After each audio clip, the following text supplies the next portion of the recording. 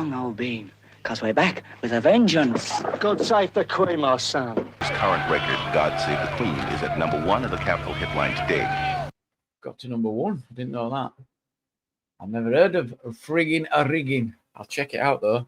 Welcome everyone. Good evening. Thank you for dropping in. Hopefully we'll get a good panel going. But what's your thoughts? I'm interested to see what you guys think. I posed the question, will Andrew be arrested? I doubt it. I mean, not arrested, jailed. I doubt it very, very much. He's already been released. What do you think? I don't know. Well, I do know. You'll get sod all. Sod all. Link in the chat if you do want to come up and panel. What we've got in. Seeing Jon Snow were in there. Lovely comment from Sasha. Appreciate that. Thank you, love. I'm with Peggy. I doubt he will go to jail. And the first royal in modern times to be arrested. It's pretty disgusting. It's a low for the country, isn't it? It's. And what happens with Charlie? That's his brother. Does Charlie have to? Does he have to stand down? Does he have to pass it on to his son? I think he does. I think he does. I was just thinking that, as I was saying it, MB, I was just thinking I can see this establishment throwing him right under the bus. I guess we're going to have to wait and see. Me gift 5 memberships, man. Thank you, mate. Thank you. Wow. Let's have a look over. Oh, that might be. Hey, nice one, man. Flora, welcome, love. Stepper style in the house. Ems is in. Misconduct in public office. Yeah, money grabber ain't most MPs. And they just get away with it, don't they? Oh, sorry about that. Oh, sorry. Sorry. What were I going to do? Oh, memberships.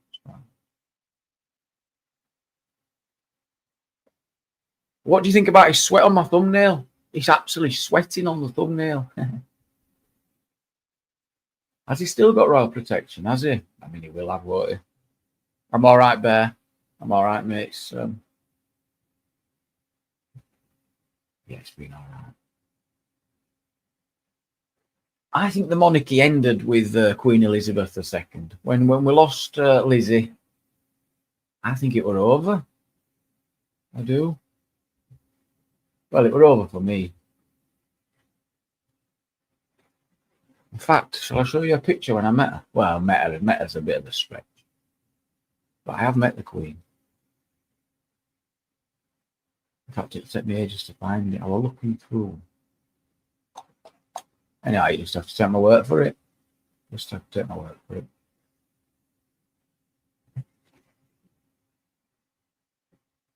Right, who's the winners? Let's have a look. Stepper style. Me gifted 5 memberships. Money grabber, Vix Logic, Zachoid, Mr. Long Turk, and Hood Lady. Congratulations, new members. Get involved in the chat. You're very welcome here. Welcome, welcome. Glenda, the good biatch, welcome. Oh, Princess Diana, that's not a bad one. Not a bad one. Who else have you met? What famous people have you met in the chat? Famous people I've met, the Queen. Dana White. Yeah, he's famous enough to mention, isn't he, Dana White? Rampage Jackson. Hulk Hogan. Well, there's the wrestlers.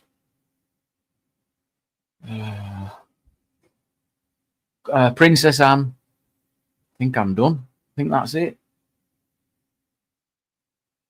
I don't think Willie Minnie better know, Joe. I think they'll just try and play the younger. Oh, yeah, you've met the porn stars, yes. Phil Mitchell, come on. Phil Mitchell. David Essex, Benny Hill, Gary Newman. Who else we got? Several. Come on, get them named, Peggy. Who you met? Drop them names. You've met Bear, Britain Audits. Give over. Give over. And AB as well. Wow. Ricky from EastEnders. Richard from Countdown Belter.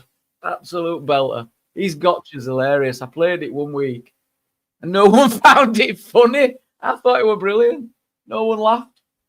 Oh, I thought it was one of the funniest bit of tellies that scene. Rob's, yes, Angela, I got your love. Oh, yeah, that's it. You've met me as well. That's so sad. Crop bags. Oh, mate. I don't think I've missed some. So look, I just don't want to miss any of these comments, Angela. 1 second, love. Biff from Emmerdale. Biff, who's Biff? Oh, that's the best one. Richard from Countdown. Harry Redknapp. Katie Hopkins eats at this. Oh, Katie Hopkins, that's not a bad one. Get a shot. Oh, some brilliant answers. Oh, John and Roy. Come on. And Lordy, get in. Has anyone met AY? No one met AY. I forgot to say AY. Bloody hell. Who's Ryan Bridge? I don't know how it is. Super lad. Oh, making me laugh. Ian Botham. That's a belter. Ian Botham's a good one. Oh, you said AY. Right. Ah, I can picture Biff right now. I can picture Biff. Went for a drink with Gary Newman. I don't know who it is. Right, I'm bringing Angela on. Welcome, Angela. Good to have you up, love. Who you met that's famous, Angela? No one. You know me. No, You I've met a few. I know. I have. I know. I can't remember. I can, but yeah. I can't, but yeah. No. We've Can been you to it remember before. Biff from Emmerdale? I'm going to have to search. Yeah, Biff. I can.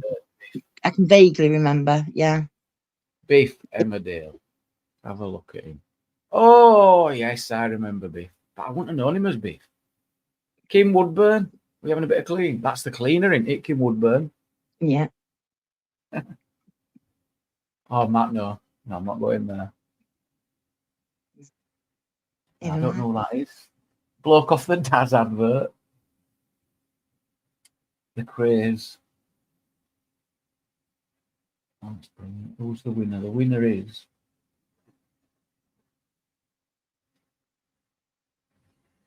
why does Charlie need to step down? Right. Well, he's his brother. And... well, you think they should have known or should have stepped up and done something. You can't put that on the kids. But you can certainly put it on Charlie Boy. And the rest of them. But he wasn't there in his private life, was he? Well, I believe he will have been in the know personally. I think they have some responsibility. A lot of them, get them out. They all lot if that's what they're up to. I'm not responsible for what my brother and sister do in their private life. No, you're not. No, you're not. But if you're a part of a royal family and lead and you were the royal family for a country, I think they should be aware of what's going on. They've got a responsibility, and it tarnishes the whole reputation. So to keep that reputation intact, they would say, "I'm out. I'm going to hand it over to the younger generation." Sorry about that. I don't know. I'm happy to be wrong. Because then you're wrong, but no, you're not. You're entitled to opinion. Yeah. Yes, Did Laura. you see, and the Queen, I mean, the Queen, they paid her off £12 million as well. So I don't think Charlie's finding no out new now. I don't think he's finding no out new. Charles the last. And yeah, I think the William's ready. no. In fact, I think it might happen. I don't think the Queen paid her off. I think yeah. that's what the amount was, wasn't it? It was what she requested in court. I thought it was 4 million. Is that what it was? 12 million. He got 12 million of the Queen's money, did he? Did she? Wow. But he meant to have loaned it or something, wasn't it? Something like that. But I didn't know that. Do we think William would do any better? What do you think? yeah, I mean, he'll have a better...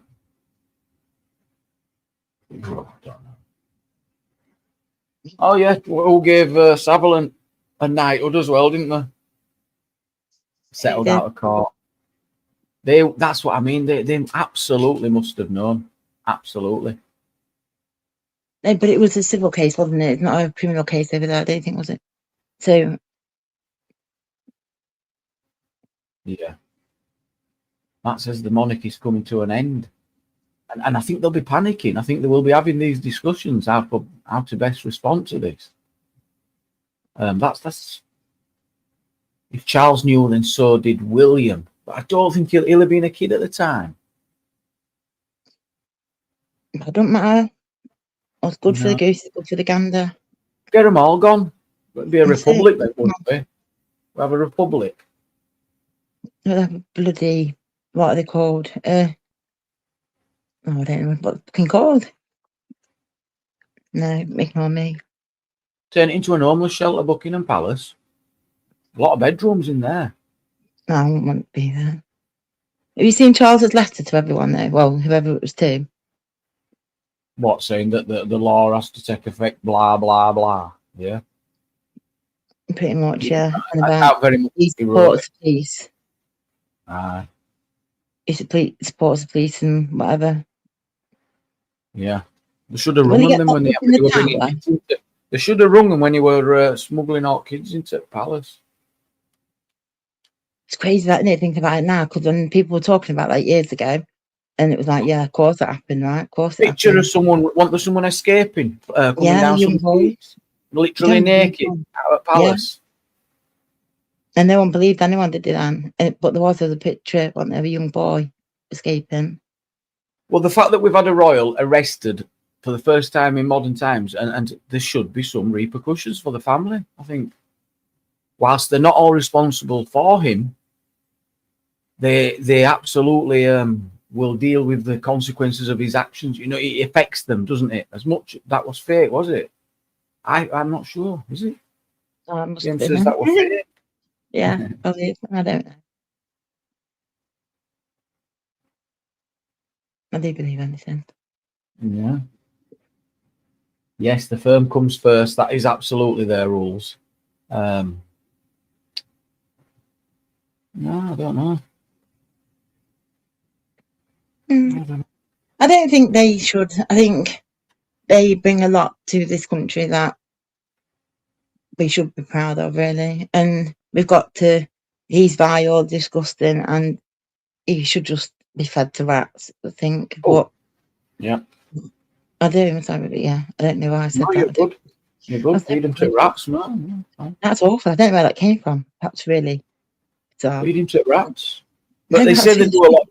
What's left, Charlie, and that consort queen woman? Well, I'm not so shy. Who cares? Boring. What do? They just go around waving hello. They don't do sod all. Yes, they do. What? Cut a few ribbons. Open a few flower shops. They don't do all. Let me Google. They literally do. No. They go and have conversations with people. They milk the country for millions and millions of pounds, milking it constantly. There's a certain area in this country now that if you die without a will, you go straight to Charlie Boy. What's going on? He has special protections for all his properties. No right to buy if you're renting off Charlie Boy. No. They do. I'm with you, Louise. They do sod all. That's not just him, though, is it? It's of many people who own the land and rent. Yeah, but he's got special rules for Crown Estates. Look at let me get it right. Cornwall, somewhere down there.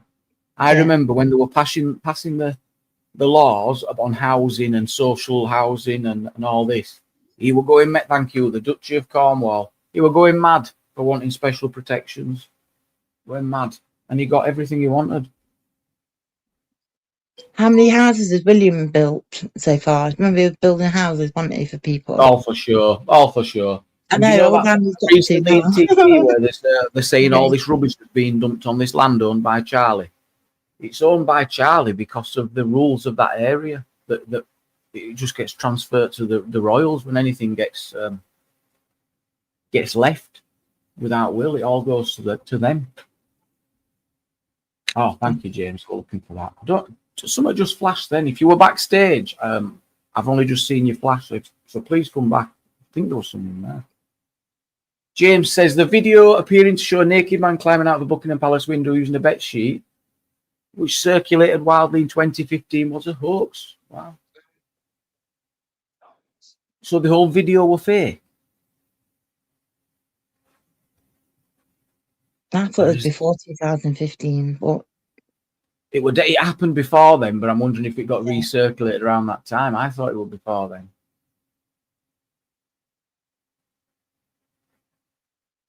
No. Prince William was building houses, wasn't he, at one point? I bet he won't put in a brick on top of another brick. No, I didn't mean personally, obviously. Read my next comment. No, yeah, 620 home project in Somerset. I was approved in January, and I thought it was a year or two ago. Marketing stunt to promote the fictional drama series The Royals. Check that out. Oh, well played, Team GB. Made it to the gold medal match in curling on Saturday. Something to watch there for you all. You like that? My mum was loving it. She's absolutely loving it. They won a gold and she rung me up. We won a gold. Oh, bless her. Yeah, she's really enjoying it.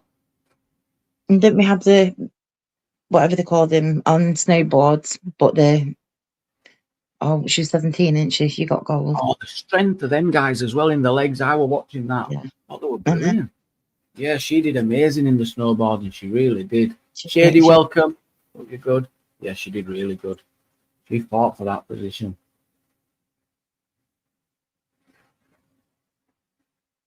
But really, I mean, does it really bother our lives that much whether we have royalty or not? Yeah, because we're stuck in old-fashioned ways, old-fashioned rules, old-fashioned. I mean, this sounds like, I don't want to sound too ridiculous, but in fact, I think we're still right. William the Conqueror comes over and he wipes everyone out and he distributes all the land to all his mates, and 70% of all that is still owned by them family lines. They still own everything. They still own everything. Okay. They own it all. As a rule, though, it doesn't necessarily affect our day-to-day lives, does it? Does it? What do people think? Does it affect our day-to-day lives? No, so it's not broken. Do you know what I mean? That system's not broken. So why fix it? It is broken, right? Because they were supposed to have absolute power. He was supposed to defend the crown as the voice of God. I think that's the wording. And then because they started to get a lot of heat and the politicians were threatening to get them gone, they've kind of said, okay, well, let us have all the luxury, leave us alone, and we'll leave you alone. And we'll not get involved. You can do what you want. So it is broken because they have to give royal assent, right? So they've stopped giving, they give it every time. They don't dispute, they just sign away. It's like an unwritten agreement so that, no one messes up their gig. So I think it is broken because what's the point? The whole point was the absolute power. That was the point. The rule of God, or the voice of God, to protect the crown. And now they don't say nothing. They're just like all wishy-washy. They don't do anything. So because they pass the power down to the people. Yeah, exactly. So we don't need them. That's what I mean. So what's the point then if it's now with the people? Their absolute power is not needed anymore. The defender of the crown we don't need. Yeah, that's like saying you don't need a manager or anything in business or an owner. But they don't manage, that's the point, because there's that agreement that they'll be left alone. They're not allowed to meddle, it's the point. That's what they're saying. Whereas if we had a queen or a king that were for the country and he stood on his balcony and he went, no, no, no, and maybe people would get behind that. Would that be dictatorship, wouldn't it then? Well, would it not? I don't know. Well, exactly. So that's what I'm saying. If we're moving away from that, a minute, it's a bit, we've got, what is it? What's the point? Because we've been given as the commoners, I can hate saying that word. Anyway, we were given the right to vote and with peers, so it's, rather than it be a dictatorship, that's what we've been given. Exactly. Defender of the faith. Yeah, I thought we were defender of the crown person, but yeah, that as well. They were supposed to defend the church. Yeah. Yeah, we are in a dictatorship. But then you get rid of them. You're not defending any churches, are you? Because they're the head of the Church of England. Yeah. So by getting rid of them, we're getting rid of the Church of England. So I'm fine with that. It's only King Henry's bollocks. King Henry VIII's come up with some church so he can get married. Who cares? Not real. It's not real, is it? He just decided that so he could marry again. No, but it's the Church of England. But it didn't exist until he decided it were going to. So what will we have next then? But just because, so now it's like King Charles saying, "Oh, we'll have a new Church of England."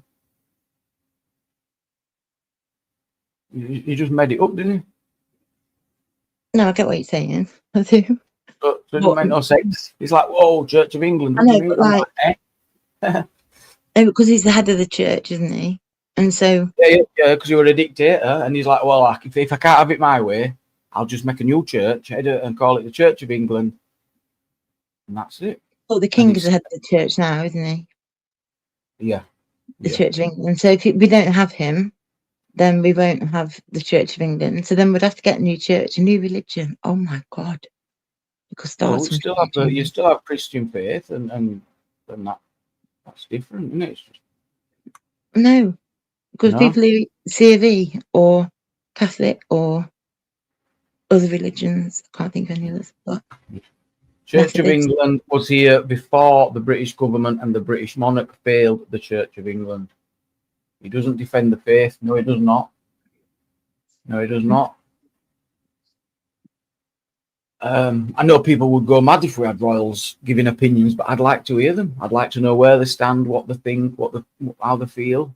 I don't like to think that they've been advised and had spin and we're just being blagged. I don't like that. No, I want authenticity. I just don't think we should get rid of it. I think it makes us British. It makes us who we are as United Kingdom, Great British. I agree with that. Yeah, it does. It's played a lot in its history, and but when you hear stories like this, what's coming up, we still have the Archbishop of Canterbury. Yes, I think it's just such a small. I just don't see any benefit to what's left. I really don't. I don't know. Give the crown to William and see what happens. No, we don't need that if anyone believes in them. I agree with Gaspipe. There's no transparency anywhere. It's not just the royals, it's everywhere. With the advisors and politicians, you've got a politician and he's been followed by 5 advisors and 3 spin doctors. This is crazy. Tony Blair made that a big deal, that spin doctor shit. Abolish the whole thing. Average idiot. We're getting there. We're going to end up there. How are we going to have laws and everything like that made? So we're going to let one single person or like party then just create all of our laws? And that's what they do now. No, because it has to go back and forth, doesn't it? To the House of Lords and then back again 3 times. All that has remained. This is just the royals. How can it be? They all link together. DP says, no, don't abolish it. It's historically too relevant. He's a patriot, you see.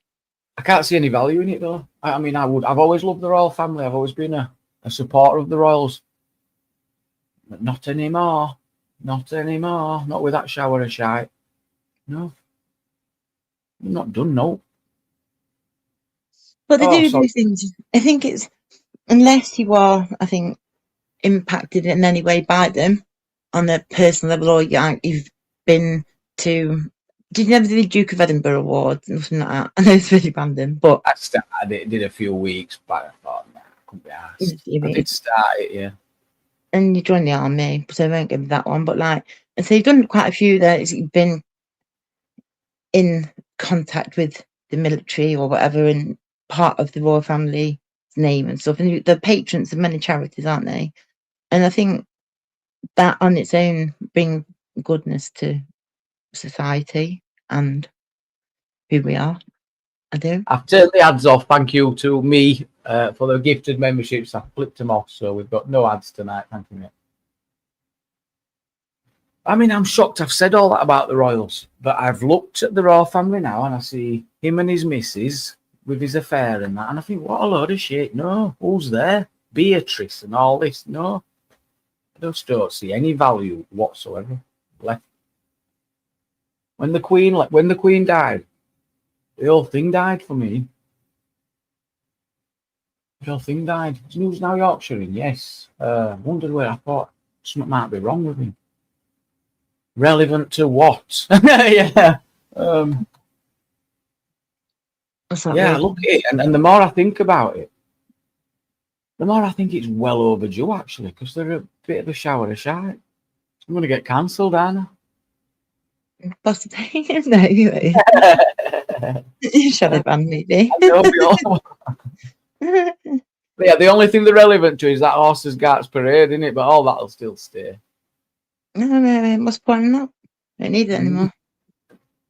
I have Kim Jong, whatever his name is, running the country. No, or Putin, it'll be, oh God, yeah.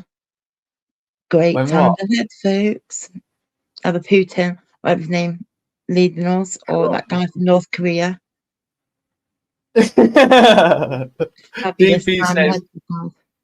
so let's get rid of a lineage of royals from over 1,000 years, stretching back to the father of England, Alfred the Great. Because of one nonce, we get rid WTF. DP. It's a great point. It's a great point, but let's Exactly. overreact. Let's overreact. Let's not forget Afghanistan either. Although, actually, if I were to just spend 5 minutes on Google looking for royal scandals, we'd be here all night. We'd be here all night. There's more ones in bloody Norway than ever at the moment. They've got 2 up at the moment, haven't they? I bet we'd be up all night. I remember Charlie Boy is known for his aggression and anger, and one dumb guy, welcome, and he ripped the sink off the wall over a brooch or something. He couldn't fasten the button or something. Ripped the sink straight off wall, smashed it to the floor. You talk about Yeah, anger.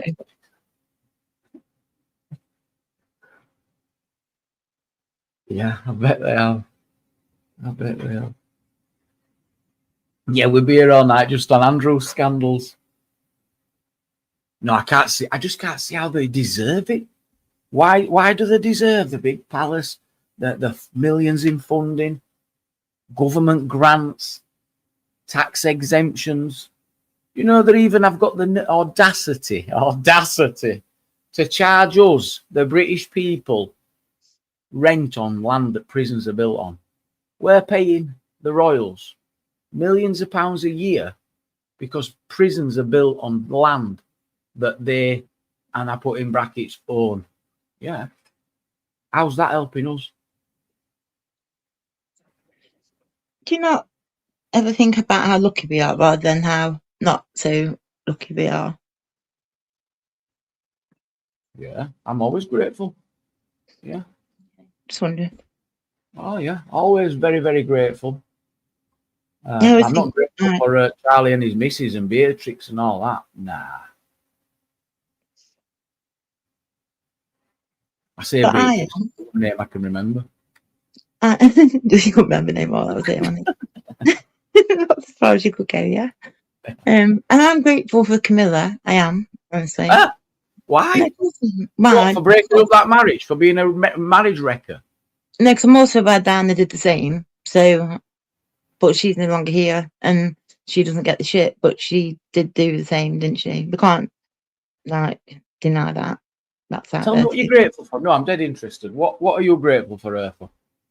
Camilla, because it's a personal thing, obviously, because SV2 in Derbyshire is a place where you can go and she does a lot, doesn't she, with domestic violence and all that kind of stuff. So when I was there, and so there was a care package she'd done. It's just something really small, but it's one thing that stays in my mind, that that was there at that point and it was there because of her. And yeah, do you know what I mean? So that's what I was saying before about like the charities and being patrons and doing stuff like that personally. Why do you think they do that? Why do you think they do that?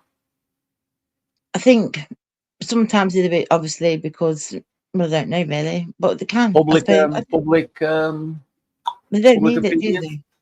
No, they don't need it, do they? They don't need the public. They don't need public. What's the word? Oh, well, it helps when you're introducing them, doesn't it? It gives people, welcome and patron of this and patron of that, and they turn up and open events and stuff. I think it does more for the Get rid charity. of the British monarchy.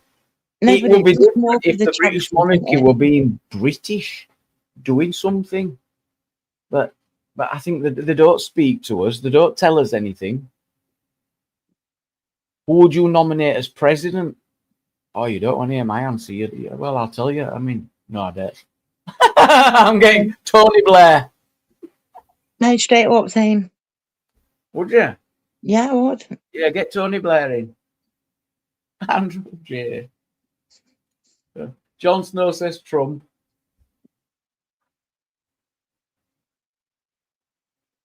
Stephen Fry's a good one. Mr. Bean.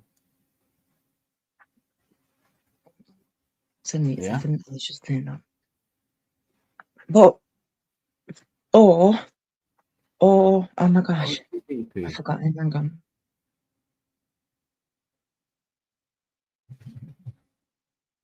Ali G's a good one.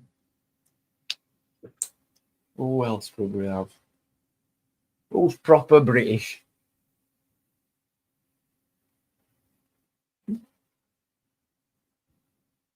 Nope, not Vincent. Right, a king. Effing Chunky Monkey coming straight in. Marty Blackburn. Tommy, says Louise. Hugh Grant. He's done it. Al Murray.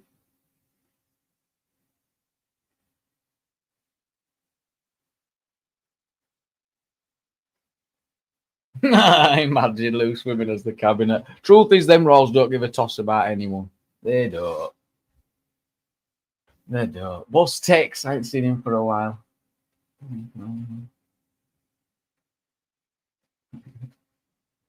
Can't think of any funny name. Jupiter, keeper off the internet. Any guests want to join us? Come and join me and Angela. Come and say hello. Ali said Barack Obama. He doesn't qualify. He don't qualify. Did you see he's been out with Bear Grylls? Have you seen it doing survival? No. There's a video Jeremy on you. Clarkson. She shouted Jeremy Clarkson then. Jeremy Clarkson. Someone's already said it, but yeah, good shout. Okay. See you later, babe. Love you. Bye. Bye. Sorry about that. Jeremy Clarkson has been headhunted by Restore Britain, isn't he? Oh, is it? Yes, Rupert is desperate to get Jeremy on board, and that'd be a good appointment for him. It really would. It would.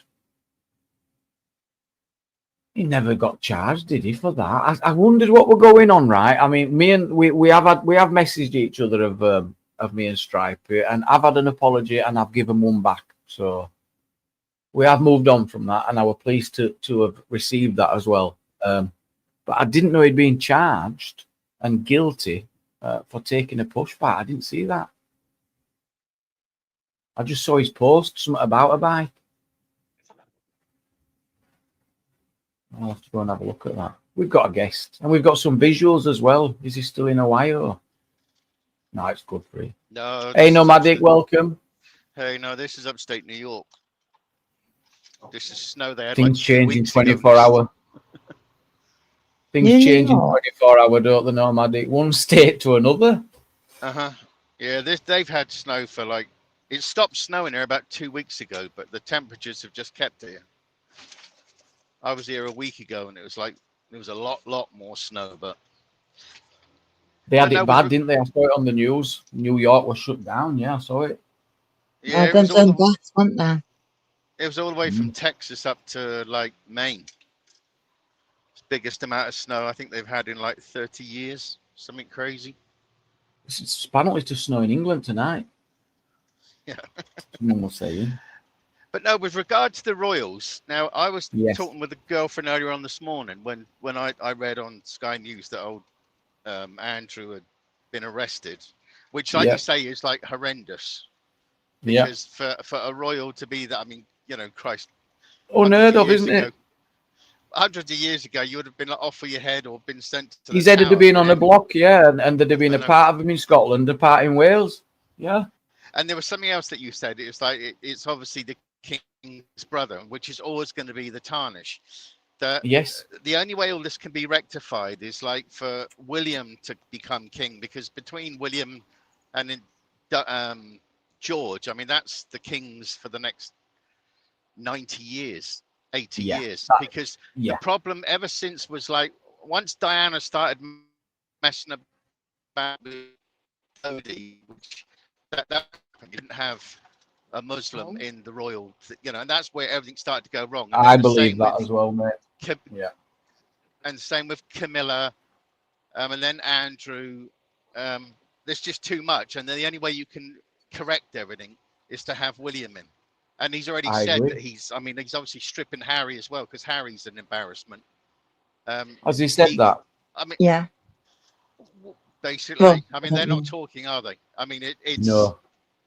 Because Harry over here, like him and the other one, they a lot of people don't want them on the shows anymore. They're just an embarrassment, like I said, and they use the advertisement side of the Duchess and the Duke and Duchess for like advertising on their business and stuff. Same way as like Sophie did when Sophie married Edward. She was still going on that, and that's when the Queen corrected her to say, no, you cannot use stuff like this for like self-gain and whatever. And she stopped. And I think that's the only way that it will get. They've got to. Charles has got to step down, because he's a part of he's got the brother that's never going to go away, and he's got the Diana, the everything else. And I think he just needs to abdicate and then let William come straight in. I think he should do it, and he's got nothing to gain by sitting around waiting, has he? What he's old. Yeah, and they say he's still got cancer. They said that he's, there's rumors that he's given up on the treatment. So why doesn't he just move to Balmoral, stay there, enjoy life while he's still alive, and just let William do it? William and Kate, and then George, and then whoever George marries, and blah blah blah. Because there's just been too much hassle. There's just been too much hassle since. I think you've explained it better than I could, and I've got to agree. I think, and it's a good royalist, distraction. I know people are going to start swearing and going in there. I mean, yeah. It's a great distraction, though, as well. He steps down, everyone starts going, whoa, William, oh, look at the little kids, don't they look cute? Yeah. Right. And I just think that's the only way you can underline all the craziness since the Diana episode and everything else. Because Laura's not having it. She says, no. Why should he? He has waited all his life, and he is the rightful heir. Angela agrees. Do you know what I'm saying? He's been waiting his whole life, and then he found unlucky Charlie, the rug's been pulled. You know what I mean? And he's like, sorry, you can be in for 18 months, 2 years. That's it. Off you go.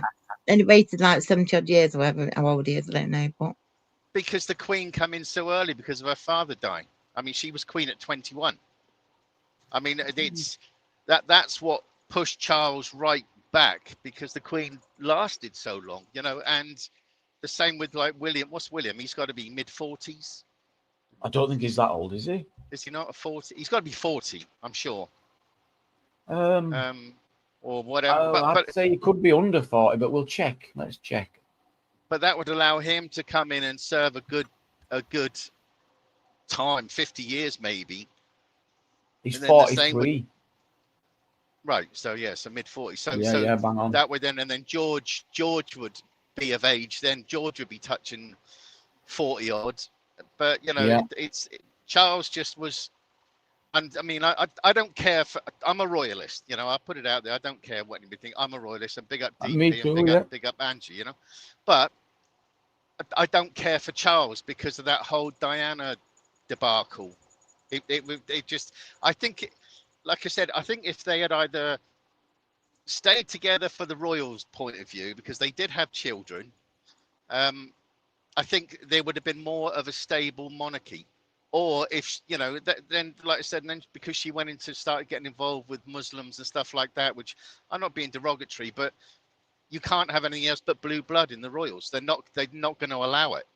Yeah. Whichever way, and I'm not into theories about this, that, and everything else, but I do believe something happened in that tunnel, because the guy wasn't, I think they said he was like 4 times over the drink limit.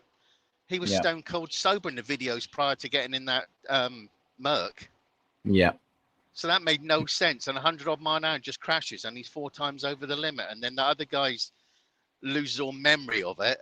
That soldier, which is also, he was an ex-soldier but security, and had his face all panned in and stuff like that. But she got used by the Fayeds, whether it be Dodi or Al Fayed. And look what Al Fayed got caught up in later on in life, you know. What was that? I don't know. He got caught up in that bloody thing like Jimmy Savile, all those like. Oh, the older one. Is that the old? Oh, I thought you were on about the young. Oh, the old. No, Dodi was was his son, but Al Fayed, who swallowed up Harrods and was always against the British thing, because I think he got Harrods because there was another guy called Tiny Rowland, I think, was trying to get Harrods at the time, but he took over. So you had the Al Fayed brothers running Harrods and stuff like that. It's just another way that they'd never let him get citizenship, would there? There was something going on that he kept getting denied. I remember something happening with him. Because let's put it out there, he's a Muslim and stuff. It's not. They're not going to allow any connection to the royal family. It can't be done. It's like not. It's not going to be done. You know. Can I thank Me for the memberships? Thank you so much. He's gifted another 5 memberships. News Now Yorkshire, David's Cafe, Batman, Mark, and Real Reflux, Real Flex. Thank you so much, Me. Thank you. Appreciate that. Well done, whoever that is. Yeah, thank you, man. But yeah, I just think, you know, I don't think you want a republic like we've got here, because you could end up with, it's not the same. I mean, the royal family, like what DP was putting in there, I think there is a lot of value to it. I know what you're saying, that 100%. He's right in that. He's right in that. You wouldn't get rid of such a valuable thing for a country, because it could just go to shit when it's gone. I mean, it gives it's something on the national stage, isn't it? Careful what you wish for as well, isn't it? But the same. I like what Jerry says. What does Jerry say? I can see it. He says parasites, the lot of them. No. Everybody's entitled to an opinion, you know. It's. I ain't going to change my opinion, because I've always been that since I was a kid. You know, I remember even like the Silver Jubilee and all that other stuff back there. We were out there, and I was unfortunate. I did meet Prince when he was Prince Andrew. I did meet him. He came to Sunseeker International in Poole, Dorset. It should have been Charles at the time, but Charles was ill, so Andrew turned up under that. What was that bloody thing they were doing? There was a scheme. It was done by Charles, but Andrew turned up, which was weird, because I come round this corner, this Prince Andrew with 3 bodyguards. So that's my claim to fame. But it wasn't on Epstein Island or any of that sort of silliness. It was at Sunseeker International in Poole, Dorset, because it was a part of Sunseeker were a part of one of these British businesses that was representing England all around the world, because they made the luxury yachts and stuff. But yeah, so that I don't often say my claim to fame was meeting it. I'm shocked, I didn't plan. I had no plan on saying anything about the Royals like that tonight. I was just thinking, looking over the Royals, thinking the value. And I couldn't see none. Not from what's in there now. And no, they promote the businesses. They promote. I mean, the tourism value of coming to, like for Americans. Peggy's in the chat. I know Peggy gets a bit sideways on some of this stuff, but most Americans would see. I mean, they love all that historical stuff, and I love that historical stuff. And I love that. Yeah, I do. When I've walked through Windsor Castle a fair few times, when you walk through and you're looking at the paintings of basically, like, you know, their brethren, it's insane to see all the kings and queens and stuff like this. And, you know, we're a proud bunch, or I'm certainly, you know, I'm patriot to this. I mean, I would be sad to see the royal family go. I would, but, well, sad's a strong word. Wolfie, your camera's on. Shed a tear. Wolfie, welcome up, pal. Good evening. Hey, we're filling up now. We've got some great guests here as well. We've got Di. Welcome, Di. Yeah. And finally, but not least, we've got the average idiot. Welcome, Reese. Hello. Harry all the way. Hello. Harry. Big up, Harry. Great gang. If I'm going to get Who's come on to defend the Royals? Who's come on to defend Mr. Sausage Harry. Fingers? Big up, Harry. Harry's a jerk. Good evening. Hey, Good evening, Mr. Burke. How are we tonight? Mr. Burke. You fucking country hater. Oh no, I'm just playing. Came like a fucking honestly, you know what? Be patriotic without. You can be patriotic without licking the royal boots, man. Yeah. And now you've said that, you've given me a smile. Being patriotic behind your country. Because you get a shit leader.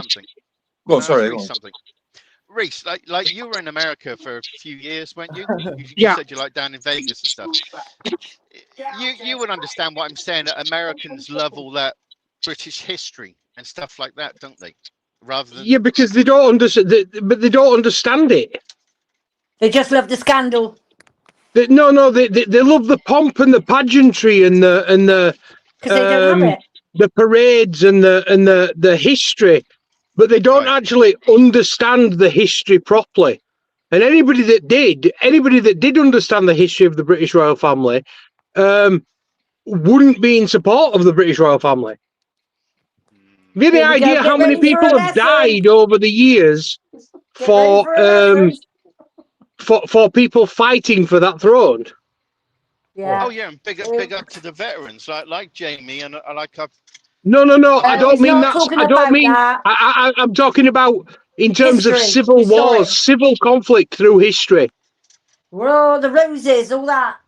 Exactly, and let's be completely honest. Some of us went to school. It were the peasants that were dying for the you know what I mean. It wasn't the rich people. Yes, some rich people died, but it were the peasants that died in the Wars of the Roses. It were the peasants that were put, using the pikes and firing arrows and it's all honestly, mate.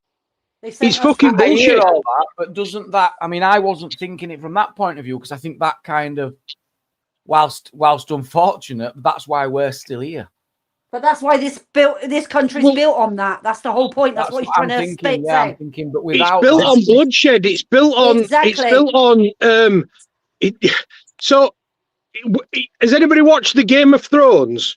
Yeah. The Battle of the Bastards. Yes. So the Game of Thrones was directly influenced by the War of the Roses in this country. There's a lot of storylines in the Game of Thrones that are influenced by British history. Mm-hmm. And to be honest with you, it was brutal. It was brutal and nasty. And at the end of the day, so some lord came round, and he were on one side or another of a conflict. Yeah, he might have sided with the House of Lancaster or the House of York. Yeah. And if you lived on his land, he'd come and scoop you up, and he'd put a sharpened stake in your hand, and he'd be like, right, go stand in line with all these other guys. And then knobheads on fucking horses dressed in full fucking plate armour with massive swords would come riding at you, and you were expected to stand there and not move. And if you did run the other way, then you've got people that the Lord paid, poking you to go back.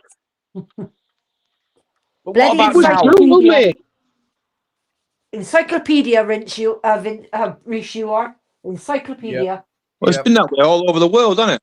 Every single country is the same scenario, no different. No, not entirely. No. What? So we've had more civil conflict fighting for the fucking kings and shit. I like the peasants. Yeah, not the American Civil War, though. That wasn't that. All different countries the same. The Americans never had that because they didn't have any royal family. They had the American Revolution where they were fighting to gain freedom from the royal family, and then they had the American Civil War, which was one political ideology against another. Against another, yeah. Yes, it was to do with tax, wasn't it? So what's your future then, Reese? What do you think we should be doing then? Great. I think we should have a president. Yeah. Imagine that, having Keir Starmer as your leader. Jesus. No, I never said Keir Starmer. Look, your president doesn't necessarily have to be a politician, although it's more than likely that he would be, because it's politicians that move in those circles that gain access to the machinery of power. But I think it should be. I think it should be someone who's. When I use the term secular, I don't necessarily mean in a religious term. I mean in a political term. Someone who's politically neutral, but has a sound head on their shoulder, and is widely acknowledged to have a sound head on their shoulders. And they ratify the laws that are passed by an elected parliament. Well, we might as well just have royals. If that's all that's exactly the same. Well, because no, they can't because they can't get in. They can't No, get because- in because- sorry, I just need to fix Reese's mic. What have you changed your mic? Or? They can't get Sorry. involved in politics. No, I am. anymore. I'm in royal car. family. It might be echoing because of that. Oh, okay. I'll try. You don't think a president, right now, say Nomadics decides to go to become president and he has all the right things, everything. You think he'd win? No, because he's not part of the system. Well, So you can have a what I'm president, saying. you can have a king. It ain't going to change nothing. Exactly the same system.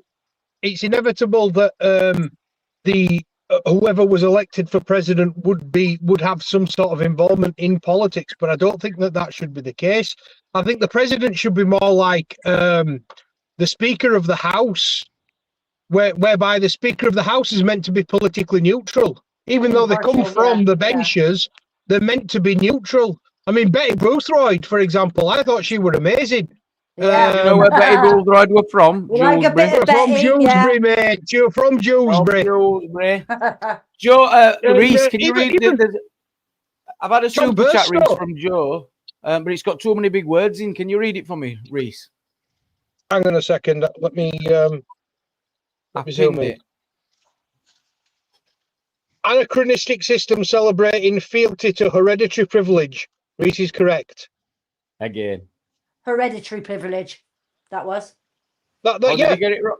Yeah, no. I'm just listening, barking out hereditary privilege. Yeah. I don't think that's, I don't think Anachronistic that's fair. basically means I it don't think doesn't that's fair. fit in.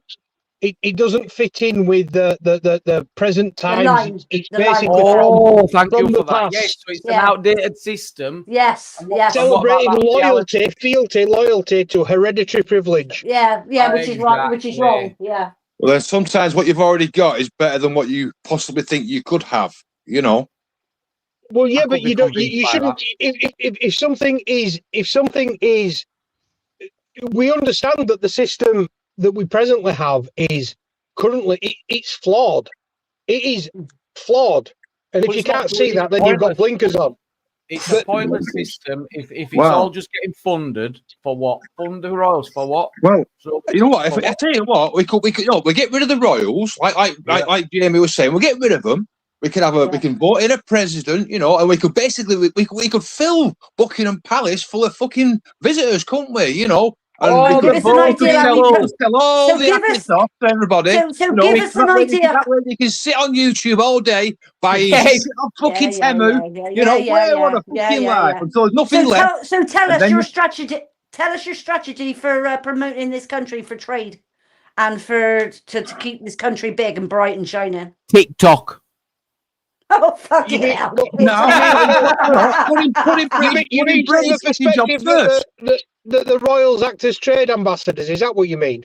Yeah, as in what they're doing. Yeah, tell me an alternative. That's an absolutely fantastic idea, isn't it? You know what Prince Andrew were arrested for, don't you? Yeah, I know, but that's what I'm saying. So how would you proceed without the royal family? Tell me some of your ideas. Well, you've got But business you'd have to leaders. tell us You've what got we do business with leaders that. that Out here, also tiny act as little island, ambassadors. all on Oh, our hang own. on. Out on here, all on our own. This tiny little island. You got in America putting tax. The tariffs. So low, Got Mickey. China tariffs. You're coming up against the Middle East now. Are coming up through the And you think ranks. that the royal family prevents that from No, happening, Dad? I didn't say that. I said show me an alternative. Well, you've got business leaders that can promote investment in the United Kingdom. Yeah. What else? Well, Oh, we who lost else do you Los need? Angeles. No. I don't know. That's what I'm asking. No, if you want to promote investment in the United Kingdom, you need the people that are working in the Then you industries need a that are going to stark, benefit from pragmatic that head of investment. state. Then you need a stark, pragmatic head of state, don't you? You need someone that Like, shines. like I say, a president. Mhm. You know, I hope I'm I said this, I said this in the chat earlier. I really do. I'm changing my mind at this. I'm changing my mind because the Correct. president idea is much worse than the royals. Much worse. Well, why is it? Because you can't. Someone just can't have all the absolute power. You can't have one person. Well, he did it in America. Well, no. You're not really saying that it's one person that has absolute power. What you're saying is that the person so the president, whoever's the president, wouldn't actually suggest any policies or any political programs. Yeah. No, not at all. At all. They wouldn't suggest anything. However, they would have the power to veto decisions made by the government if it wasn't in the nation's best interests. Yeah, that's the problem. It's like with other inputs. How does one person? It's I don't like that. Within that, but government. I could accept it from a defender of the crown, a defender of the faith. If it went against the country and the faith, then I could get it. But someone who's in that position, he has got nothing to defend other than his own views. The only thing he can defend is what he thinks and feels. He's got nothing to go. Defender of the people. So not but like the administration would be across the board. You know what I mean? Let me bring John on and Wendy. What we got now? Defender of the people is exactly the same as defender of the faiths. It's no different. Yeah. It's the same thing. So the question I have is, which people do you think Charles and even Queen Elizabeth, which people do you think that they've been defending? Oh man. I don't say. John, are you there? Welcome to John. I love it when people punch up all the time. Punch. You know what? Sometimes, you're able to go to the shop. You're able to go out on a night out. Just enjoy your fucking self. Can they do that? Can they fuck? Because the moment they go out, they get bombarded. Sometimes having a bit of freedom, which they don't fucking get. Sorry, it's such a fucking easy life for a minute. It's an easy life. Having to sit there with a stern, smiley face all the fucking life. They can't go out and say, "You fucking bastard, you fucking cut me up." They got to sit there with a smiley grin on like. Have you seen how many? Fucking bullshit! They are. Half the time you want to complain about migrants and shit, and then you want to get rid of the fucking system. Go on, Wolfie. Fucking crap! Have you seen how many thousands of acres of land they've got? They can go anywhere. Trust. The only person who can't go on that land is you and us. They go where they want. They do what they want. Do you not think that the and you know what happens when they want to go out? Yeah, they get the police to close up entire town centres. And they get an armed escort with motorcycle outriders blocking the traffic, so they don't have to wait in traffic for you. Yeah, but you don't think they'd like just like to mingle like everybody else, like you and me would do? Go out with why would they want to mingle with the peasants, mate? Oh, fucking hell! They don't run in them circles. This is back to the usual punch up. You've got more money than me, so I'm going to relax, Wolfie. Relax, but Wolfie, this is their word. If you don't think, honestly, Wolfie, it's got nothing to do with money. What I have a problem with it always got something to do with fucking money all the time. You know, imagine your life. It's not to do with money. Right? Not being able to decide. It's a discussion, not an argument. Jesus. It's a discussion. It's a little discussion, not an argument. I've got 5 at once now shouting. Go on. Wolfie, it's nothing to do with money. It's about unearned privilege. That's what I've got a problem with. Reese. They didn't decide to be that person. There was just a look at the lottery. Imagine if you was born that way, like, I don't want this. Yeah. You can't help who you're born as. You can't help that. Right. But and by that standard, do you know what the word abdicate means? Oh, yeah, I do. Yeah, you're not going to fucking run. Yeah. You know who I think would have been a perfect queen? Would have been fucking Princess Anne, because she's still traditional. Yeah. She's traditional. Yeah. But just because we got a dickhead right now, it doesn't mean you burn the fucking place down. Because if that was the case, we'd have fucking destroyed Parliament fucking years ago. The issue I have with the notion of what I suspect you're getting at here, Village, is that yes, of course they could abdicate. They could abdicate their privilege, but then they can go to the pub, can't they, John? but you're on a race to the bottom. So like I could abdicate my privilege, you could abdicate your privilege. There is always somebody who is better off than you, and you can always find an example of a person who is worse off than you. And on this hierarchy of better off and worse off, you could always give up the shit that you've got that you essentially didn't earn. You were just lucky to be born into the situation that you were born into. So why, if you're a royal in the royal family of England, should you give it up when nobody else has given up their privilege? Just because that the reason you look at them and go, well, they're privileged and they should give it up is because they've got more shit than you've got. But well, the also, Queen. I don't think this is a policy of envy. This is not coming from envy. No. I'm wondering what the value is anymore, because it's just negative stories. Our last queen's father, his brother abdicated because he wanted a life with a woman he loved. He gave up his for that. Excuse me. Yes. At the point, I mean, he was also shoved out because he was. I'm going to say we're pretty much exiled. Well, he abdicated. Well, in the news, he abdicated for the woman he loved. I'm just saying, making the point that her father went into becoming king reluctantly. He got the pretty much of a raw deal because they changed the rules further down the line. They changed the rules. Allowed to stay now. Wendy, is that you, love? Wendy? Yes, it is. Yes, guys, I'm just going to put kettle on. I need to stand at back door 5 minutes, so I'll be right back. Hey, you can't make a brew out making the rest of us a brew. Come on, that's fair.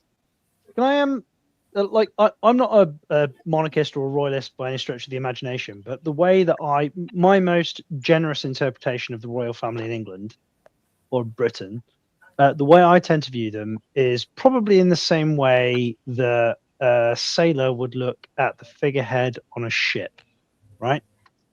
You know, it's something that requires maintenance. It costs money. It doesn't really do anything to improve the function of the boat. It doesn't make it sail. No, the Queen did. Queen Elizabeth II did. Well, hang on. But it costs money to maintain, and it adds a lot of prestige, and there's a lot of recognition to it. But it is essentially like at best, it's neutral, and in the most circumstances, it is a net cost. But if you ask sailors to go to sea, and they consider this thing to be part of their tradition, and you start fucking with the figurehead of their boat, these sailors are going to take you to task. They're not going to be happy about it. And that's kind of what I think the royal family is in Britain. They are a figurehead. It is something that costs money, but it's also something that is sat atop. Whether you agree or disagree with empire and empire building, it is something that is sat atop an empire that has lasted 1,000 years. But as stated, nobody's above the law. So you mess with it at your peril. Yeah, but like you're saying, they're head of state, they're everything like that. They're no different to be treated, as Prince Charles has said, like his brother. As soon as he was stripped, he was basically washing his hands of him. That's what he was doing. And this is where it makes me uncomfortable, is the notion that a group of people to say the royal family today is different than the royal family 40 years ago. There is, because there's a lot of sleaze, slant, everything going on within our royal family that keep them there. But also, we live in a country that has a parliamentary democracy, and the reason that we have elections every, we all know that, 4 to 5 years is post the English Civil War, where Parliament required that, and we've exported this around the world. It is a tradition that has absolutely, in my opinion, done much, much more good than it has done harm. And I can't believe you're talking about getting rid of a whole system because of one fact. No, I'm not talking about getting rid of the system. I don't think we should get rid of the system. I think that we should continue modifying the system. But like, if somebody wants to tell me that Prince Andrew, for example, is a royal and he is completely above reproach and he can, excuse my French, no one's above the law. and he's above the law, then absolutely not. That system is not something that I endorse. If, on the other hand, he's a part of a genealogy, part of a figurehead family that is a head of state in the same way as a flag or a figurehead on a boat is a head of state, but the individuals themselves are still responsible for their actions and can be held accountable in the law, then that's a totally different kettle of fish. And I endorse that. I'm happy to keep kicking that can down the road. So if Charlie has got this cancer, I don't know. I'll be honest, I don't know if he's got cancer or not. I don't know. He does. He has terminal cancer. So do you possibly think then that Charlie doing this then is basically clearing the shit out? Maybe he was already handed a devil's deck. He was fucked either way, whether he went left or right. He was bollocks. So by you know what, I'll do the devil's deed, and I'll get rid of this fucking demon out of our system. I personally think William has had a word with him and told him, you can't leave me with this mess. This needs to be sorted out now. I agree. You know, I think William is going to be a breath of fresh air. I definitely do. I hope he is. But to leave all this stagnant shit here before Prince Charles says goodbye, I think it needs to be sorted now. And I think that's exactly what's happening, because in fairness, as in life and whatever, I don't think Charles is as long left, me personally. Well, let me put it this way. Can I just let my position is this. Right. When Queen Elizabeth II was our queen, I had no hesitation in calling her my queen. Charles, I feel a degree of embarrassment. And whilst he's not proven, but my gut is telling me that I would have no hesitation in calling now Prince, soon to be King William, my king. Yeah, I'd agree with you there. Can I just respond to what you said earlier, John? Of course, yeah. You were talking about the prow of a ship, the figurehead on the prow of a ship.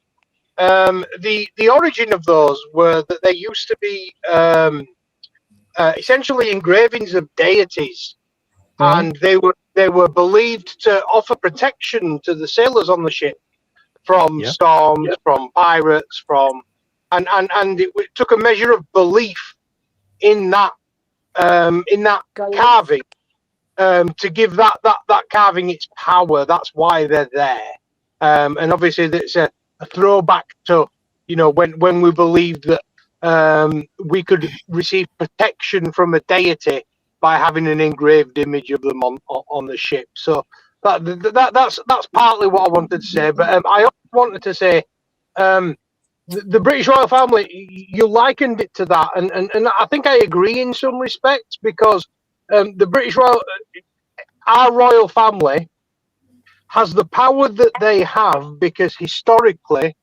we as a people believed that the royals were ordained by God in order to lead us, which is we bestowed it upon them. Please, I just sat and patiently listened to you for quite some time. I will just want to finish my point.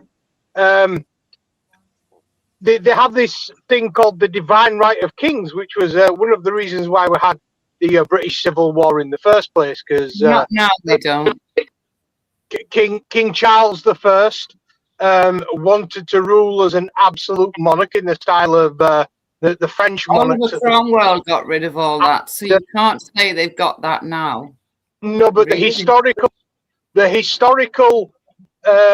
precedent and the need by our country in order to have a royal family, that original belief that there is a divine right of kings to rule this country. That's where the origin of it is. The problem is it requires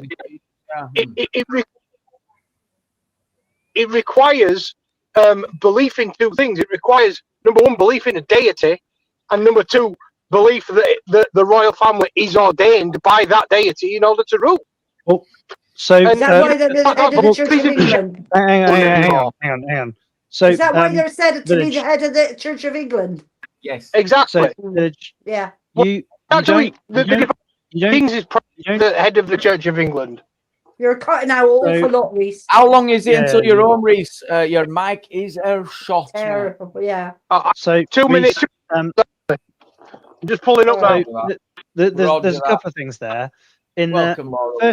Firstly, I did say, did I not, that I think the mandate for the monarchy is something that can be modified over time.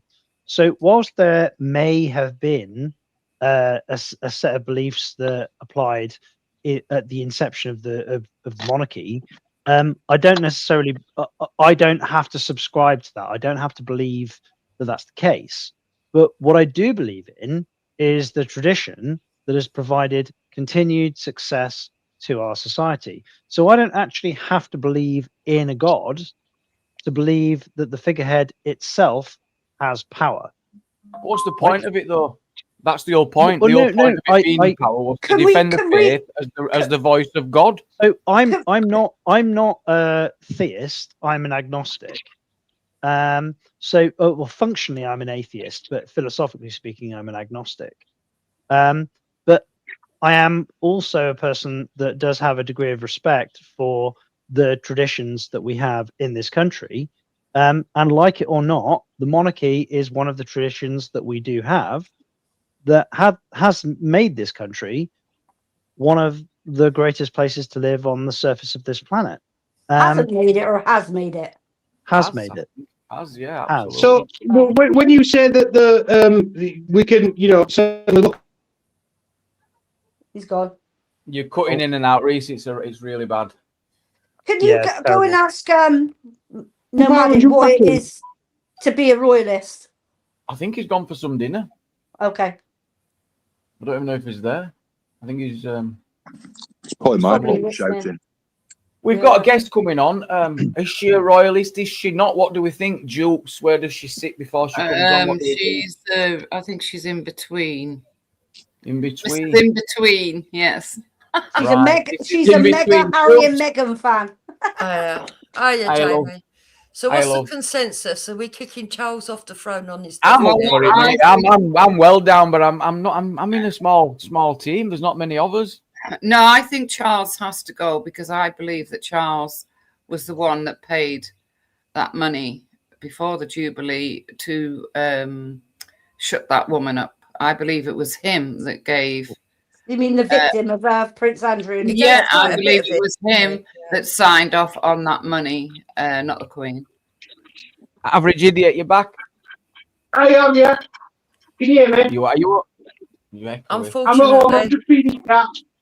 and you're still in and out. Yep. Roger that. Right then. Roger Dodger. Roger that. So we've got So one. you keep it royals or not, Jokes? What you doing? So we've got two kicking out Charles. What do you think, Wolfie? Well, I'm not. Charlie is a dickhead, but I'm not for having. I'm not for having. I've seen enough of me country being eroded every fucking day. I'm sick to death of it.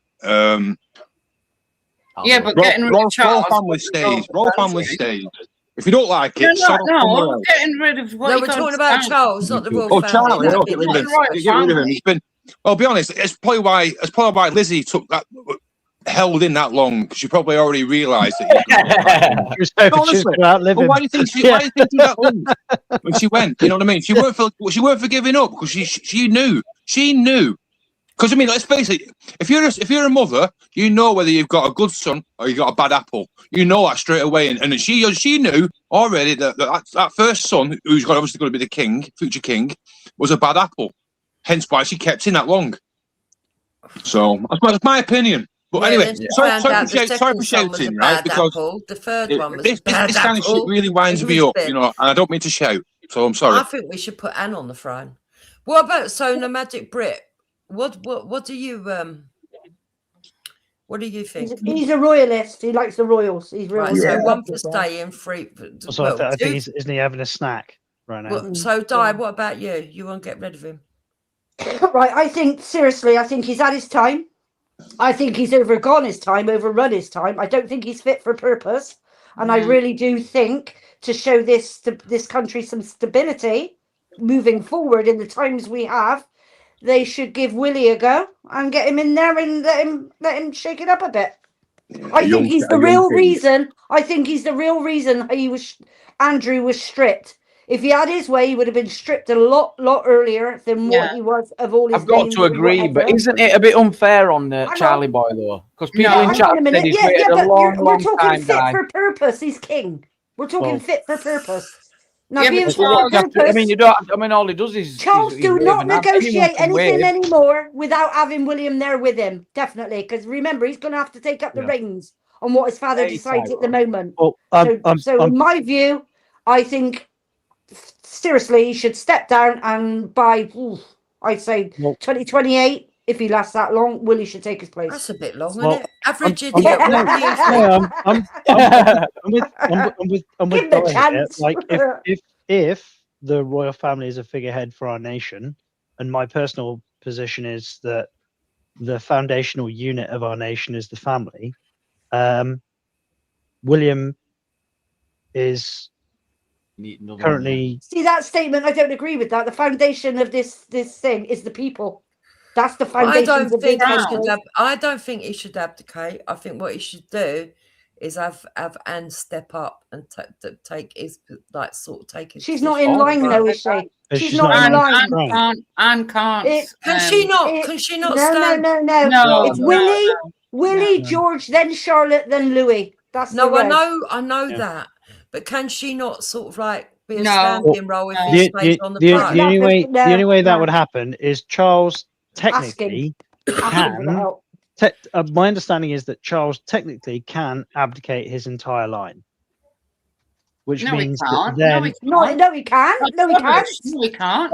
Then the Queen's father wouldn't have gone in, would he? No, he can't. No. Hang fire. I said I think technically he can. Charles can abdicate his complete fucking line. Yeah, well, if you look at the history, these royals can do what they want. His line would be brothers, if he abdicates, it goes to his son. It goes to William. If he abdicates, but I think he can abdicate his entire family line. He can't. He can't. You said that. He can't at all. No, he can't. No, he can't do that. But I didn't know that. I didn't know that he couldn't stay on the throne and have somebody there that sort of like represents him. He doesn't deserve the throne, Tubes. If you look at his behaviour before he was king. Well, hang on. Also, you're wrong, John. No, you're wrong, John. It needs an act of parliament for that to happen. Exactly. Right. Okay. Fair enough. But it is possible for him for the line to be abdicated. No, I'm telling you no. It just requires an act of parliament. If Charles wanted to, he could request the politicians. Yeah.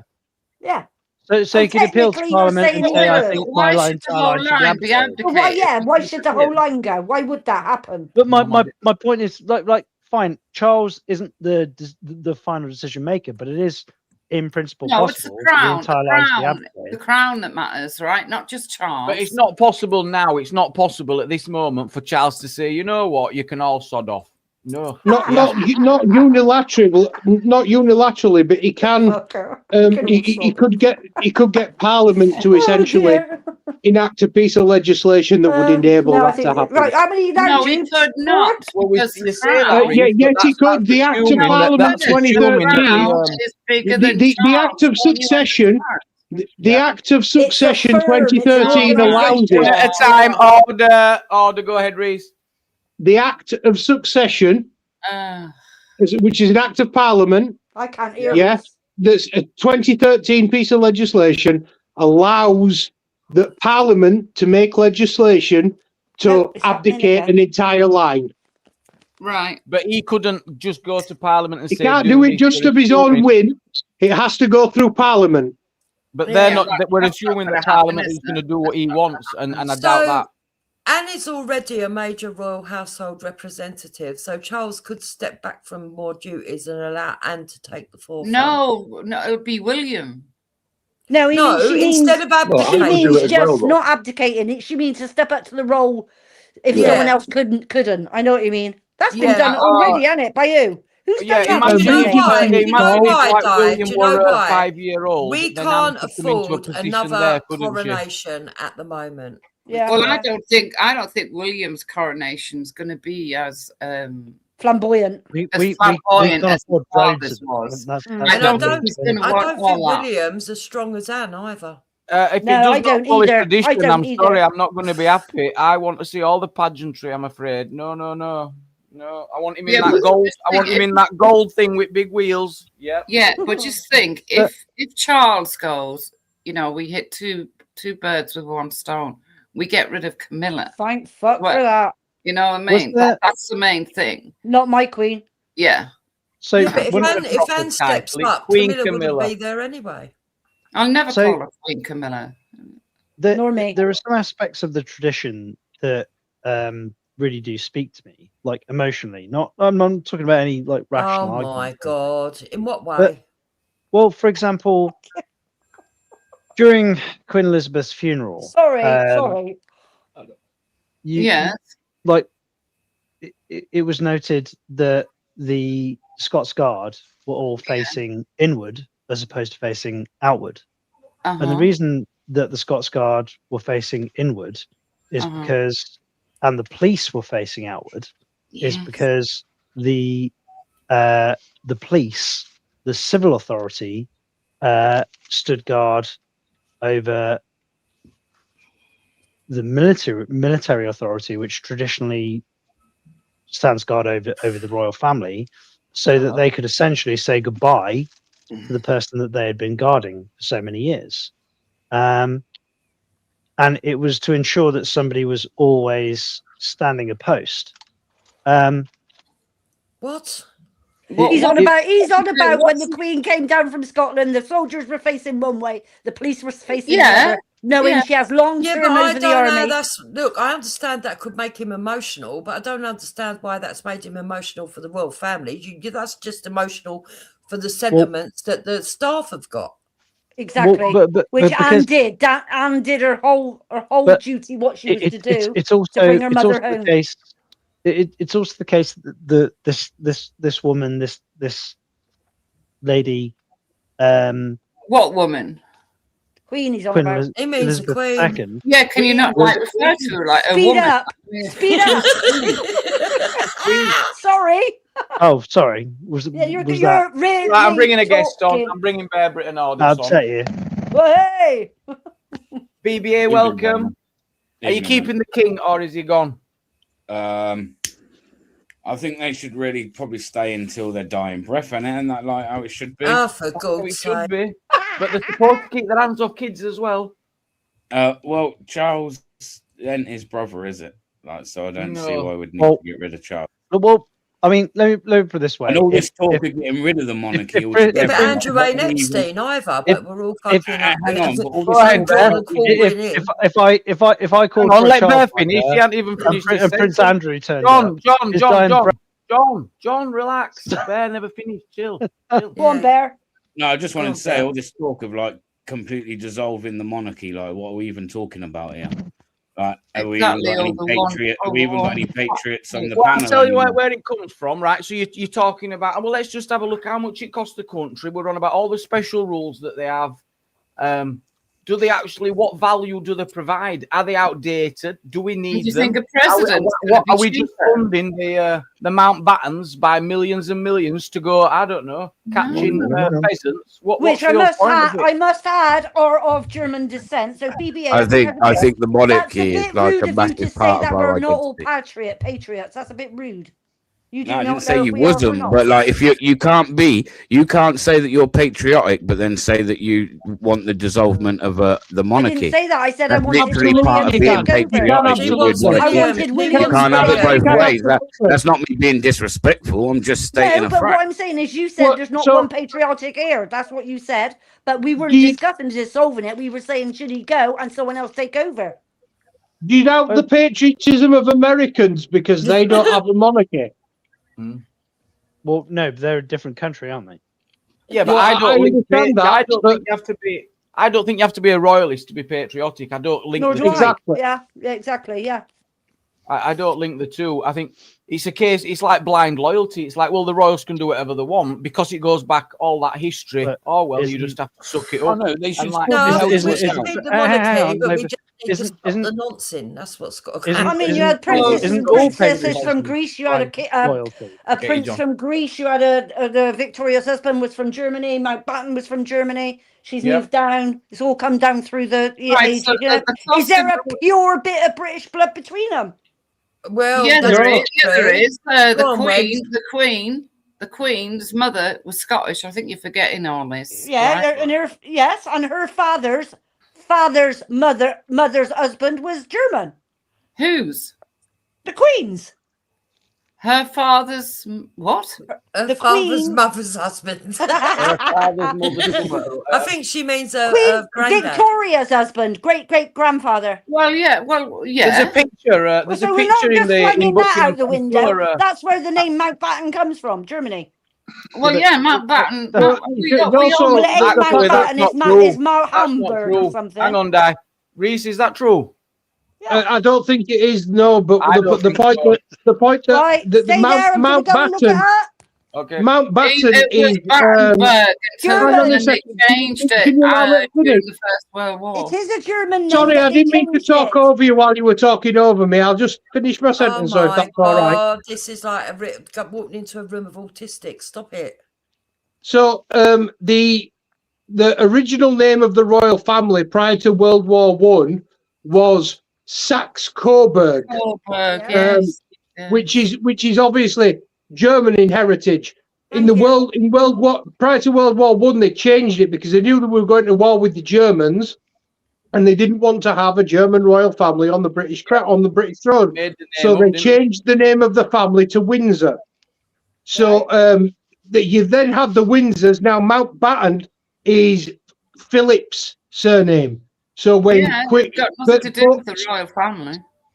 but Charles has They need a father of them. Wow, come on. Everyone's just like jumping in when he's trying to say something. I Sorry, mean, he's Reese. making sense here, is he not? Sorry, Reese, go on. Charles has kept the name Windsor because that's traditionally now the family name of the British royal family. Yeah. But the Queen Victoria's ancestors originally come from the House of Hanover, which are, well, from Hanover, which is in Germany. And in order to get to the House of Hanover, the British Parliament skipped over 57 more closely related family members. 57 people who were closer in line to the throne. Can you prove this? To get to the House of Hanover. Yeah, it's if you do any sort of reading on history, you'll be able to see this. When did that occur? That was in the 1700s. If you watch the series The Royals on Netflix, I think, or something like that, whatever it's called, there's an episode about this where they actually sit round and choose the name Windsor. Because Prince Philip of Greece. Yeah, I know about that. I'm more interested in this Hanover bit. Yeah, so they skipped over 57 more well-placed royals in the line of succession because they had to ensure, according to British law, that the next king, was going to be a Protestant. There were 57. Oh yeah, 57 Catholics that were closer in line to the throne than the House of Hanover. So they skipped over all those others to put the House of Hanover in power. It's almost like said, they because there's no way across there's no way entire a Protestant family could be lines to on achieve an Catholic. objective. Anyway, back to the Well, cost. who said Hang on, that I you just could want to hear what abdicate John's entire saying. Sorry, family? what are you saying, John? It's almost like they abdicated entire family lines to achieve a specific. Oh, here we go. Well, because hang on. Yeah, they did. Yeah, of course they did. Who said that you could abdicate entire families? Wait a No, minute. there must Like have been five no minutes heir. ago. Sorry, John, that's That might have been I mean, me, it's a nice actually. try, but this is before we had an average act of idiot, parliament average which idiot. Hold on, defined let me what the ask him a succession question. line would be. So that would have to be replaced. But I can average understand idiot. Was it that because guy there was said. no? Was there a heir that was born that could have took the line, or did?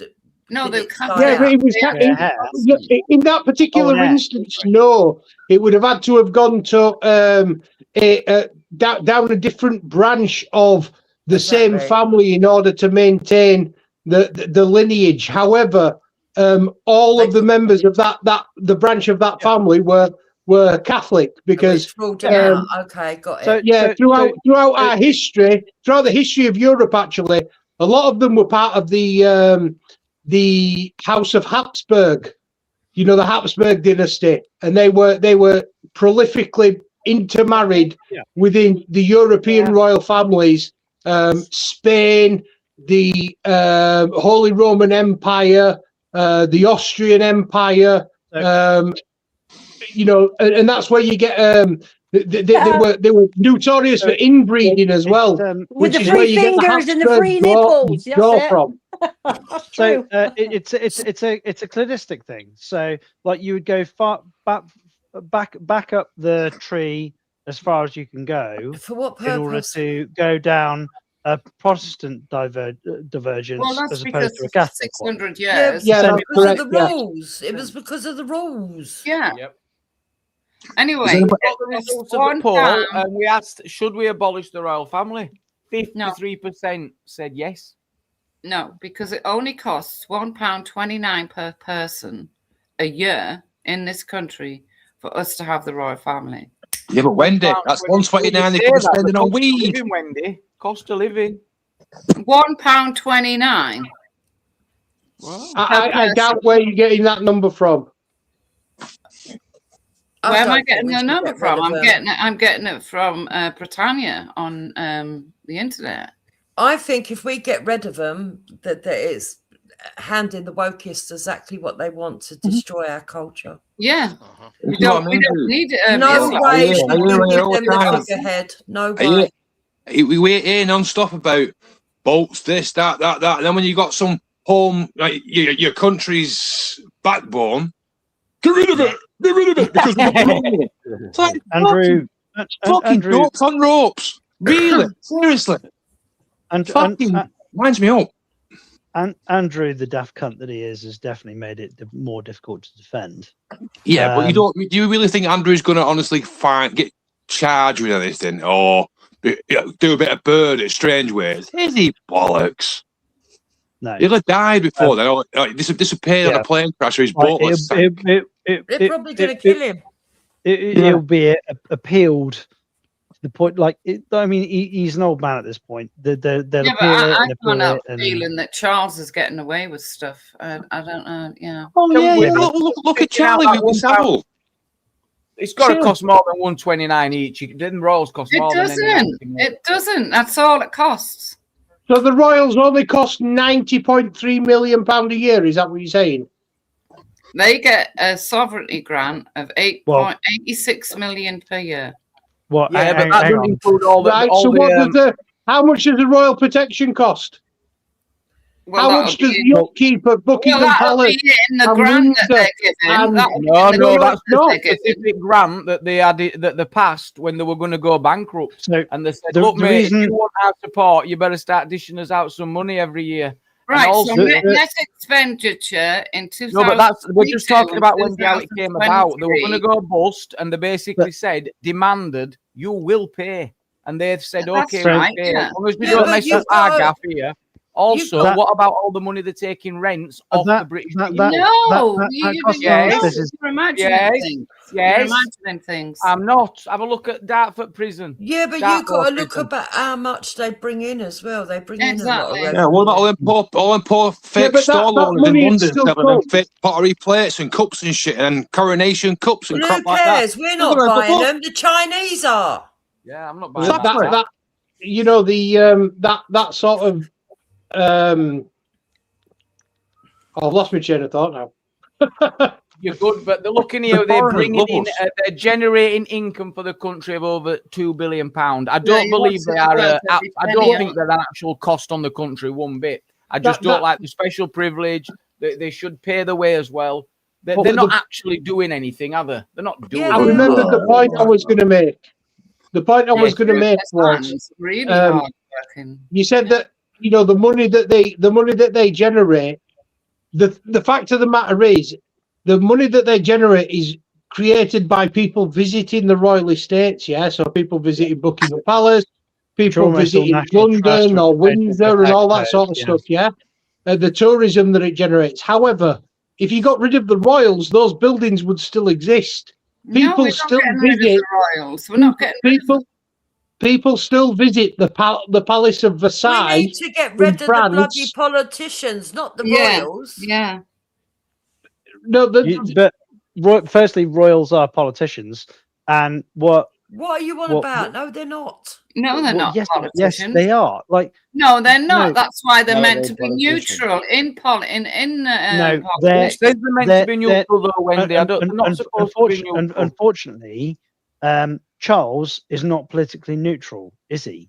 I'm so not if he was, yeah, but we're not just talking about Queen Elizabeth II was. She went out of her way to try to be politically neutral. Wasn't. Could you imagine the outcry if Charlie went, I am sick of these bloody boats coming every day. She had her own Fucking opinion. outrage.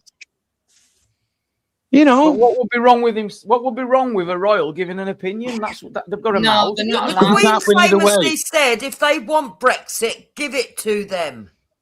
Right? If he goes one way, he offends you the other way. Queen You can't win either way. abide by the democratic vote. But that's all part of being a leader. You have to make a decision and you have to own it. That's the whole point of being a leader. You can obviously it's 50-50 most decisions. That's the whole point of being a leader. You have to make a decision. Hang on. You have to own it. If they're just going to play both sides and go, oh, just give me your money. We don't agree. Don't agree with me. It's cancel culture. I'm going to cancel you. I'm going to throw all this fucking fake media out. We're going to do this. We're going to do that. Yeah. That's how it is now. It's baby world now. You don't get what you want. You're on the floor like a newborn in fucking Tesco, kicking and screaming like a baby. That's what the world's like now. What if they moved out of Buckingham Palace, because it's a bit big for him and Camilla anyway. It's big. It's a big place. Close the hotels, put the refugees in Buckingham Palace, and put them in a hotel. Think of how many lives you could do all that. Family and staff live in Buckingham Palace.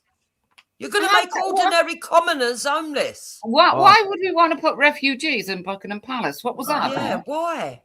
Well, just because you're closing the hotels, so you're going to save all the money in hotels, and then there's loads of bedrooms in the palace, and they could have like bunks in there. Yeah, you're just trolling now. No. And when there's nothing left, we could then point the finger at the next MP or Prime Minister or President and say, it's all your fault. You did what we told you to do, and now it's gone to shit. We blame you. Yeah, but Wolfie, I ain't being funny. If we do what Jamie wants, we'll have more fucking kids fucking snuck into the palace than when Andrew was in there. I never thought of that. I just think you can't be burning the fucking system down because of one shit leader. Otherwise, Parliament would have burned down fucking years ago. You better know, Wolfie. Yeah, I'm all good. I just fucking hate it when people start talking shit about the country and fucking. We're fucking fed up with that. It's like fuck off. I reckon we should do a poll to see if Jamie and Joe need to go to the tower. Have you been to the tower? You ever been round there? Seen all the suits of armour and all that? Fucking amazing. I've been there loads of times. Amazing. Yeah. And watching on YouTube just the history of that Tower of London. Who built the Tower of London? Anyone know? And send JPM as well, because he's saying big up Guy Fawkes. Well, it was the Polish, wasn't it? They built the Tower of London. I don't know. No, Reese would know. Is it? No, can't have been him. Was it not here? It wasn't. It wasn't stonemasons that were born and bred here. William the Conqueror that built that. It was the Polish. Bloody hell.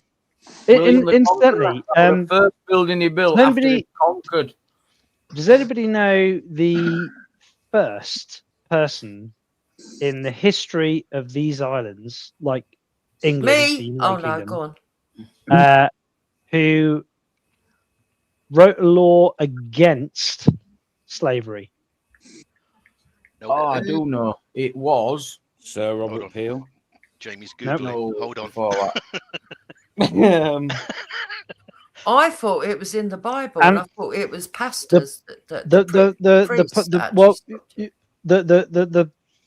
punishment for selling slaves was actually just a fine that was payable to the crown. It wasn't a particularly. It's not like for owning slaves you got executed or anything.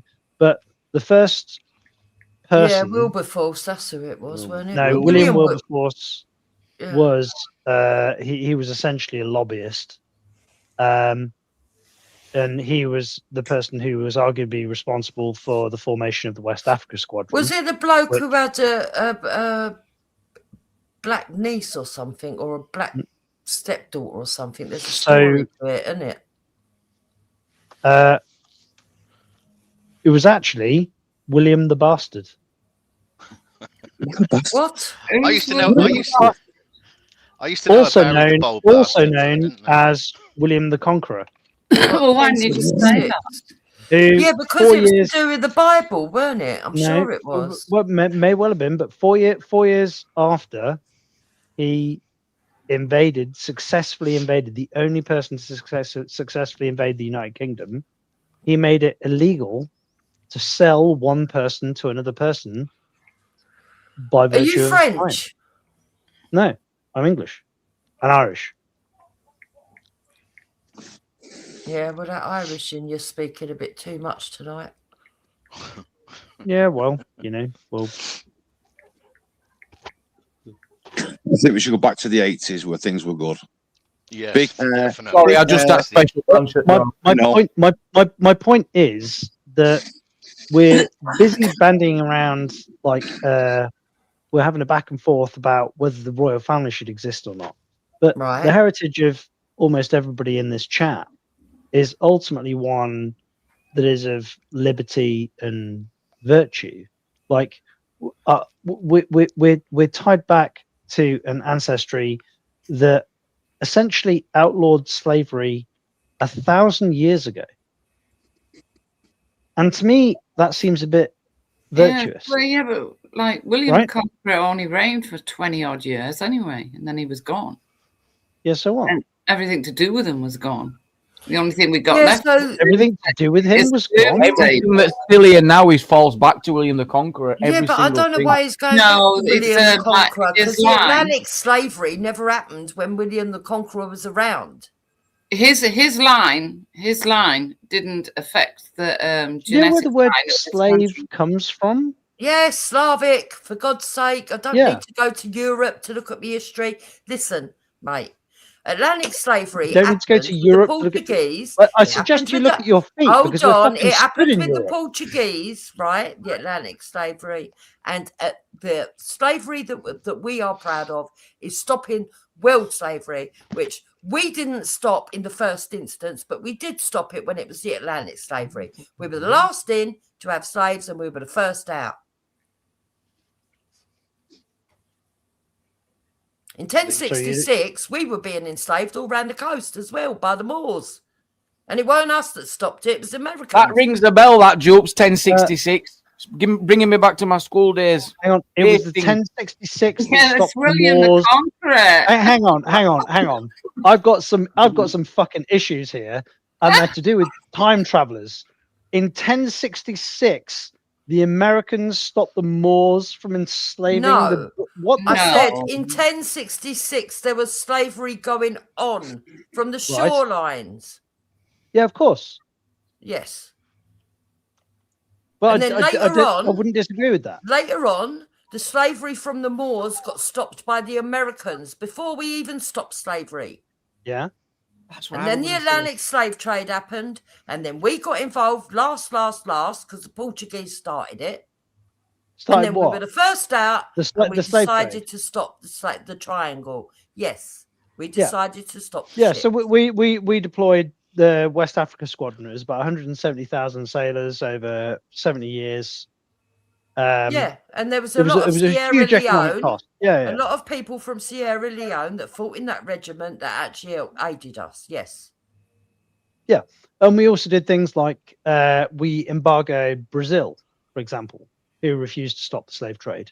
We also, the Kingdom of Benin on the south coast of the South African continent. There's documentation that exists where our ambassadors essentially approached the King of Benin and said, like, you need to stop fucking selling people. And the Kingdom of Benin, and this isn't a quote, but it's paraphrased, said, we'll do anything you want because we want to continue a trade relationship with England because you're the So the richest Benin nation on earth. Kingdom weren't involved in the slavery. Benin?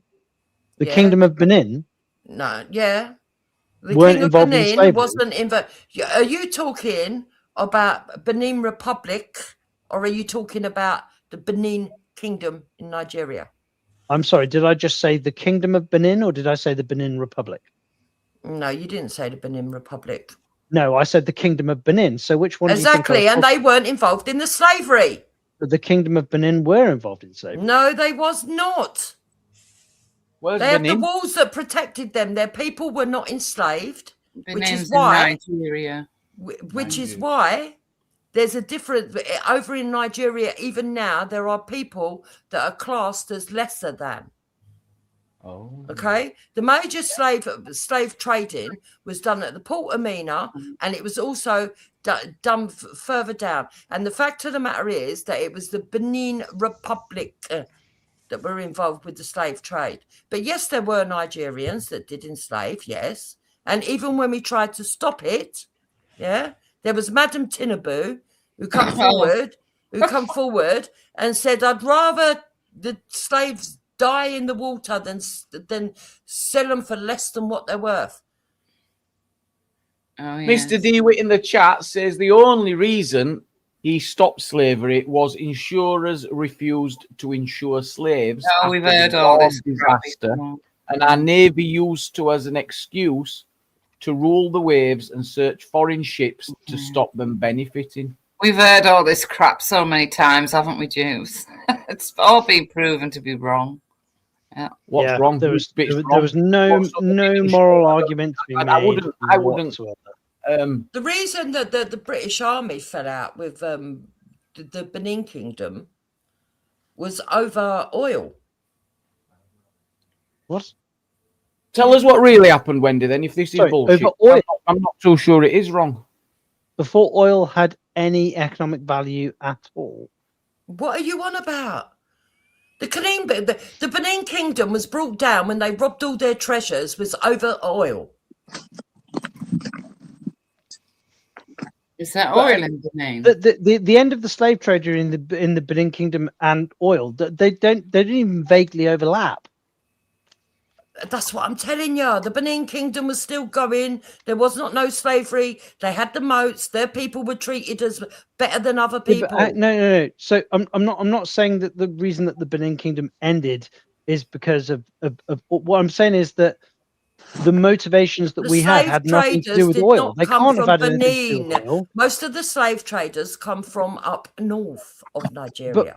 Anyway, let's move on from the Nigerian slaves. I don't want you to start getting too fighty over such. You can just Google it. Should we talk about something else? I thought we were talking about bloody Edward. Yeah, but I don't even know what his point was, because the point is that the British should be proud of the fact that they stopped the Atlantic slave trade. They should. We've only just finished paying for it. I'm so proud. At no point did I ever say that we shouldn't be proud of that fact. As in, I am proud of that fact. Mm. You just went the long way around it, like always.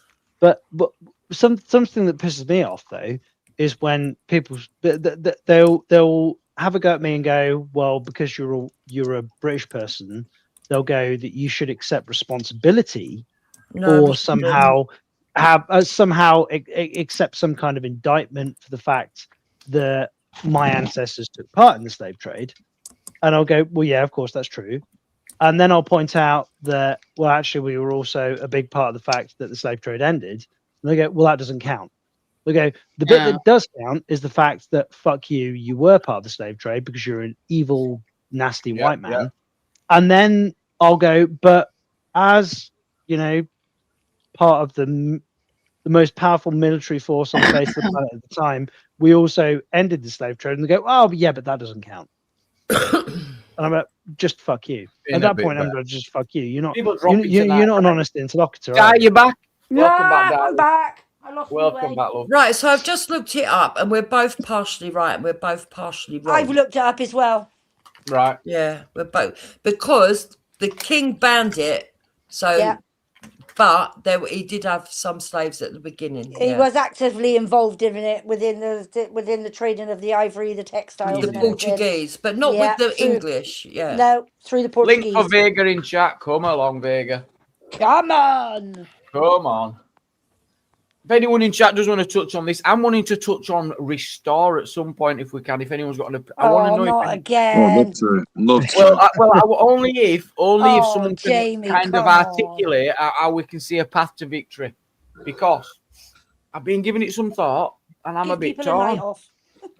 No, I think it's. I'm wanting to hear Jukes really and what Jukes thinks and others.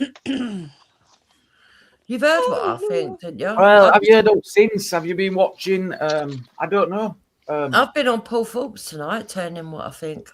Have you really? I'll be checking that out. And what did you say? Well, in fact, I might just bring it up. It's just going to divide the vote, I think, personally. Yeah, I think you should just bring it up. You went on and spoke to him.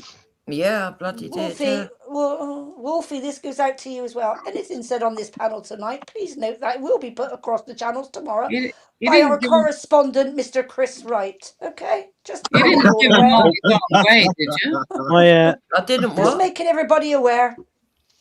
Remember, say quote or unquote. Quote, Di said this. Quote, Di said that. Rupert Lowe is my spirit animal. Right. But I think you're a bit of a farmer. Practically speaking, I think Farage is the guy who's got the wheels on the ground. He's got the traction. Indeed. Yeah, so when it comes to 2029, I think Farage is the guy who probably we need to put our money behind on the basis that as it appears right now, he's the person who's going to get us over the line. And then after we're over the line, we can have the fucking argument about whether it's Lowe or Farage. Yeah. But as it, like, in the grand scheme of things, do I think Farage is the man? I'm not entirely convinced. I think ain't voting Farage. You've got to be joking. That lefty. No, but if you don't vote for Farage, you're going to vote for Restore. So how many seats would Restore need to win to get a majority vote and be elected as Rupert Prime Minister? Whether they're your favorite person or not, there is no getting around the fact that they are at the back of the pack. Like there's only so long. They would need 326 victories. You would need to get that. You'd need to see Restore go around the United Kingdom, and how many millions of pounds that's going to cost to put together 650 candidates. So Restore would need to put 650 candidates around the whole of this country that then need to rely on social media, providing them enough promotion and support to get 326 victories. Impossible. So it's about the distinction between your principles and the practicalities of the situation, and who is going to do the least damage in the short term, and who do you want to win in the long term. In the long term, I would like to see Rupert Lowe or somebody similar.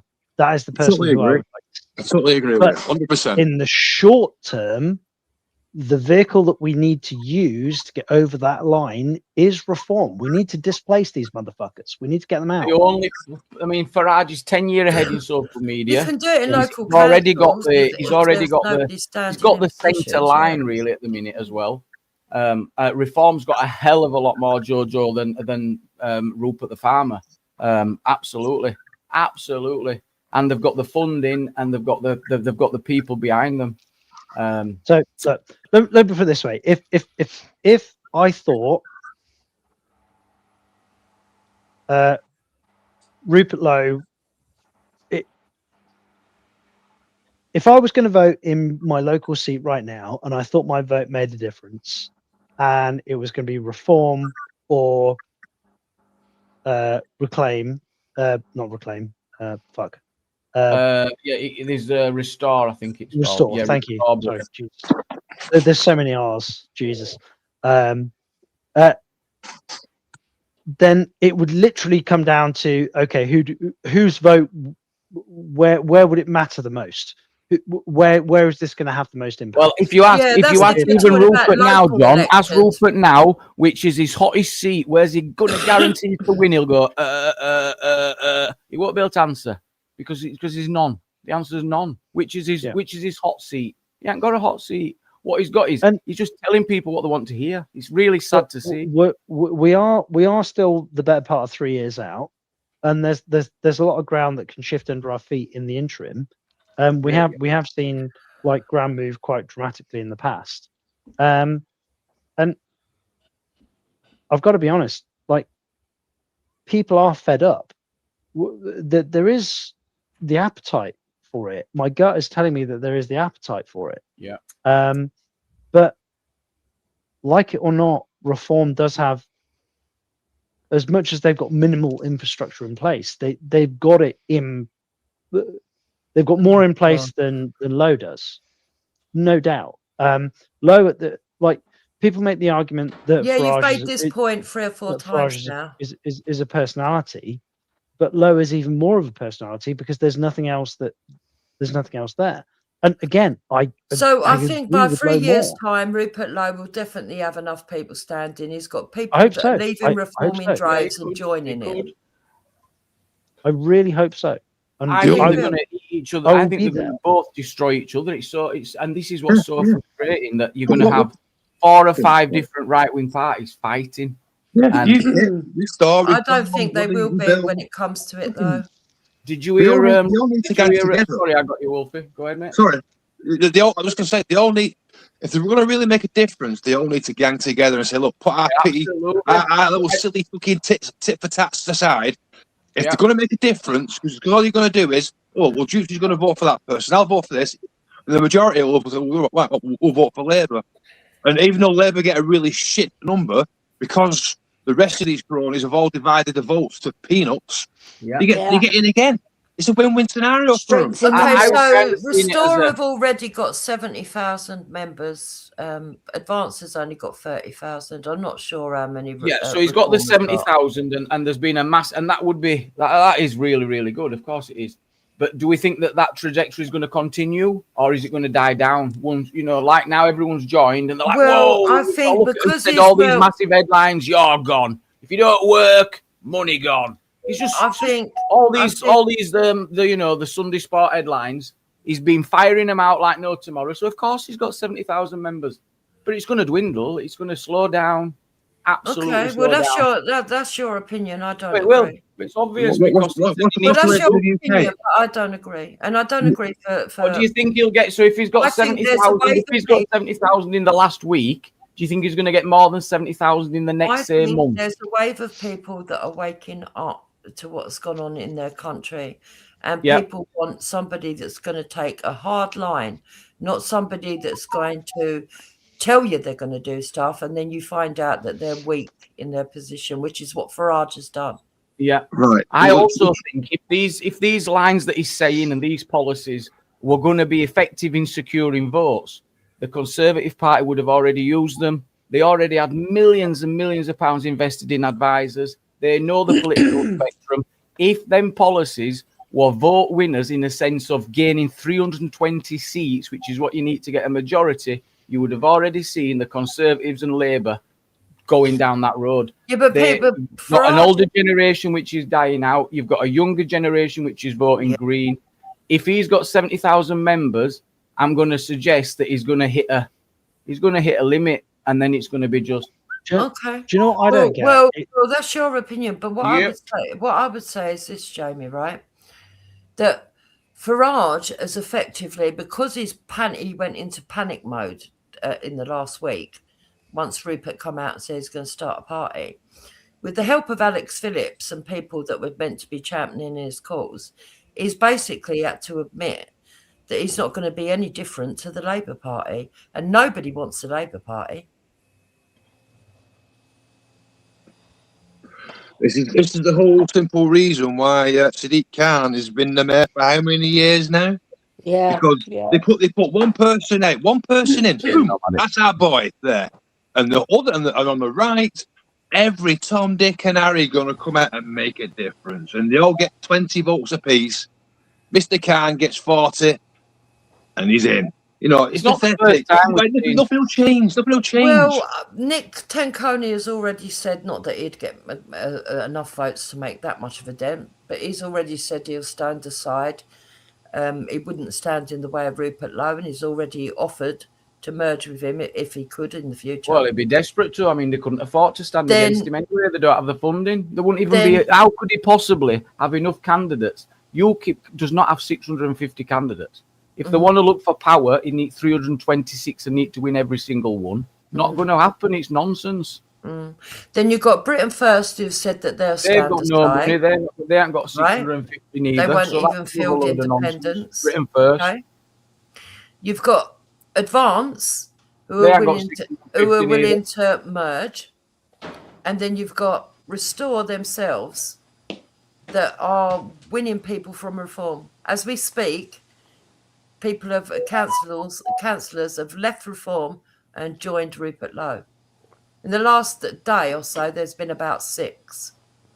Do you not think this whole Rupert Lowe thing is a system trying to destroy reform? You know, because the Conservatives, Labour, they know that the people are going to pay. You know, fuck you. We've had for fucking hundreds, centuries. We've had Labour, Conservative, not centuries, but Labour, Conservative, and nothing has changed. So, and now this is the boiling point where people think it's in our pocket. We're being fucking just taking the piss out. When people start to really look at how the political system works and what you need to get over the line, then it's a bit different from, oh, I like his policies, I'm going to vote for him. People are comparing it like a horse race, you know, and it's not a horse race what's presented to us. So it's not a case of I listen to Rupert, I listen to Nigel, I listen to Keir. It's a totally different thing that we're under here. I don't think people are going to vote Conservative again because they feel betrayed by them. I don't think that they're going to vote for Labour because I think they feel betrayed by them. Yes, there's people on the left that are going to go and vote the Greens, but I think there's a lot of people that do realise that basically that's the Islamist party. And at the end of the day, you know, people are waking up to what's going on.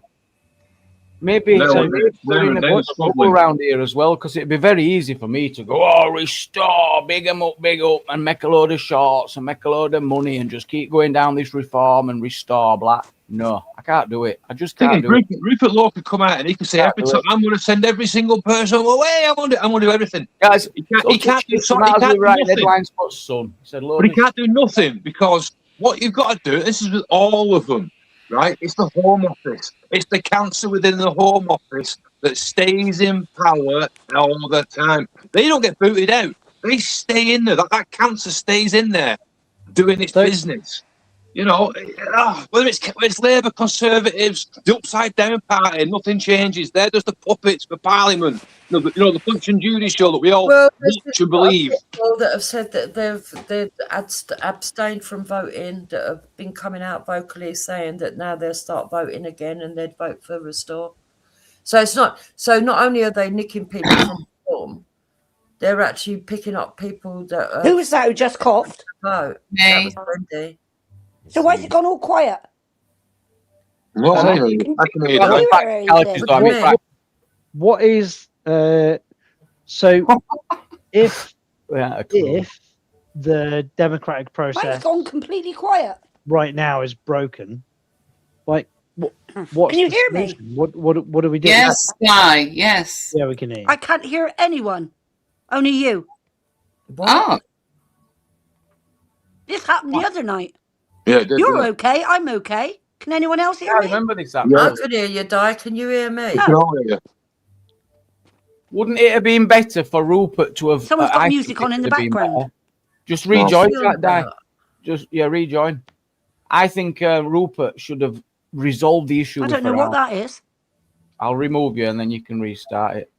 I think he should have sorted his issues out with Reform. It came across like they were having a dispute, and especially when Farage replied and started bringing out all his past and trying to tarnish his name.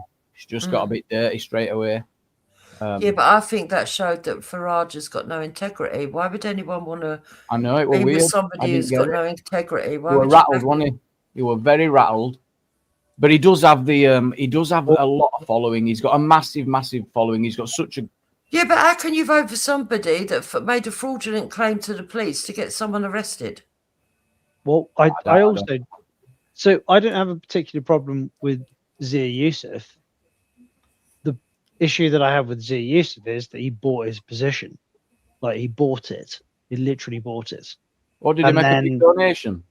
Yeah, £200,000. It was a huge donation. Small price to pay. And also, it was there was no kind of regulation around it in terms of like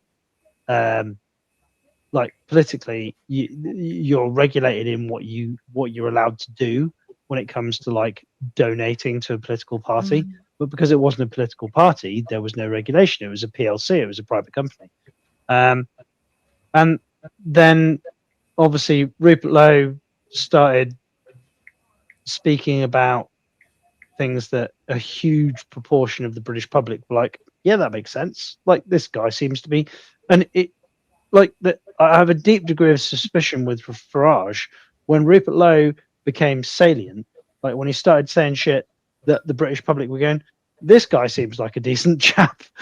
And then Farage throws him under the bus. I'm like, okay, now I'm a bit, you either have faith in your movement and you want, if your objective is to attain a political outcome that is based around a principle, then the thing that you should be focused on is the principle, not the person that carries the principle over the line. Like, you shouldn't care if it's you or somebody else. Exactly. The principle is the most important thing. And the fact of the matter is that Farage seems to be a bit of a personality cult. And that's the bit that makes me a bit uncomfortable.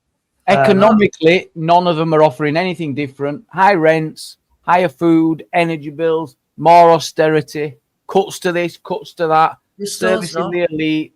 It's just a laugh. Big laugh. Still wants to cut taxes and but they did say they'll get rid of illegals. Well, no, he wants to cut taxes. He wants to make it easier for small businesses. Yeah, I mean, long story short, if you will reduce the bureaucracy, cut my taxes. Yep, that's exactly what Restore says that it's going to do. Broadly speaking, like if I think you're more likely to cut my taxes and leave me the fuck alone, I'll vote for you. Like, well, the trouble is though, once you can guarantee, say a party comes in and the party before you completely screws up, right? And they just give money away to try and to win people over, right? So now, shit, we've got nothing in the pot, but we've got all these extra bills and shit here we got to pay. The first bit of the new parliament is always going to be tight because shit, we've got to cut back on here to pay for that. We've got to cut this. The money's got to come from somewhere. You either borrow it off the World Bank, or you cut back and try and. Well, I'm sure that Rupert Lowe's going to put an economic plan out, but the way that I see it is this: is going to cut down on the immigration, and the costs of that is huge. How's he going to do that? I mean, it's massive. It's going to bring in policies that make it uncomfortable for people to want to come and live here. But look at reducing. He calls it a hostile environment. If you were to reduce the amount access to benefits, that would be a great start, wouldn't it? So those are the policies that they'll be looking at. But I repeat what I said before: if that policy were a vote winner in the terms of winning seats, they'd have already done it. That Conservative Party, with all that history, didn't just give up all that for no. Well, no, he hasn't said that he's going to cut benefits. What he said is he's going to. He said anyone who can work, who doesn't work, will lose. Will go to work. Yeah, he's going to aid them back. So he's going to force everyone to work, and I don't know where he's finding these jobs from, because there's more people out of work than He'll be getting rid of all the illegals that have got the jobs. That belong to you can't be an illegal and work because you need you can. Hang on, don't shout me down. You can't be illegal and work. You're not allowed to work. We've seen it, Jamie. But no, hang on a minute. Wendy's shouting in here, going, "They get rid of all illegals and they'll do all jobs." So, how many of these illegals are there doing all these work? Where are they? There's a lot of them. I think they work for Uber. Something you're not going to make everyone. So you're saying, so the policy is going to be, if you can work, you're going to go work Uber.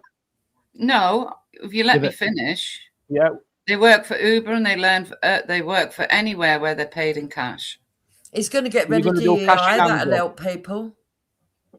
So Uber, you're saying Uber only? This stuff's not true though, though, Wendy. That's why I'm challenging you. It's not true. You can't work for Uber if you're illegal. Yeah, but Jamie, we've seen them working for They Uber. work on the black market. Yeah, but we're talking about the word illegal, Wendy. Yes, we've seen illegal migrants. Yeah, illegally working. No. You're allowed to work. Immigration rules say that if you've been here 12 months, you're allowed to work. Well, you're the one who premised that they couldn't. So now you're saying they can. Well, no, Jamie, it's not illegal.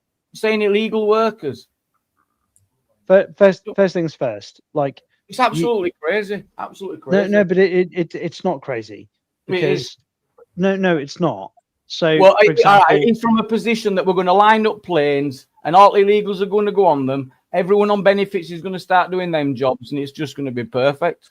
Well, not just them. They're going to get rid of DEI and 20,000 doctors that we haven't got working at the moment who get discriminated against might have a chance of going into the positions that they were, educated for. So he's going to remove all the doctors?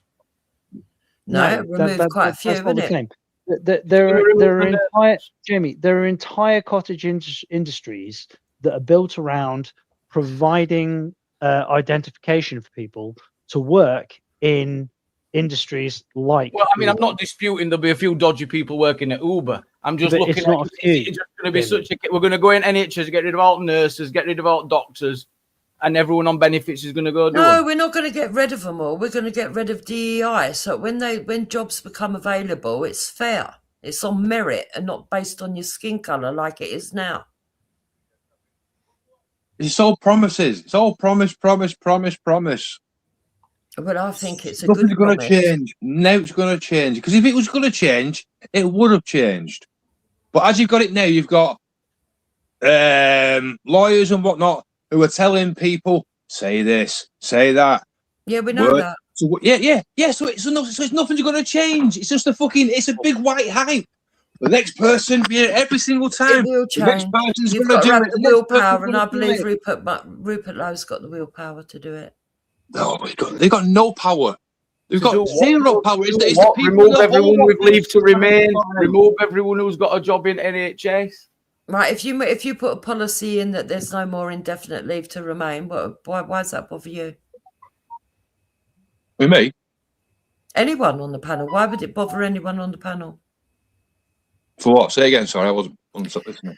If they made a policy that they scrapped the indefinite leave to remain, why would it bother anybody on the panel? Is that what he's doing? So he should do that then if that's what he wants to do. Yeah, that's one of the things he's going to be doing. Yes. Yeah, if he's going to do that, and then how's he going to, and then be specific in what he's going to do when people do arrive here. And then these people go to the. He's going to send them back. Anyone that comes illegally, he's going to send them back, and he's going to use if the countries of where they come from that refuses to take them, is going to look at the aid money. He's already said that. Like Trump, yeah. Angela, I think this is Angela. Hello. It's me. Yeah, it's me. Paying France to stop people coming on boards. It's just talk. It's talk. That's all it is. No, we're scrap paying them. Well, look, at the end of the day, we have to accept the fact that policy is going to have an impact. Like since '97 with Blair had a goal in mind, and he imposed policy that has moved us incrementally towards the position that we're in right now. Yeah.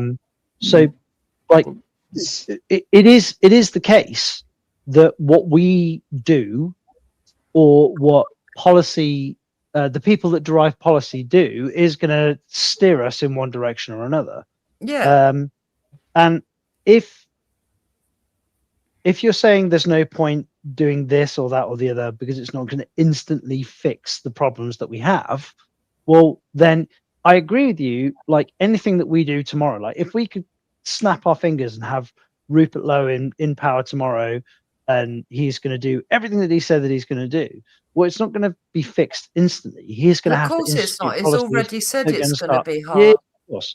So, but my point is that you can't acknowledge that the people that you disagree with have changed policy, and I'm speaking to Wolf here specifically, you can't say that like people have instituted policy that you disagree with and they've fucked us, but then there's no point us trying to institute policy to try and fix it, right?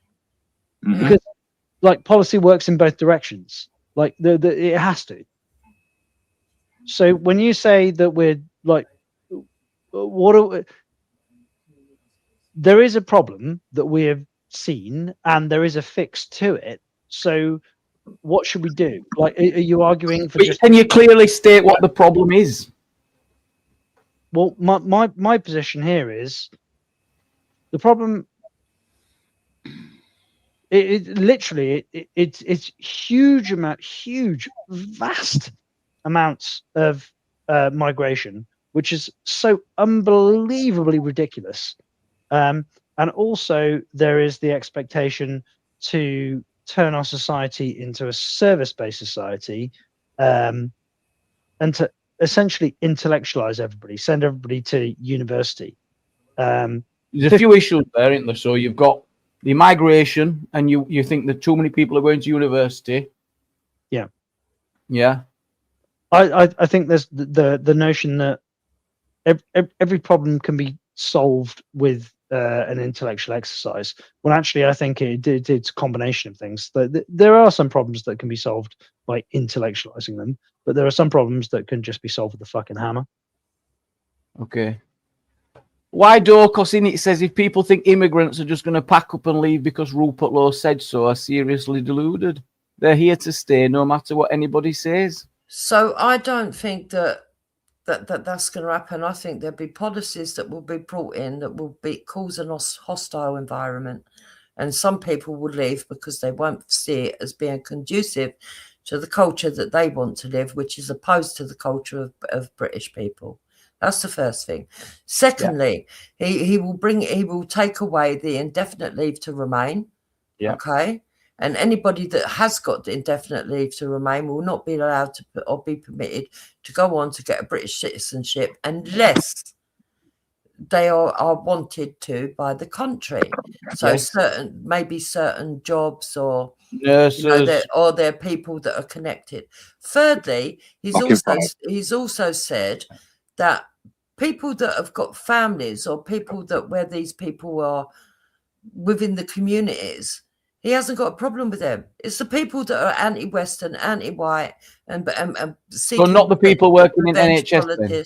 So definitely not the hard-working staff in NHS. They'll be all probably good. Not. No, probably not. Exactly. Yeah, but the issue you've got. There'll be some of them that will leave. There is going to be some of them that. What about those doing Uber Eats on up until 6 in the morning? Some smashing it all night long. They'll be all right. Then if they're working legally. He won't have a problem as long as they're integrating. If they're not integrating, what do they need to? I mean, I don't want to. No, I'm not going to push too hard. Let me bring DP on. So, welcome up, DP. I was talking to someone today. I said I'm taking the opposite approach on this restore, and that's what I've done. And I think it's good discussion. DP, welcome. One argument I want to get out of the way first is this doctors and nurses for immigration argument. Why can't we just bring the 2,000 doctors and nursing we need here? Why do we need to bring 800,000 people along to go with them? So I don't see the logic in that argument. DP, I completely agree with you there, because we had 117,000 visas issued in 2022 for medical staff. And then when we asked the NHS how many additional medical staff they'd employed from outside of the country, it was less than half. So where the fuck did the other people come from? Like, where did they go? Well, they came in through these agencies that weren't legitimate, and then they got jobs elsewhere. Also, there is the element of needing more of them staff because you are bringing so many more people in as well. Do you know what I mean? It's not like you've brought all these foreigners in and then the waiting times have got better, have they? They've got worse. You have a week of 20-hour wait for me. And that doesn't even account for the discrepancy in the qualifications. Yeah. And that's not to say that somebody who comes to the country like with the genuine want to work and to help, but at the end of the day, like a nursing qualification when you're from like some third world country is not the same as a nursing. Like my wife is a nurse. the government moaning about we need foreign staff to come and do medicine. So why did you then start fucking charging medical students fucking tuition fees then? There's no logic's completely. Well, it don't make sense, does it? If you need staff to out, you'd have bursaries and you'd have encouraged, and they do encourage a lot of. I'd pay for them roles. Like there'd be certain university roles if you want to go and do it, you have to pay for it yourself. But things like things like this, like nursing, doctors, we'll pay for that if you're going to do that. If we need some people, if we've got steel infrastructure, we bring that back, and we need people to go work in that area. We'll pay for training in that. We've got that as well now, yeah. So we've got a steel industry back. It's absolute madness. Like I had to pay for my degree, and I was on the design team for some of the medical institutions that we have in the UK, and my wife got her degree paid for. She had a bursary, and she's a neonatal nurse, and she worked in buildings that I designed. I was like, but it served you well, didn't it? I mean, whilst you've paid for it, I guess you've done well off the back of it, haven't you? Don't get me wrong. I don't begrudge paying for my education. I don't think I was hard done by, but there is a bit of a and whilst I do absolutely think that my wife serves more of a social utility than I do, and I absolutely think that I don't think anyone should be paying for their education. Scotland don't, and all the illegals that are coming in are being given routes into free university. I don't understand it. Can I give you another cost? Forget the economic as well. Everyone seems to be forgetting, like Rupert said, everyone looks at this country like it's an economic zone. It's not just an economic zone. It's our home. It's a people's. Like, people are forgetting this cost. A lot of our peoples are getting upset, whether you want to hide away from it or not, the left or whatever, but they are. And if you say the left, you should also include in that the centre, the people on the right. There's a hell of a lot of millions and millions of people that are not going down this line. And it's much more than 70,000 members. A hell of a lot more people than 70,000 members, believe. So about 67% of the country, including people on the left, are upset about the immigration. You've got to they're what's moving the boat, aren't they? Not the ones that are here legally. A lot of people. I think it's all of it, Angela. A lot more people are a lot more for right than you think. They're centre right when they're in public. Yeah, but what's I think what the people that come across to me that bother about is more so than anyone is the ones on the right. They're the ones that shout. I mean, it's never ever shown that at the polling booths though. It's never shown that in this country. Well, it might show that on YouTube, but it's never shown that on polling day. Never once. Oh, the thing that it weren't that long ago. Conservatives were in power. They are on the right. What I think will happen is, I think Farage is going to fuck it, and it's going to, and people who I'm hoping, and I think they can pull off pulling reforms, most of it over to Restore within 3 years. Well, because Farage has just got this constant thing where he fucks up. The bit that I think is a bit unfair and is unreasonable is as well. Remember that. It's you remember when the Fawlty Towers guy said about how like UK is like London is no longer an English city because of London social housing. Yeah, exactly. Foreigners, not even and then there's a chap called Konstantin Kisin, who is also a migrant to the country. He's a Russian Ukrainian migrant to the country. Yeah, I know you're on about and he said, yeah, but if like a Nigerian was upset about like a load of Scottish people coming into Nigeria, you'd have been completely on his side. So why the fuck aren't you on the side of it? Like everywhere in the world apart from white people's country. Yeah, exactly. And as soon as he asked that question, everybody went, oh. And have you got any idea of why that is, though, John? Have you got any? Can you understand why this country, out of all other countries, has got a lot of cultures in it? The only. No, answer that point, John. What reason is this country got a lot of cultures in it? Has it got any? Is there anything different about it? Well, firstly, this country isn't the only country that has a lot of cultures in it. But the reason that we've been welcoming to a lot of other cultures traditionally is because they were Commonwealth countries and they were traditionally part of the English Empire or the British Empire. And who were it who established that? That was us. Yes, true. Yeah. So now we're like, oh, well, now. So you can understand why people are looking on thinking, hang on a minute, this is a bit weird. Yeah. No, not really. We No, don't I need can- to down now because of the past. Every country and every empire was terrible. No, that's not what I mean. That's not what I mean. It's like I'm going to look at people and go, "You can stay, you can't. You can stay, you can't. You're going, you're No, not." look what Rupert said, but I'd do, Jamie. The way he's looking at it is go and look at the representation on crime stats and stuff. Because I know the left want to look at representational figures, but they are there. There are certain ethnic groups, right, where the representationally, it's not looking for good reading, my friend. And also Germany and the Denmark government have brought their own stats out, which go alongside what the stats we've got here to look into. And they're not for good reading. So Rupert's going, sound, we'll work our way down from that list. Yeah, I'm sorry, it might sound hard. Now, that's a policy I can get behind, deporting foreign criminals. Absolutely. Also, yeah, well, that's what Rupert said. There's countries they're coming from, and sorry, there might be good people coming from that country, but if there's a lot more bad people coming from that country as well, representationally wise, no hard feelings to you guys, but it's a lot more difficult for you to come in now. How is that unfair? I agree with that as well. You should blame the people committing crime. I agree with that. I agree. You won't be saying that when that particular surgeon, that professor that you need, won't be here in the UK, will you? What you want about, Angela? What did you say? When you have like a certain professor who's probably the best in the field, and they have to, they work in the country. He even says that high skilled people, we could be discriminated. No, not if they're coming from that country that you're on about. That why should they come over here? He said that if they come, say for instance, we send loads of Somalians back, we don't let Somalians in cherry because there's violence in London, the stats are high. But if there's a Somalian who becomes a doctor and becomes successful, and we can keep them people, yeah, of course. No, that's not. Why are we cherry picking? Because we can. Because we can, yeah. We should be discriminating.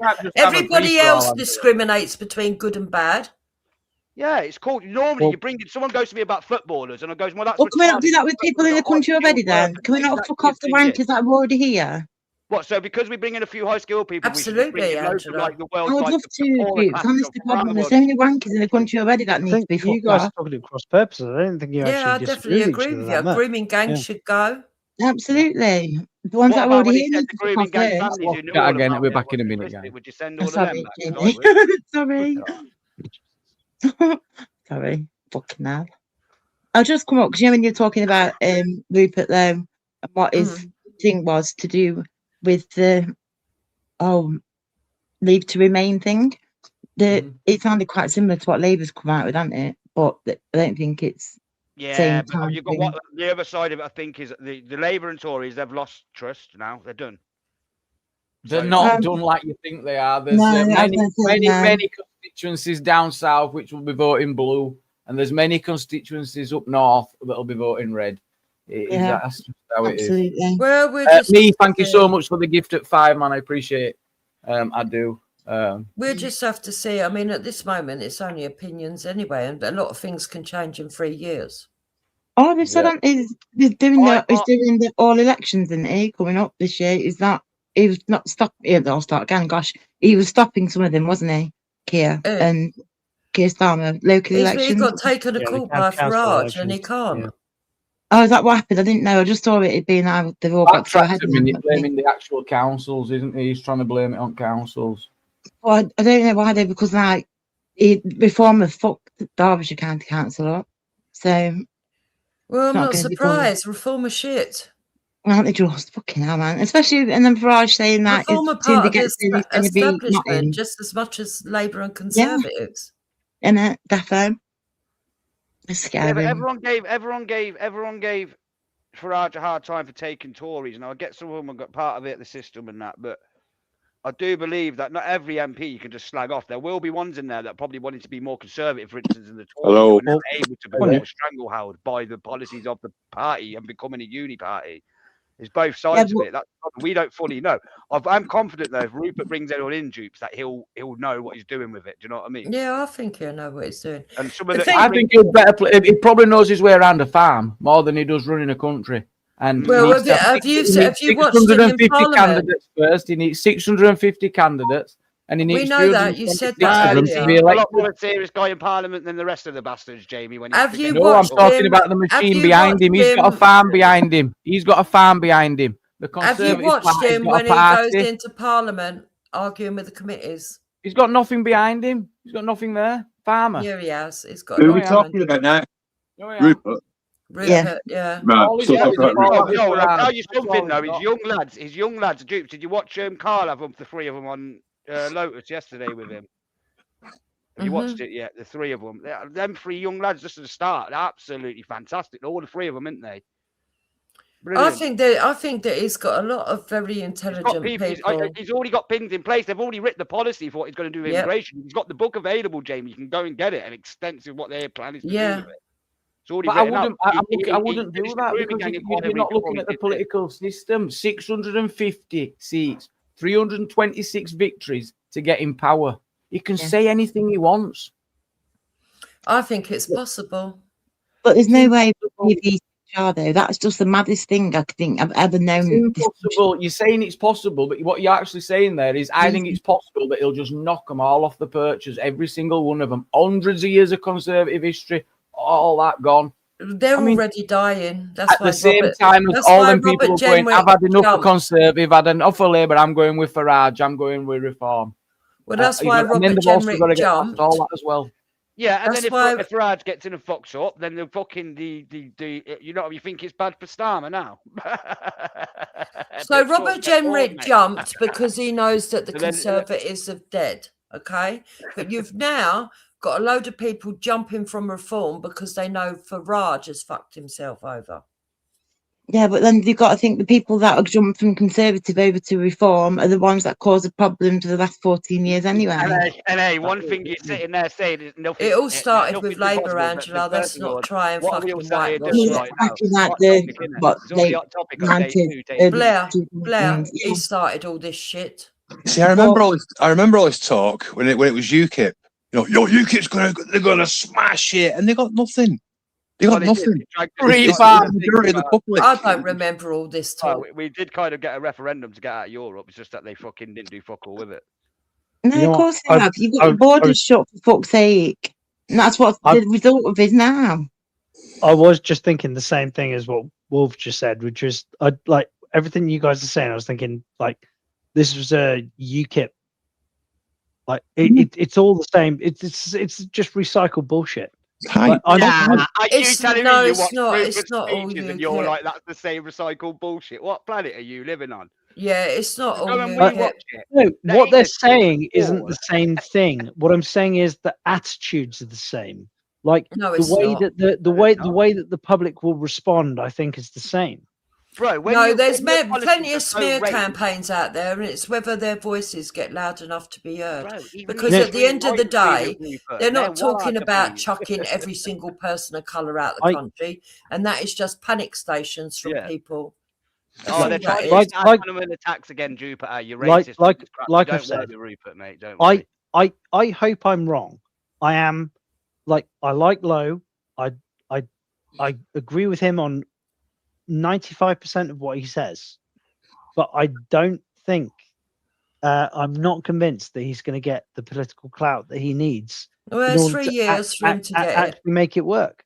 Well, I think the system is too heavily rigged against him. The system itself is rigged against him. The majority of the country, right? They don't go that far deep into politics. They listen to what the TV tells them. Yep. And they keep that's the trouble you've got. That's the trouble you've got. And you already know. Tony Blair did it because he went down the same. There are a lot of channels now that actually regularly pull in higher viewers than the terrestrial channels.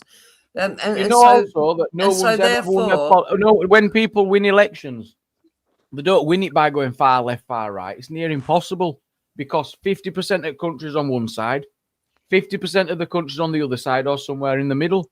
So any party that's going hard onto one side or the other, well, good luck. Absolutely good luck. The reason Tony Blair made history and won 3 terms was because he took. Sorry, I can't hear. The reason he won 3 terms is because he took a centre line and he appealed to the majority of the population. And that is not what's happening now. But you're trying to make out that Rupert Lowe is an ethno-nationalist. He's not. I never said nothing of the sort. I said any politician who takes. I did not say anything of the sort. I'm not going to repeat myself. Di, welcome back. Hello. Okay, so you wasn't implying that the way that they're arguing at the moment. No, I'm is talking far about the left way and that if far you look right. at history, I'm talking about history and the way that Okay. the people win elections, and the people that win elections in this country are the ones that take the centre line. That's But proven. you're talking about the centre line there, Jamie. Yeah, but what about the Yeah. Greens? The Greens are going to make it even more interesting because they're going to pull a lot of the left vote as well. So it's going to open the right up a little bit anyway. Yeah, but no. Labour and Tories have not just got the Rupert and Nigel to worry about. Fuck No, you, but they've got a the lot. Greens and Labour will So I would say, I would argue left that was the Rupert is homogenised the bloc. middle way because he doesn't see himself as You an want to poll on this? ethno-nationalist, can see and he doesn't see himself as a civic nationalist. But he sees also himself wants as to leave someone the that loves the ECHR, which country. but he wants to leave the ECHR, which I can. Majority of the So voting. does Farage. No, but the Labour doesn't know, and a lot of the Tory voters, always been Tory voters, don't want to leave the ECHR, and so the only reason Badenoch, whatever her name is, has gone through that is because she thinks that's what the people want. But the people don't want to leave the ECHR. Who wants to give up all of our rights because of people that are going to be going from the country? So That's you bonkers. can keep some legislation and get rid of some But legislation. the ECHR is a living system, and therefore it changes month by month. You can get rid of that system and still implement women's rights, for example. No, we can't. We can't at all because our rights Yes, are you then can. Why can't you? Because Why we will can't only you? have because we will only then have So our what did we own have country before court, 2010, Angela? Hang on.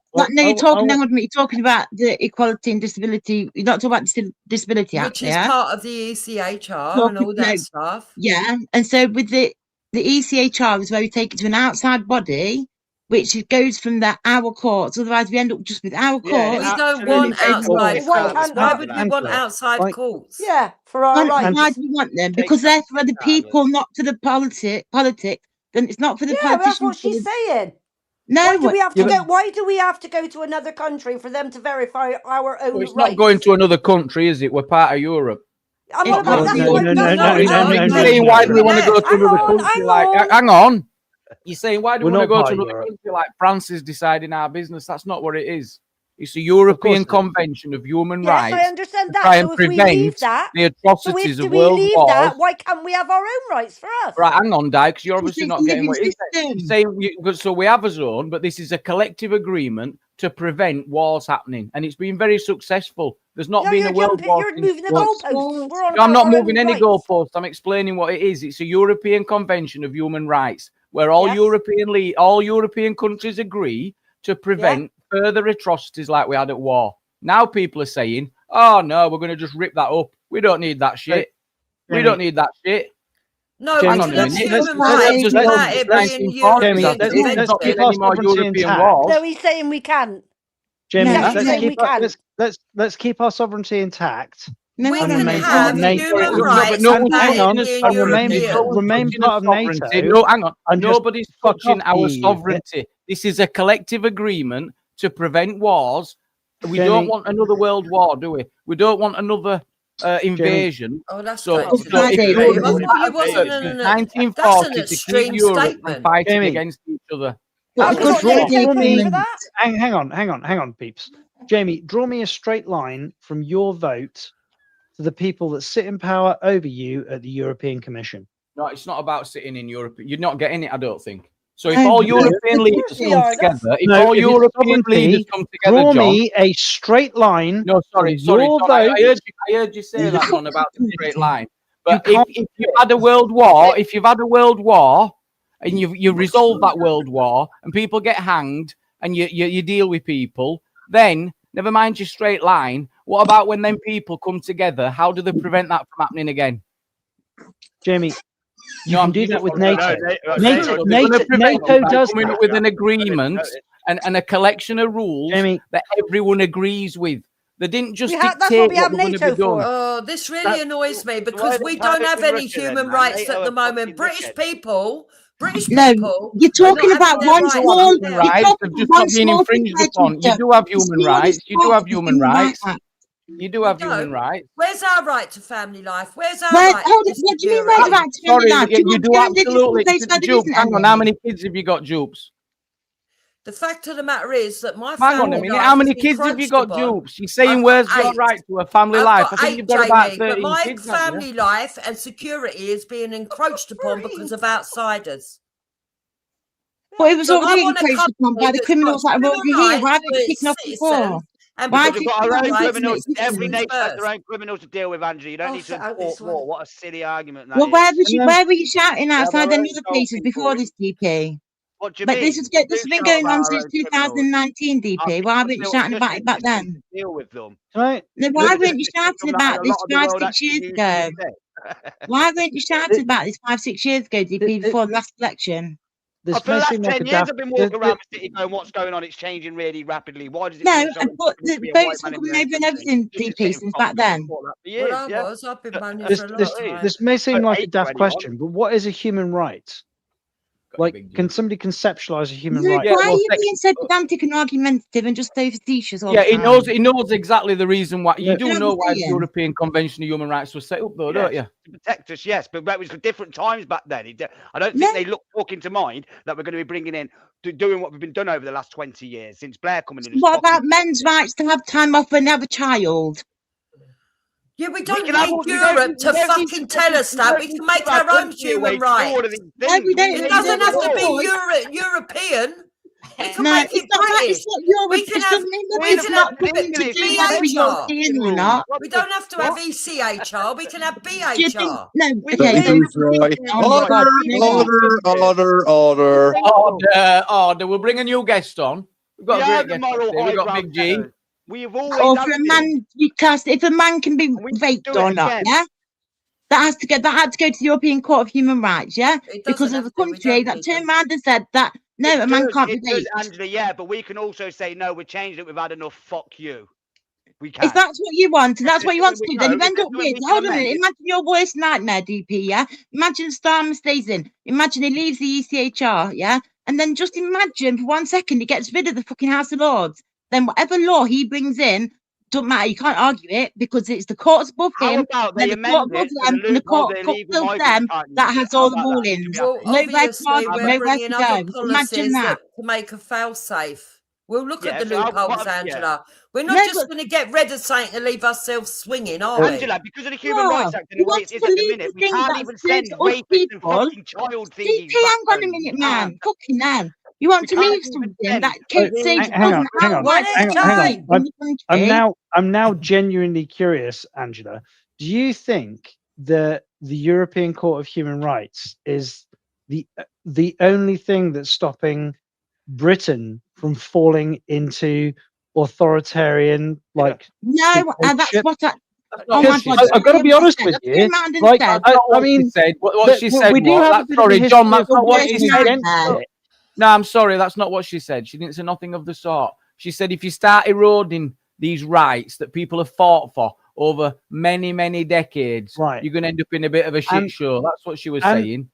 Who has spent the vast majority of their time as a people, as a culture, fighting for these rights? Yeah, you know, have more faith in us, man. Was it us? Let me think about it. Who exported in like is the reason that the Brits are told that they don't have a distinct culture from the rest of the Western world? Who's told that? No one's told that. The Western world is a product of us. Yeah, we do get told that. I have to the goddamn wall. You're not listening, and you're talking utter nonsense. Bring your evidence. Show me what you're saying. Bring your evidence about this being told that we've got no culture. No one said anything. I've never been told I've got no culture. Oh, I have on other panels. I've been told that. Big G, are you there? Culture. Yeah, man, I'm here. Welcome, mate. Welcome. Welcome. How do? But what I want to say quickly is this, right? Angela, we can hold on to our rights. We can have. But at the end of the day, why does this fucking thing keep going? But at the end of the day, what I will tell you is this. It doesn't look like our women's rights are being upheld at the moment. Trans rights are overriding it. It doesn't look like that our culture is being upheld at the moment because everybody else's culture is eroding it. It doesn't look like our right to family life and security and housing is being upheld. It doesn't look like you've got background noise, you've got echo. right, is being upheld. It doesn't. Yeah, Di, I don't know, we can hear your TV or something, Di. No, it was me echoing in her background. The fact of the matter is, Angela, that all our rights have been eroded anyway. So all these rights that you claim that the ECHR is upholding, no, they're not. Can you tell me what rights specifically you feel you've lost, Jupes? Right. So in this country specifically, I think that British Indigenous people have lost their right to housing because most of the social housing is being given out elsewhere.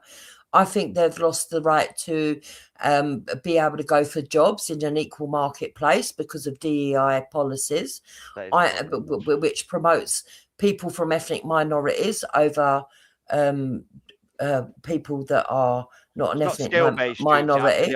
I think that women's rights have been eroded by the trans lobby movement.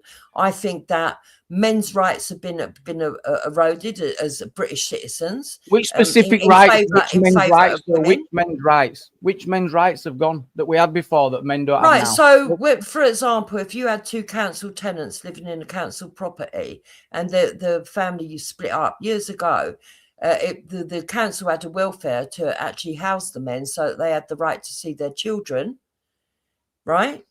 That came from that relationship. That's all gone. Their right to family life has been destroyed, even if there is a divorce in the family, because they no longer have a safe space where they can.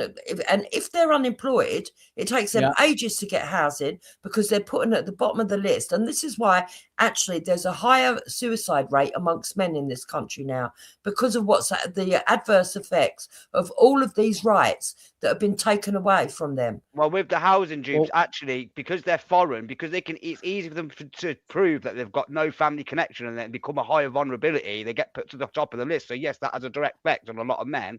When you've got cities like Coventry, you've got all these people coming in and they get put priority. Yep. Well, the European Court of Human Rights also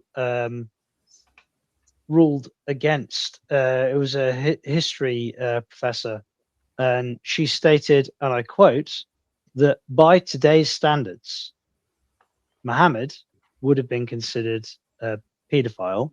By today's standards, Mohammed would have been. Yeah, so would every single person in England. Yeah.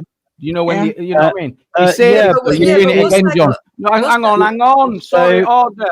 You're doing it again, John. Sorry, you're doing it again. Is there anyone else at that time of the period where he would have whatever that might have fallen into that same bracket, John? Or is it just Mohammed? Of course. Exactly. Nearly everybody. Nearly everyone. 130 years ago, the majority of the men in this country would have fallen under that period as well. Under that title as well. The point is, John, can you accept the point I'm trying to make, John? Which is what you say this about Mohammed, but what about everybody else at that same time? Jamie, the point that I'm about to make. Can we use the argument that every empire was the same? We weren't talking about Mohammed. Hang on, we weren't on about Muhammad. We weren't talking about Islam. But what about? So why? Can I finish making the point that I was about to make? Well, yeah, but I'm just interjecting because I don't want to go down that road yet without fully understanding what you're doing. So why are we now?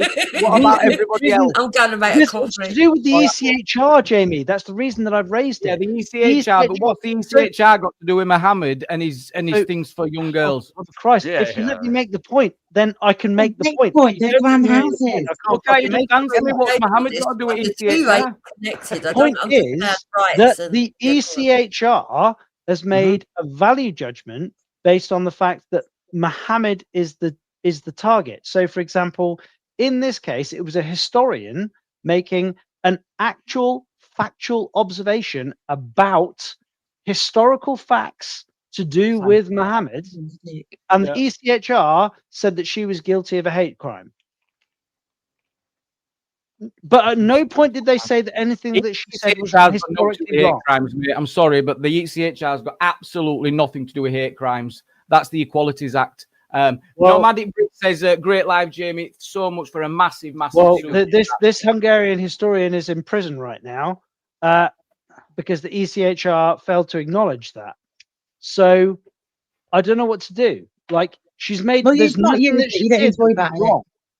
No, Maddie, thank you so much for that, mate. And thank you, sir, for this comment, because I must have done a good job, because this was the intention tonight. This is what position I wanted to take.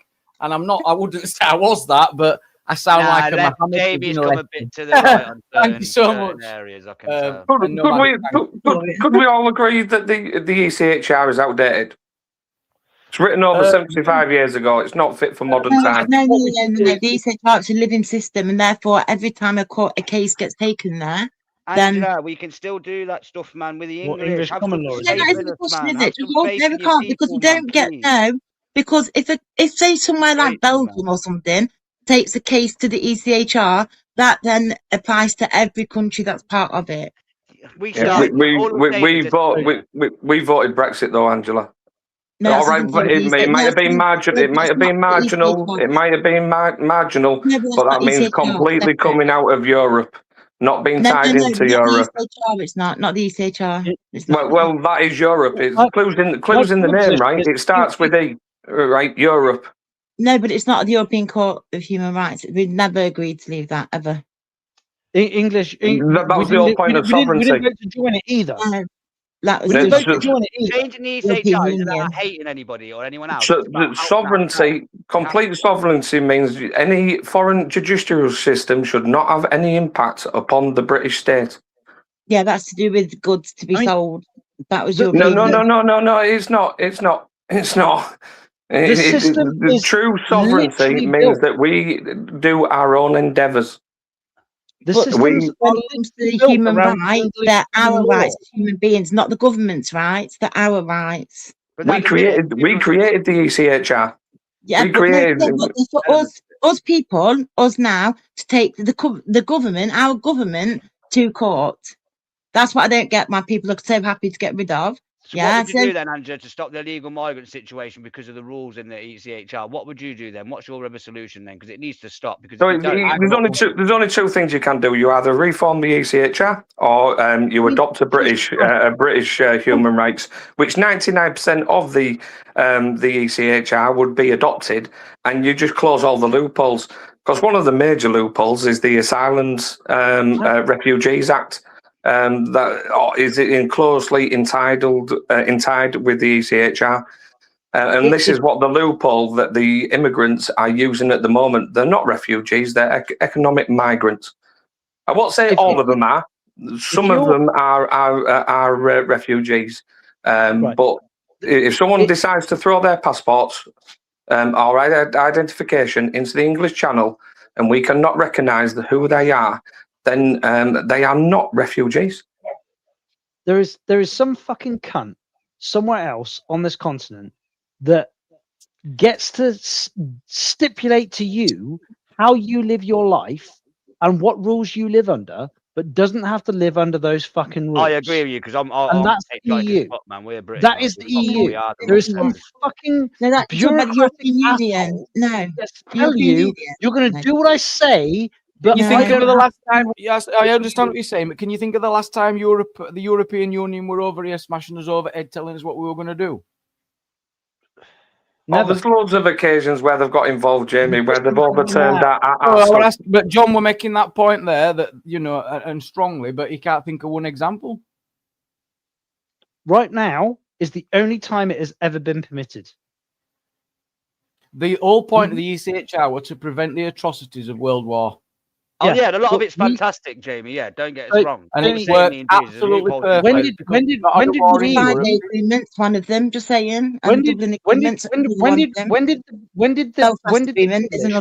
British need guidance, moral guidance from the fucking Europeans? We were the ones who had to. This is where I keep trying to debate because it's not moral guidance. It was a collective agreement of European nations. Now, if something's not serving a country well, then you can legislate within your own country. You do not need to go and just rip it all up and throw it away. We still have got absolute power in British Parliament. If they wanted to stop the boats, they'd be stopped. If they wanted to line it in, that's why you vote for Rupert and Restore. Come on, boy. Vote for Rupert. Let's have it. But you say this, and I agree with you. But if that was a vote-winning policy, the Conservatives would have already done it. I'm just thinking practically. Nah, I don't think they've got the 350 seats, balls, 326 Not for a if they victory, value and money millions over the and millions of people. pounds in funding needed to get there. Not They if don't they have it. value money over the how do you know people. Rupert won't get the funding? And He not probably and got not some if people that are friendly with him. Duncan Ballantyne's already come out in support of him. Loads of yeah, billionaires people have come out have and said supported that him. people have said Yeah, a lot of them. So he's probably going to get some funding, to be honest.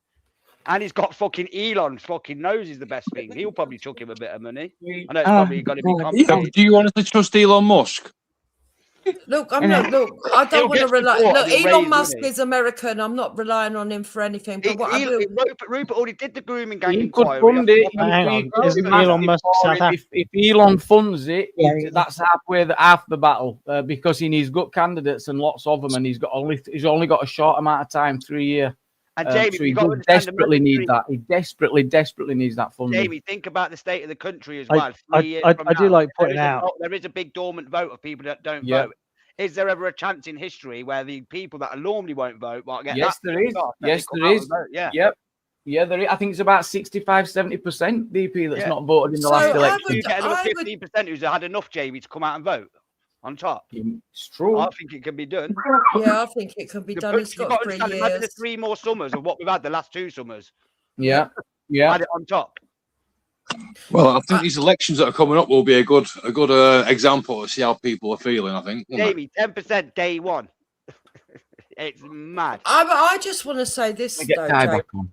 I know The you keep banging on about the reason why the ECHR came about and how it was to protect people because of what happened in the Second World War. And yeah, that is true.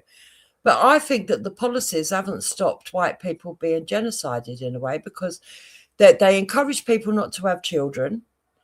They then encourage people through their policies for women to go to work and to seek out careers instead. They encouraged the culture to change that was detrimental on families. And then on top of that, they've encouraged colonization from the outside. And I would argue that is a way of trying to genocide our culture, and if not the people's eventually. Yeah, well, imagine he comes in, he goes, right, I'm going to change this thing and I'm going to change it around now.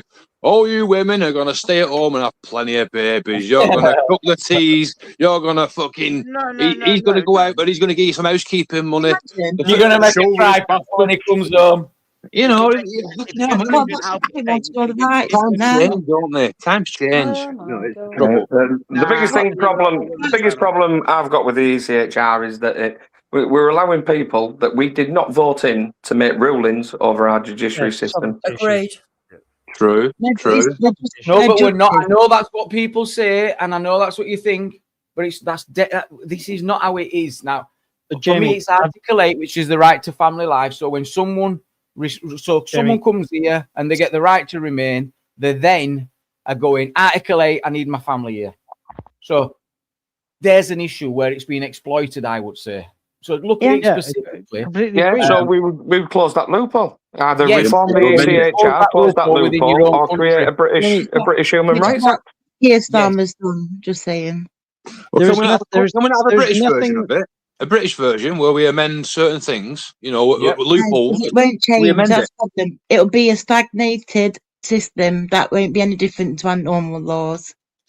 So there's a couple of reasons why the ECHR for me is completely superfluous.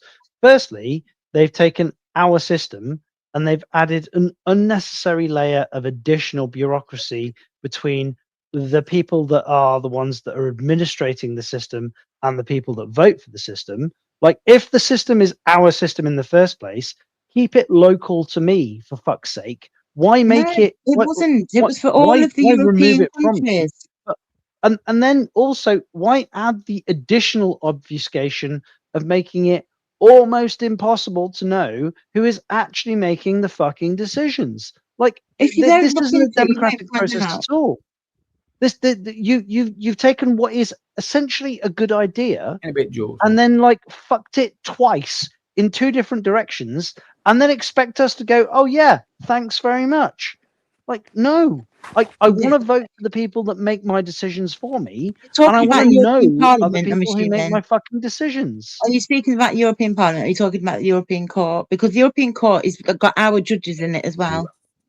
I know the ECHR has our judges in it as well. Okay, so as long as you know that, then none are elected. It's got judges from every country in it. Yeah. Yeah, but it's still done on a voting system, Angela. You know, you It can be any judges at any time, calling it from the UK. well, exactly. So you still got, let's say you got 10 from EU countries, you got 2 from British countries.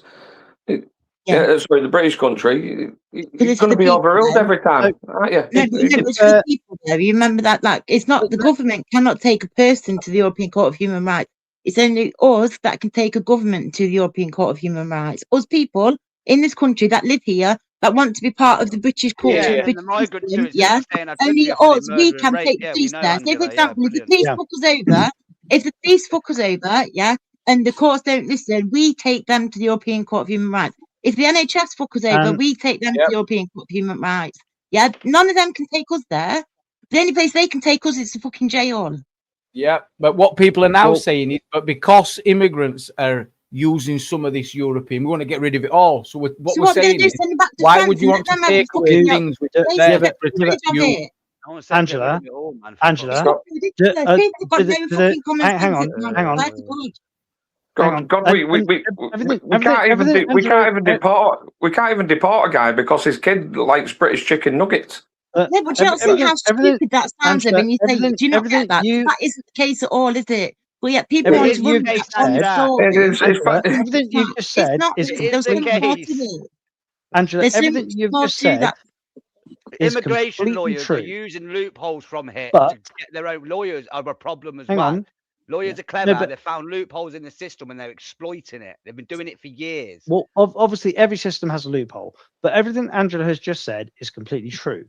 But once a decision has been made in the court, ECHR, right, does that affect precedent in UK law? Oh, good question. Yes. I don't think it does. No, it finishes at the Supreme Court. It does. No, it does affect precedent in UK law. Double check. And an English common law society, i.e., all human rights. It's not a criminal law. Individual case. It's human rights law. They're symbiotic, aren't they? It's not one way. It can't just be one way. It has to be two way. That's how law works. No, it's not criminal. It's not civil. It's human rights. Different, yeah. But what happens in there is there's precedent for other countries as well. So what are you doing about the migrant problem then, Angela? Keeping the human rights? What are you doing? The point I was trying to make, Angela, is that it's not one way. It's not isolated. You don't just get to say that we get to take our countries to court and they don't affect us. When we take our countries to court and they make decisions, it affects the common law that we live by. No, it's not common law, is it? It's not common law, though, is it? Because if you've already gone to the tribunals, if you've gone to the Supreme, gone to the High Court, whichever way you have to go, then you go to the European Court of Human Rights because they're affecting your human rights. Decisions aren't isolated. They're not isolated. They affect the legislation in all of the countries that they're attached to, right? Yes, exactly. Of course they have to.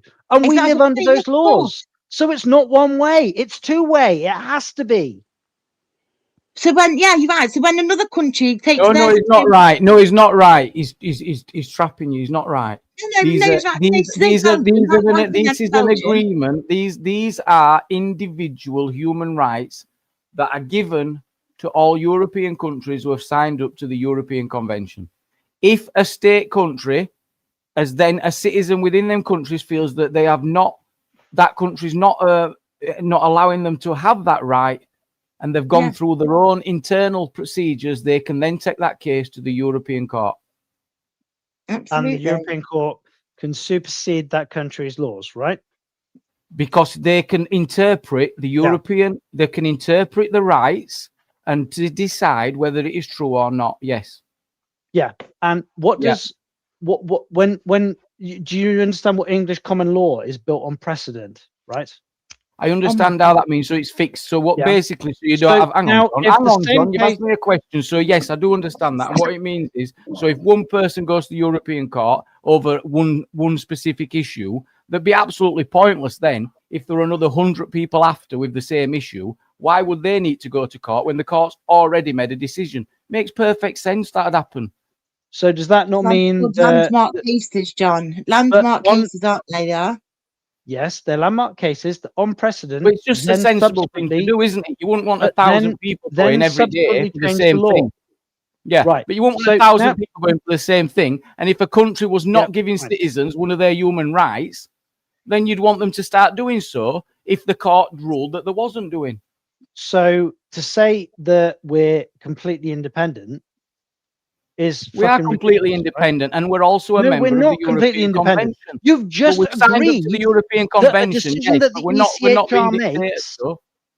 You've just agreed, in principle, that a decision that the ECHR makes affects the law in England, right? No. It would hold a country to account. Right, so it has no effect whatsoever. It doesn't do anything. They just need a dickhead.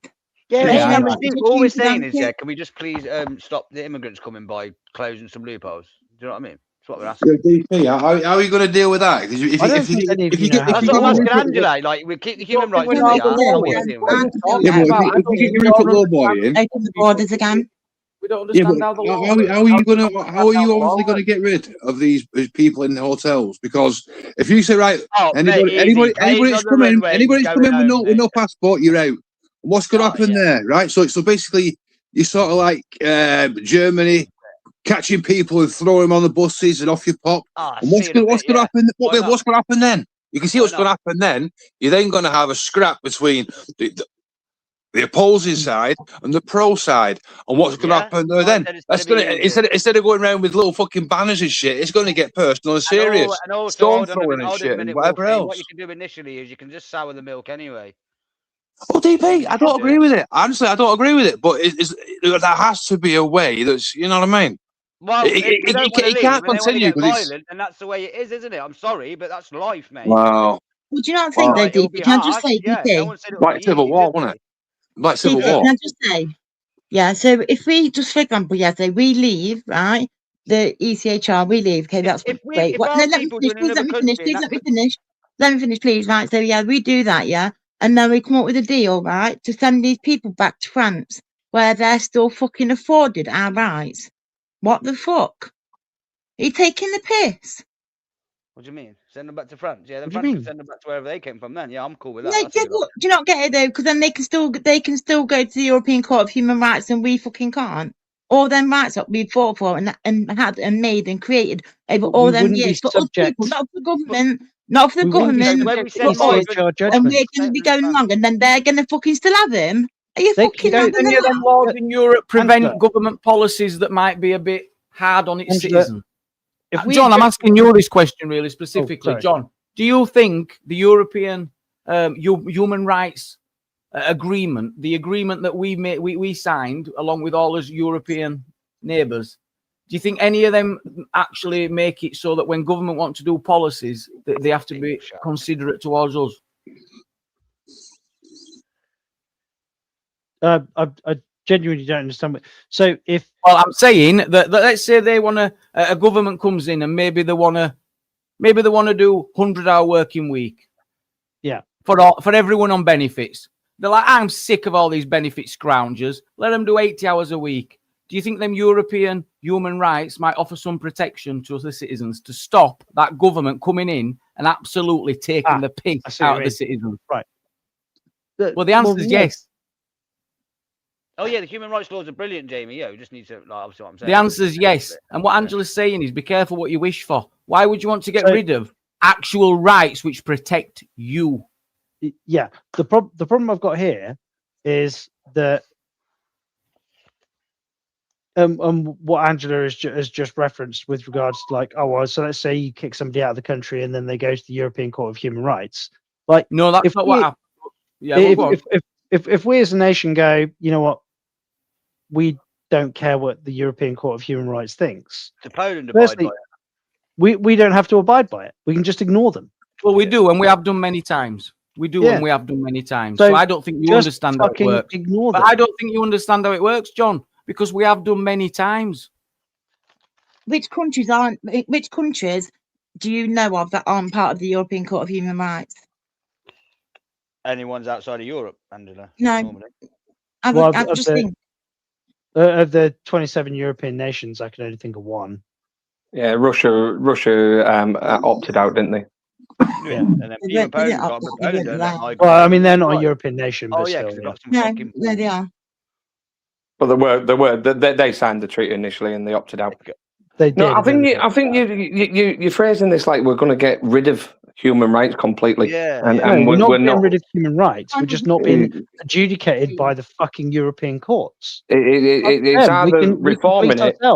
Yeah. It's either reforming the current ECHR to close them loopholes, or you adopt a British human rights, which 99% of the ECHR would be adopted, just with those loopholes closed down. Yeah. I'm not advocating for like the reinstitution of slavery and like removing emancipation of women or anything. I'm just saying I don't want this additional court that is another step removed from me. It's another bureaucratic nonsense that is an additional step removed from me, the decision maker, i.e., the people. No, but it's for the people. It's the only court that we've got that is for the people. Are you fucking? No, it's not. What else have we got then that protects us, John? It is a good thing, John. It's just it needs amending. What else have we got that protects us? For the loopholes to close. That's it. It's a good thing. So, really good. English common law, human rights laws are fantastic, and they were. Well, these are acts of Parliament which generally don't offer as much protection. It tells us what we're going to do, how we're going to do it, when we're going to do it, and how much we're going to pay. That's usually what comes out of it. What it is with the Human Rights Act, like G said, they didn't take into account that this loopholes would be getting exploited now when they made the human rights laws. That's what it was. Do you know what the European Court of Human Rights and all the European countries around it, what they're also trying to do as well? Because they've got the same problem as us, haven't they, with these people coming in? So they're also wanting to try and close them loopholes as well, aren't they? Yes, because exactly. So would we not be just a bit stupid, wouldn't we, to be leaving it? And being, if someone's saying that, just ignore that part of the laws anyway. If it was me, man, I'd be ruthless and just have some balls. I'd put some planes on the runways. You're all going home, mate, and they'd stop coming straight away. But we couldn't do that though, because then we'll be. You can. This is what I'm saying. We could easily pass an act of Parliament which says we are happy to help people with our discretion, mate. You're off. A discretionary stream with support, but there'll be no access to welfare. Automatic given rights, those type of things can be easily passed in Parliament. You don't need to go and start ripping up the European Convention for Human Rights, which is there to protect citizens from being exploited by tyrannical governments, which they have done over history. So, Jamie, isn't Poland and the ECHR? They don't get the piss taken out of them. They just do what you're saying now, isn't it? No, we'll just legislate. No, easily. No, you can't. You still can't go and just send them back to wherever they were coming from, wherever they come from. We can. At the end of the day, we can. And my concern is because then we'll be going against what everything the European Court stands for, and therefore we would get. I don't agree with you there, Angela. That's not that is not what we set it up for. We didn't set up the European Convention so people can just go where they want and take the piss out of us. Yeah, that's not what it's about. It is not there so people can just come here and say, "I want to get." That's not what it's for. You can do whatever. If they're seeking asylum, which is what they are doing, then we can't just get rid of them until we've decided that they are not seeking asylum. They've got to go through that process first, haven't they? If we keep flooding this country, and I'm not saying it definitely will, but my concern is if we do, the resentment's will be rising, racism's rising, the rise of the far right is rising because of resentment and this sort of thing. If you continue to flood it, we are risking this place just getting more and more. The tensions rising massively, and it just. To be fair, it's not just this place, is it? France, Le Pen. Yeah. You've got the ADF in Germany. You got Poland, which has shut all borders. I believe they're even paying £1 million a day. I'd rather pay £1 million a day and block all frigging borders than pay 5.5 billion of what we're currently in a year. Bargain, G. you know, perfect example. You know, it's like I say, it was all good intentions. The ECHR, it's not fit for the modern day. Jimmy, do you remember that guy you had on your panel a while back with Vega, and the guy who was on about doing a certain party, but they weren't allowed to have it. Ooh. Remember, I was on it. When Vega basically destroyed him, he let the guy talk, and basically he did all that background check on him, and he was a bit of a dodgy one. Yeah. Remember, he ran off. Did I find him from TikTok? They did, buddy, yeah, that's the guy. That's the guy. Yeah. Right. Well, remember, he was going on about how they got how certain people would go as individual candidate, shall we just say? But then in the end, all group together and agree. That's what you're going to have with the Green Party. I can't even see how it can even go. It's really hard to predict, isn't it? I find it really hard. Really hard. I think the centre's kind of fell away, Jamie. I think the centre's fell away more than you think, man. And oh God, no, has it? Heck, the centre is the people who get up at 7 o'clock and go to work and come home and couldn't give a rat's ass. They're not invested. It's like my mum, wife's mum and dad. They've always voted Conservative, but they also kind of agree with some of Labour's policies. You don't have these more and more people which are Conservative to death. They're not going to just think one bad governance going to pull them away from being a Conservative. All the families voted Conservative forever and a day, and that's going to continue. Same with many Labour. Yeah. Same with many Labour. It's going to be much more than it's going to be towards a new party. I'm sorry, I think so. Have you seen their prediction at the minute for what seats they're going to get in next fucking election? Why are they so low then? Well, we've never seen anything like it in our lives, have we? There's a change. There's something in the air, mate. I'm telling you. Well, I'm going to wait to see what the results are of these locals and see what that's where you're going to start seeing. I think it'll be a reform landslide. I think. If Greens get in, mate, I'm fucking moving to Malta. The Greens will definitely not get in. The Greens will definitely not get in. That guy is a nutcase, man. Absolute nutcase. I can't see that happening. No chance. I can't. I just can't. They're not going to They're not going to get the seat. There's no chance. They're not even going to get coalition seats. No chance. No chance. There's some people in this chat that would vote Greens, I assure you. I think Jamie would vote Green. I would not. Jamie likes Keir Starmer, mate. He'd have Starmer in. No matter what, it looks like we're voting for a farmer, though. You know what I mean? We've got Clarkson. We've got all farmers are in. Farmers are really men of people. Rupert, mate, these farmers really know what it's like to be on, up shit street, don't they? Yeah. Hard job being a farmer. Oh, aye. They're always robbing Peter to pay Paul, them farmers. Yeah. Even it's freezing fucking cold, they're out there doing the donkey work. Fixing shit. To be fair, they do actually work, do you know what I mean? They don't. To be fair, we import 55% of our food into we could not survive. If there was a war tomorrow, we would be screwed. We would be absolutely screwed. We should. We should be self-sufficient. Self-sufficient. So it means of everything: power, water, iron, steelwork. Because if we went to war, how are we going to build our fucking tanks? We don't own any steelworks. Never do. AGC, think about the food. We're on an island, mate. Why would you not want a strong farming infrastructure? In case you go to war and they decide to cut off your supplies. Exactly. Like one giant castle, isn't it? That's how they used to starve out. Well, we've got fish. We got surrounded with fish. We'll give them away. We'll give them away and buy them back. That's what the first thing that the German U-boats did, wasn't it? Cut off the food. Yeah. That was being imported. It's like these islands now. The land with population, and then you're going to go to war, and you fucked your farming up. You should have your farming, and you should subsidise it as just a military defence status, where you can be ready to ramp it up without giving notice, if anything. It's like these islands now that Star was on about fucking giving away, and Trump's telling him not to. But we'll give them away. We'll give them away, then we'll lease them off you. 2019 court ruling. That was 2019 court ruling. Just saying. Kim. Just going to say that. Again, we're Great Britain. We ain't giving it away. Go fuck yourself. Do you think Trump would give it away? Well, that's the thing. You need a leader who's going to put the country first instead of like, oh yes, lovely jubbly. We gave some jobs to Africa. You need to be going. We need fucking jobs here. We need jobs in the UK. We need fucking manufacturing in the UK. We need this. We need that. Jobs here, not fucking. We'll have these jobs abroad in India or in China or wherever at slave labor fucking camps. We want them here.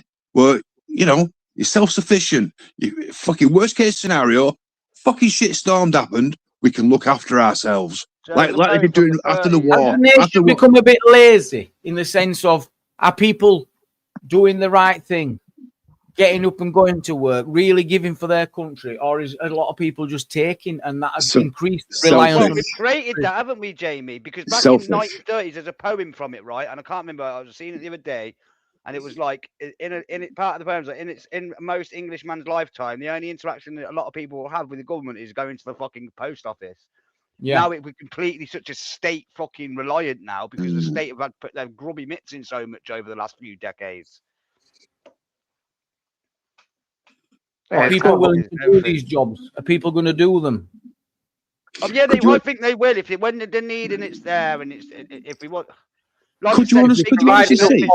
People it pays too well the benefit. No, it's not even that benefit system pays too well. It's just that work's not paying well enough when it comes to the cost of living.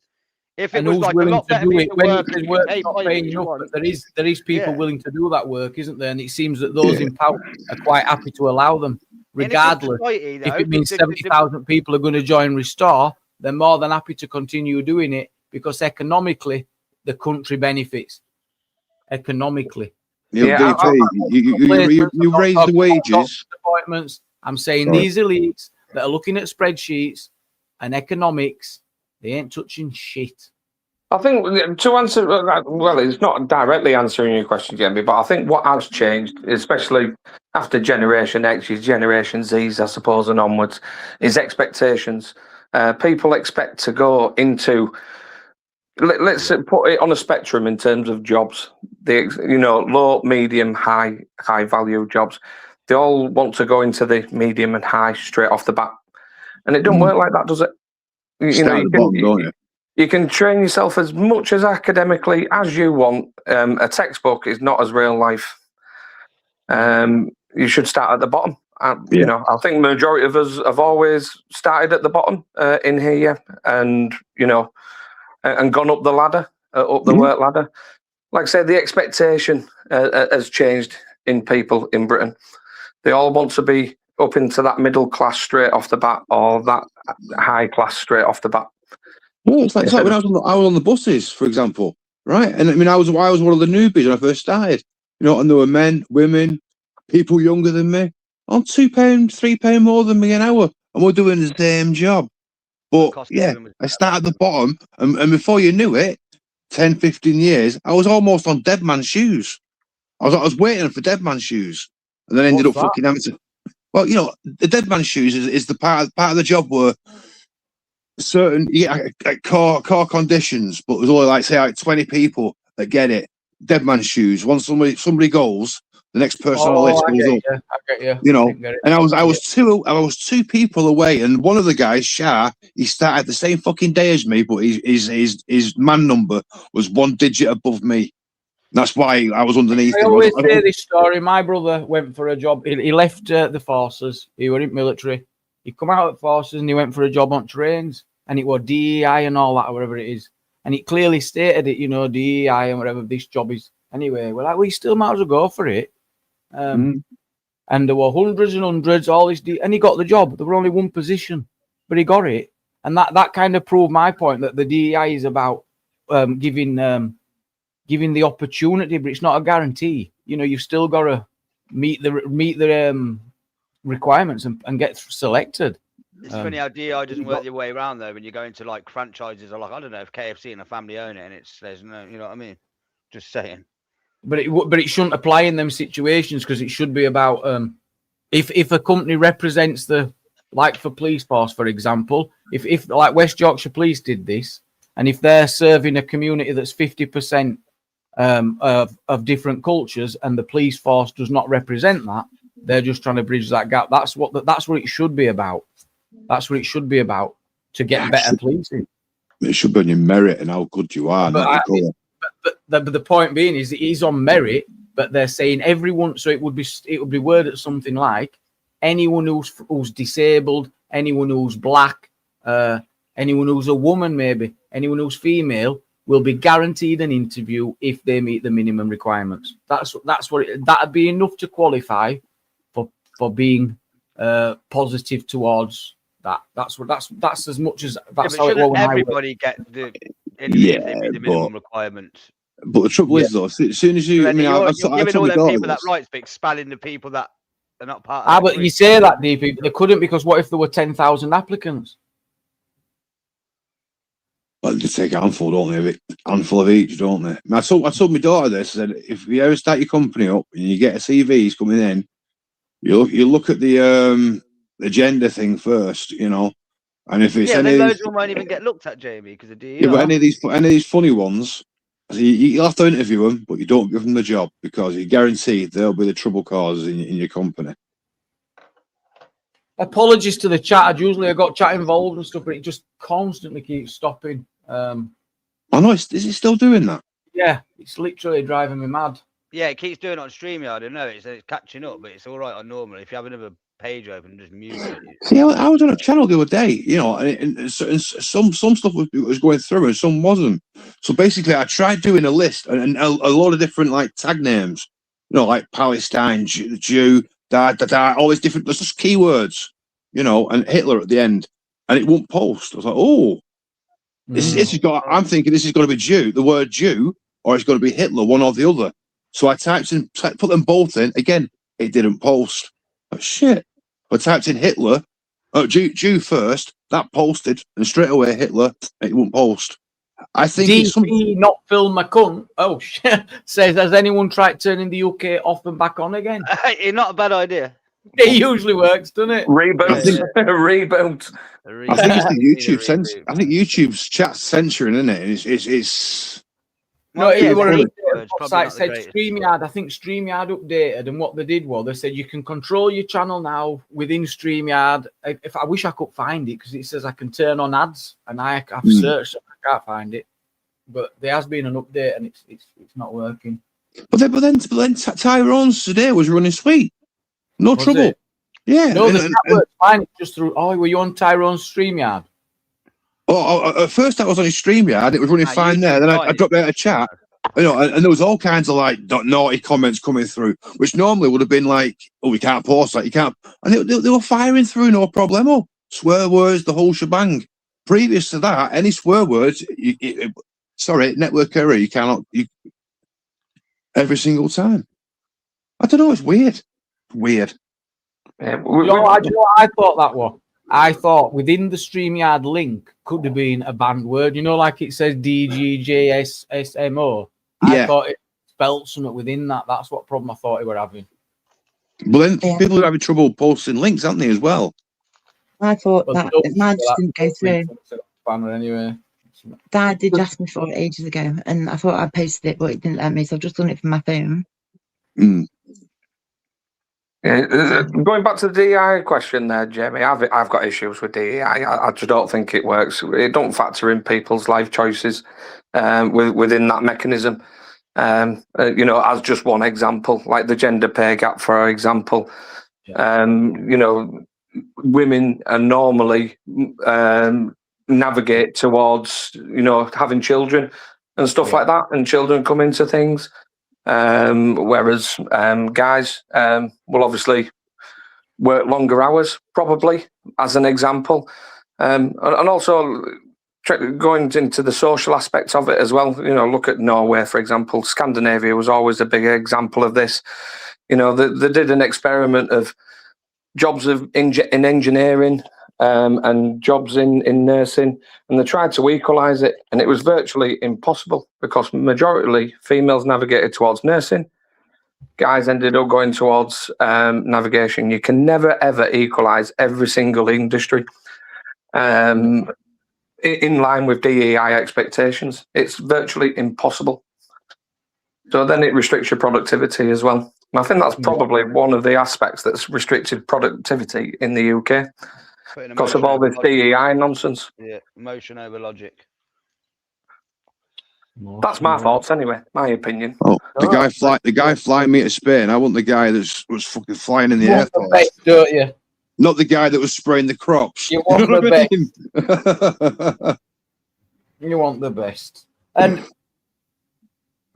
I think it's important to challenge views, so that's what we try and do. And so on this head, I've got this big and it's simple statement I've been saying recently. I've realised, right, as well, when it's all about you're going on about the immigration, you're going on about this state of the UK, and it's always on about why does it always have to be about hating others? Why can't it be now about loving ourselves? It doesn't have to be about hating others.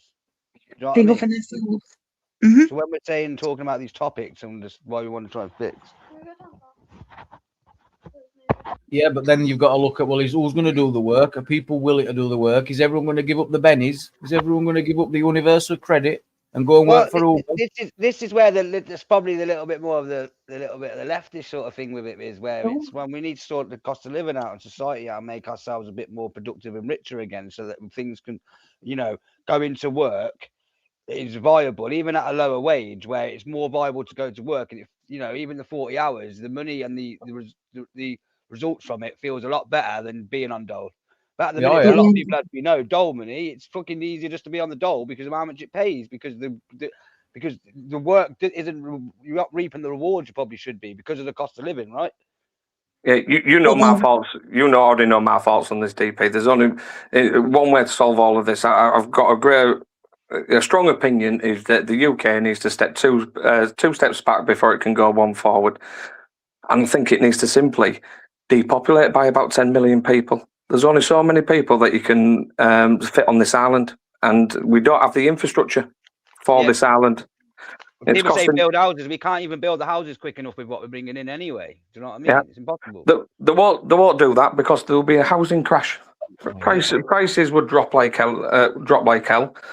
Because obviously a lot more properties would be available for it. It's to equalise the property market because there's that much investment in property in the UK, and keeping the prices at extortionate prices, which then forces people to be in a couple and to both go out to work and whatnot, and to be able to survive within this financial economic structure.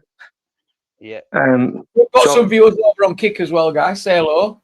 Big up the Kick massive. Big up Mike Phantom. Hi, Kate. It's wrong in it. Hi, Kate. No. Hi, Phantom. Hi. Yo, Kick. Hello. That can beat you at my game. I'm absolutely loved tonight, really. Just going, I've just loved challenging all that. I thought it was great. Loved it. So basically tonight, Kick's been going, who are them YouTube wankers over there? That Wolfie talks some shit, doesn't he? What is Kick? I hadn't even heard of it. What's Kick? Tomorrow, maybe next week I'll take the opposite view. I might next week. Give us your real thoughts. Next week I will. I might go all in on the opposite view just for the bands. Just for the bands. You should do like a debate thing. I might send you with man. Joel, mate. I might do debates. Honest, for a you time, have to go away and 48 research birthday it. gets rid of the membership. I challenge you, Jamie. I challenge you. But for all the lefties out there, man, like in my opinion, big picture wise, it's not about hating others, it's about loving ourselves for a bit, man. We've done a lot for people. I think as people, while our peoples have made right wrongs, you all say, over the years, I feel like as a collective, since World War II, we've tried to amend loads of things. We've tried to get over racism, homophobia, voting rights, loads of shit, right? We've given loads to the world. But I think now it's time to start looking at ourselves a little bit more. And, it's no hate to anyone, but we have to look after ourselves as well. We've done loads. What if the ones that are in power are actually doing that? And the truth is, without the workers, there is nothing. Absolutely, you have no economy. For all we know, they could be propping all this system up. So 10 million workers removed overnight, the whole system collapses. These are the people that are trained in economics. That I'd like to think they've got a good idea of what they're on about. Yeah, like I say, it would never happen. And I'm not saying workers, Jamie. That you wouldn't just say deport 10 million people. It would be over a period of time. You would, stop a lot of the people that ain't working, isn't it? Some will naturally die off. You know, some will obviously go back to their own countries and whatnot. But there needs to be that equilibrium found where I'm all for immigration if we've got the infrastructure. If we've got the infrastructure in the country, more investment in the local communities, doctors. A bit more investment on our own people would be nice as well. Our own kids, they're failing miserably in schools. Why? One of the most innocent people that's ever existed. I just don't believe that they should be failing. We surely there's something we're doing wrong that we can fix. I know maybe that sounds hopeful, but I just think that we can. I was just going to say, you know, so go on, Angela, go on. No, go for it, Wolfie. You've heard something. Go for it. I was just going to say, if we're taking all the like African doctors and whatnot, is that like putting them people into slavery still because we're taking their health? Well, it's not fair. There is the element where we're taking the doctors from them when they may need them as well. There is that side of it. Yeah, like why are we training our own? Why are we taking some African doctors who could probably help there? They might need it more. Well, you should. That's what I'm getting at. I think the answer is because we need them economically, and the powers that be know that, and that's why they're here. That's why they've been coming. That's why they have. If you go on Google and do a search, it'll say how to come. Click here. This is what we're looking for. This is what we want. If it doesn't mean we need to bring in all the others, we can bring the skilled workers in. That is not an excuse for the high levels of immigration. And I'm on about but so then we're talking about just a very small percentage when you compare it to the amount of people that's here. Yeah, we can bring 50,000 skilled illegal migrants in a year. Yeah, no, it's not a problem. No, you're talking the opposite way around than figures, DP. It's 50,000 illegal migrants. No, what I'm saying is bring illegal migration down from 800. Last year, they lied about the figures. It's come out now. Net, it was over 800,000, which was still down on the year before, which they're trying to brag about. But I'm sure it was extremely high. Then when you factor in the amount on the net migration, 300,000 white British left. You're talking about people that have overstayed the visas there, DP. Your figures are wrong. It's economic. It's the fabric change of cities. The people, these communities, because so many are coming in so fast, they're starting to enclave off as well. And there's no denying this. If you deny this, you're just blind. No, and even when you look closer into the stats, even these communities, the ethnic groups, ethnically group up together in their specific ethnic groups together. Wouldn't you? Wouldn't you? No, that's not beneficial to us, is it? As a peoples, we didn't ask for this. Where's that beneficial to us? And a lot of these people, then we're paying for that privilege as well. I know you're kind of forgetting though that you're not important. I mean, there's a reason they're called as plebs. They don't give a shit. You're not the establishment. You're not the establishment. You're not. It's just not about us. This is just. I mean, it should be, but it's not. So a perfect example of that, which is one thing that I would absolutely stop. Students that come over here, that go to universities, they should not be allowed to bring their families. You come here to study, right? You're gone in 3 years. Why do you want your family here? They have stopped that. I don't get that one. It's a weird one. It's a but if you're a student, you wouldn't if you go on student exchange or whatever, you don't take your family, do you? If you're coming to educate yourself in, say, Oxford or wherever, you don't bring your family with you if you're from China or something. Oh yeah, they did stop that. Or the Labour stopped that. And this is why it's so frustrating. Sorry, Jamie. People are so focused on the boat situation, they're not actually seeing the things that have actually been done and being put in place right now as we speak. Housing crisis, right? And if you got the woman in Warwick that had a debate with the older lady, right? I goes, 800,000 last year. She goes, right. I goes, all right, let me go onto government website. I bought the stats up. She thought it was 50,000 a year, just migration. I goes, no, look at this. Even on the government website, the last 5 years, it said 3.5 to 4 million official stats. Net migration have been added to the UK population from migration. Now, I'm not being funny. If you've got a housing crisis, you've got an NHS crisis of infrastructure, I just don't see where the logic is, where supply and demand has become a problem. Okay, well, DP, what you have to remember is, the people that come over here to work have to have a property to live in before they get here. For the rich people, yes, it helps the economy in that sense. But guess what? It boots us all in the ass. 100%. No, why does it? Why they're not getting social housing? It does, Angela, because when you need emergency care in the hospital, it's rammed. When you need a school place, rammed. Yeah. This is where the people in charge are not bothered about the inner cities. They don't give a shit. They'll just build an high-rise flat and say, get in that. They are The people that have come over, that the figures that he's stating, by importing people. That's what they're doing. They're not solving the issues. They're gaping over a wound by going, we'll keep the economy going by just flooding people in. Yeah. And just masking it. And then it was getting worse and worse and worse. The money's closing and closing and closing. It does seem like they're trying to close wages down from the higher earners to the lower earners around that fucking 20 grand to that 70 grand a year. They want everyone on that. But like when the cost of living keeps going up, that 50 grand a year becomes worth less and less and less and less. Yeah, they are fucking us, and they all want to do it. And then their solution is bring loads of migrants in. It sure is. Laura, welcome. It's all right. We are wrapping up soon, Laura, but good to have you on. It's all right. I've got a wheelbarrow anyway, so I can take my wheelbarrow to fucking petrol stations to buy a loaf of bread. I'm all right. Yeah, it's like Labour's aspirations to build 1.5 million homes in their what you call it. That won't even touch the sides. That will not even touch the sides. It's all about political will. End of the day, Labour could announce, "Oh, we're building 10 million homes." Right? Do you remember political when Farage started strong, and then he realised, he looked at all the numbers and he went, "This is impossible," and he said it. This is impossible. That's what he said. Yeah, he's not building a 1-bedroom bedsit, because once these people get residence and shit, families will come across, so it's going to have to be a decent sized house. We're not going to settle for a little 2 up 2 down. We want fucking, and before you know it, that 1,000, 2,000, 3,000 times that by 4 or 5 per fucking time, and there you go. Laura, what are you thinking? Have you been watching long? I've just come back in the past, probably 10 minutes, 5-10 minutes or something like that. I've been in and out, to be honest with you. A lot going on. So, yeah, I've missed most of what's been said, to be honest. Yeah, I'm still kind of recovering from my own live stream from last night or yesterday. You had a bit of a mad one, didn't you? I caught a bit of it. Bloody hell, darling. You had your hands on your head. You were putting your hands were on your head. You are. Oh, here we fucking go again. But just for a totally different reason, here we go again. Like, just out of the blue, like drop a bombshell, why don't you, love? Just, boom.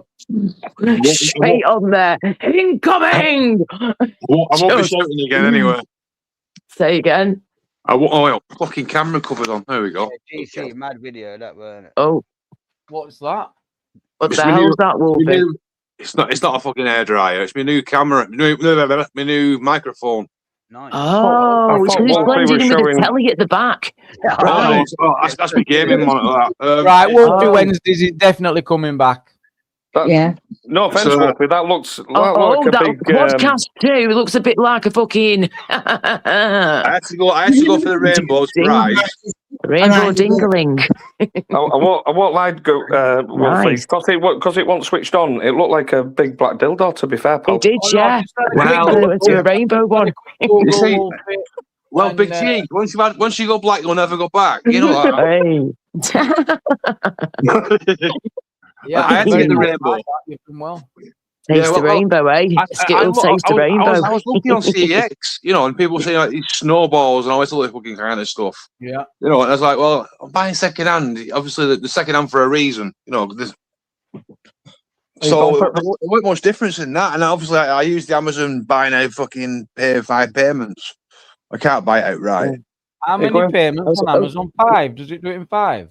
Yeah, certain things you do in 5. So you got to pay 5 payments of 23 or 23 quid or something like that. So I've already paid one payment. Every month. That's all right.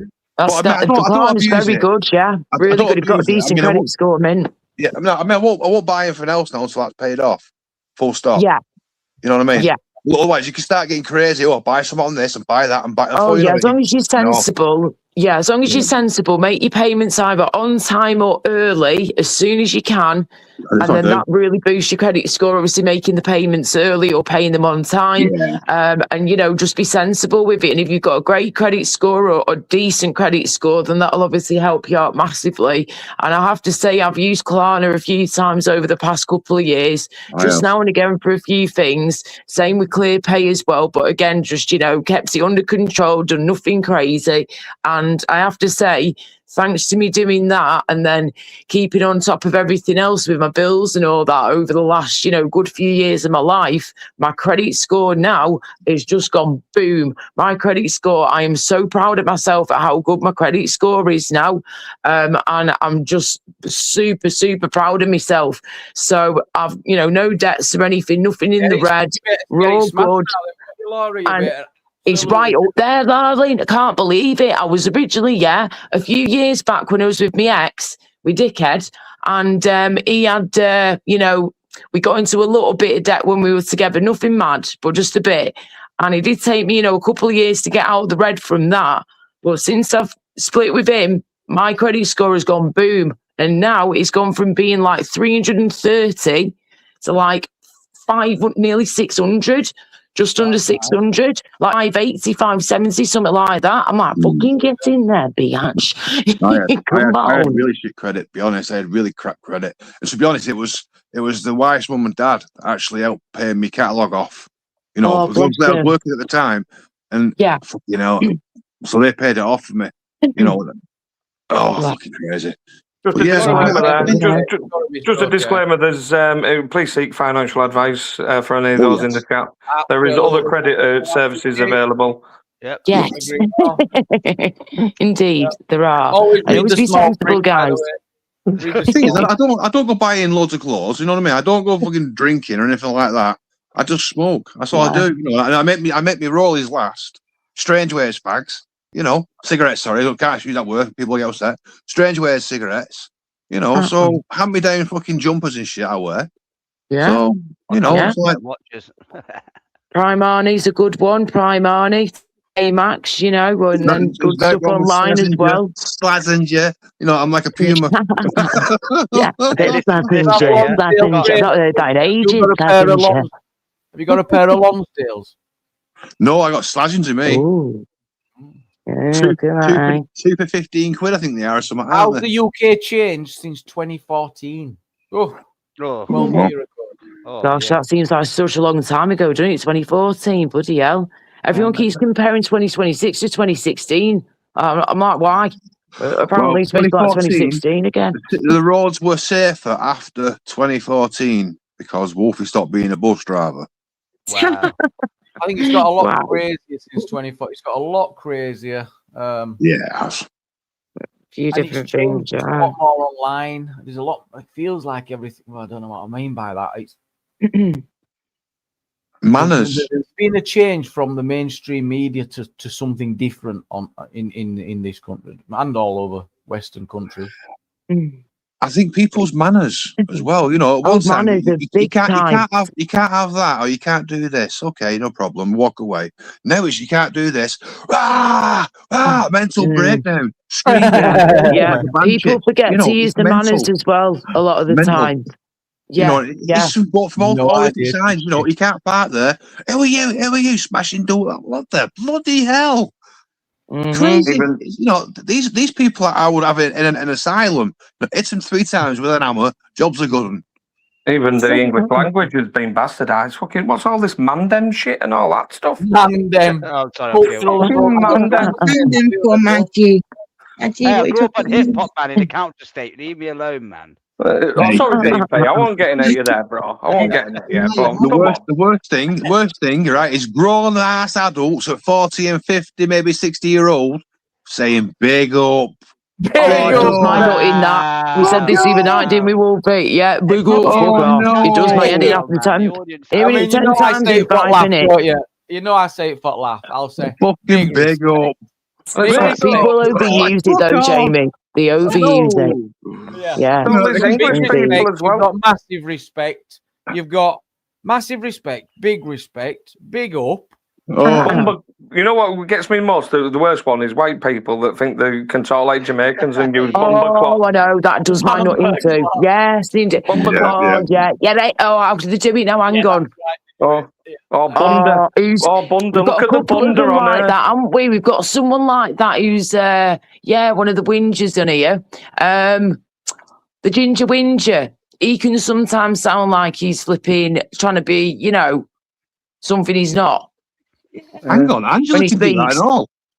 I can hear it in his voice now and again. Go on, What are Angela, you you do doing? it. You can do it, and I'll go on. No. I've heard you talking a bit wimpy wumpy, whatever you call it, as well. Wimpy wumpy. Whatever, you know. I have to be careful with my words. Like, you know, basically, yeah. You know, man, me man. Like, whatever it is. Oh, that I can't one. do it. Oh, Yeah. oh no, There that was always an element, right, there when we were What we did younger, last night. oh, that one last night. Be quiet, DP. Let me turn you up. Like, yeah. Don't turn him up, Danny. Turn him down. Turn him down.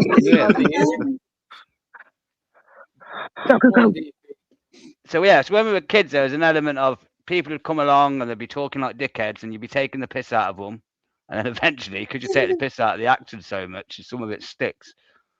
You do the words and that. Do you know what I mean? Mm-hmm. It's just like nicknames. Anyone who's ever had nicknames through their lives, they end up being the most stupidest, simple thing why you've got that nickname.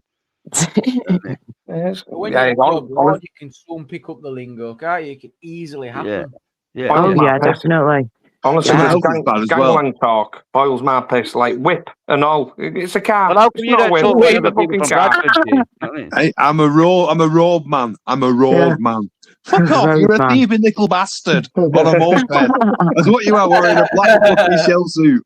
You're a thief. You know. Fucking road man. Bally, you 5 know. morning, guys. I am wrapping up in 5. So. Have you seen my bally? Have you seen my bally? Fuck off. Stop being a cunt. You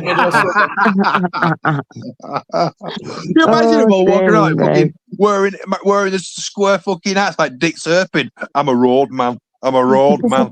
You know, right? No, I'm really thinking about going to buy the Burberry hat, you know, the old No, they school are. one. They are. Fucking stupid. And it was, I had to be somebody in a shop. Obviously, we talk about the 90s, so it was all like okay back then. But active accent and everything. So it was acting, wasn't it? I was talking to you about this last night, weren't you, Laura? We were doing accents. Yeah. You know. GC says, did anyone get booted tonight? No, I don't think they did they? No. Oh, very good. Well, good. Yes, you did. Yes, you booted. You did boot fucking Dad Knows Best. You absolute grass. You absolute grass. Oh, okay. I was in for that bit. Again, when I was just listening, right? He sounds like fucking Carl Benjamin. He were winding me up, right, and I felt bad. I took him off to save myself. So I took him off to save myself, so I knew he was stressing me. And as soon as I calmed down, I brought him back on. Fair. Yeah. These wolfy ears miss nothing. Oh dear. Well, I'll tell you what, though, right? You know, when I went for a cigarette early on, when you was all yapping, I'm back in 5. I went rolling my cigarette at the back door. Christ, I could hear my phone. Now I got next to me ear. I could hear it at the back door, fucking booming. Oh, booming! Like, no wonder Anyway, the wife want to wear bargain of the week? Bargain of the week, yeah. What's my that? mate goes, do you want to take this watch with me? I don't know if it's real or fake. It's a Rado Captain Cook, so I went and checked it out. It's real. Yeah. £2,300 watch, and I paid £200 for it. Oh, mate, that's amazing. Well done.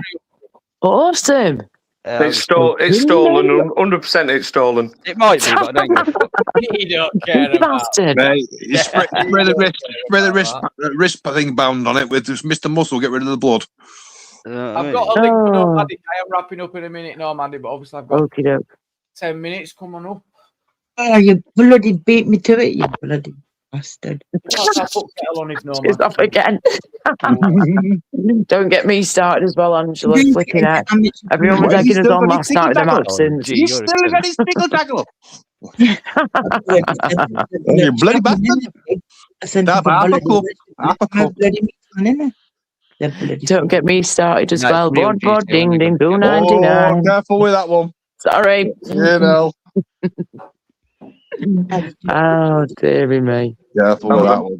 That was a poor Indian There's accent a few there. of them you've got to be bloody careful with. Careful doing my Indian word. accent, you racist. What's wrong with you? Like I just said a minute ago. Hello, it's called acting. Yes, acting and doing accents. Racial appropriation. It's not acceptable, Angela. Welcome back, Nomadic. Welcome back. Yeah, can I just say Nomadic. this has been a real fun live actually tonight. Let me turn you up, Nomadic. You're quiet. I'd like to just, sorry, I'd like to just explain to DP here. Do you know I was at school? Hang on, let Nomadic finish what he's saying. Can you hear me now? No. Yeah. So like Max and Paddy. Can you hear me now? Can you hear me now? Yeah. Can you hear me now? No, all I was going to say is, hold up, let me just say something, chaps and young lady. It's just that this has been like a fun live, you know. Fun? You're screaming. Well, I've messed it up. I've put his volume a bit higher and it's knocked him off.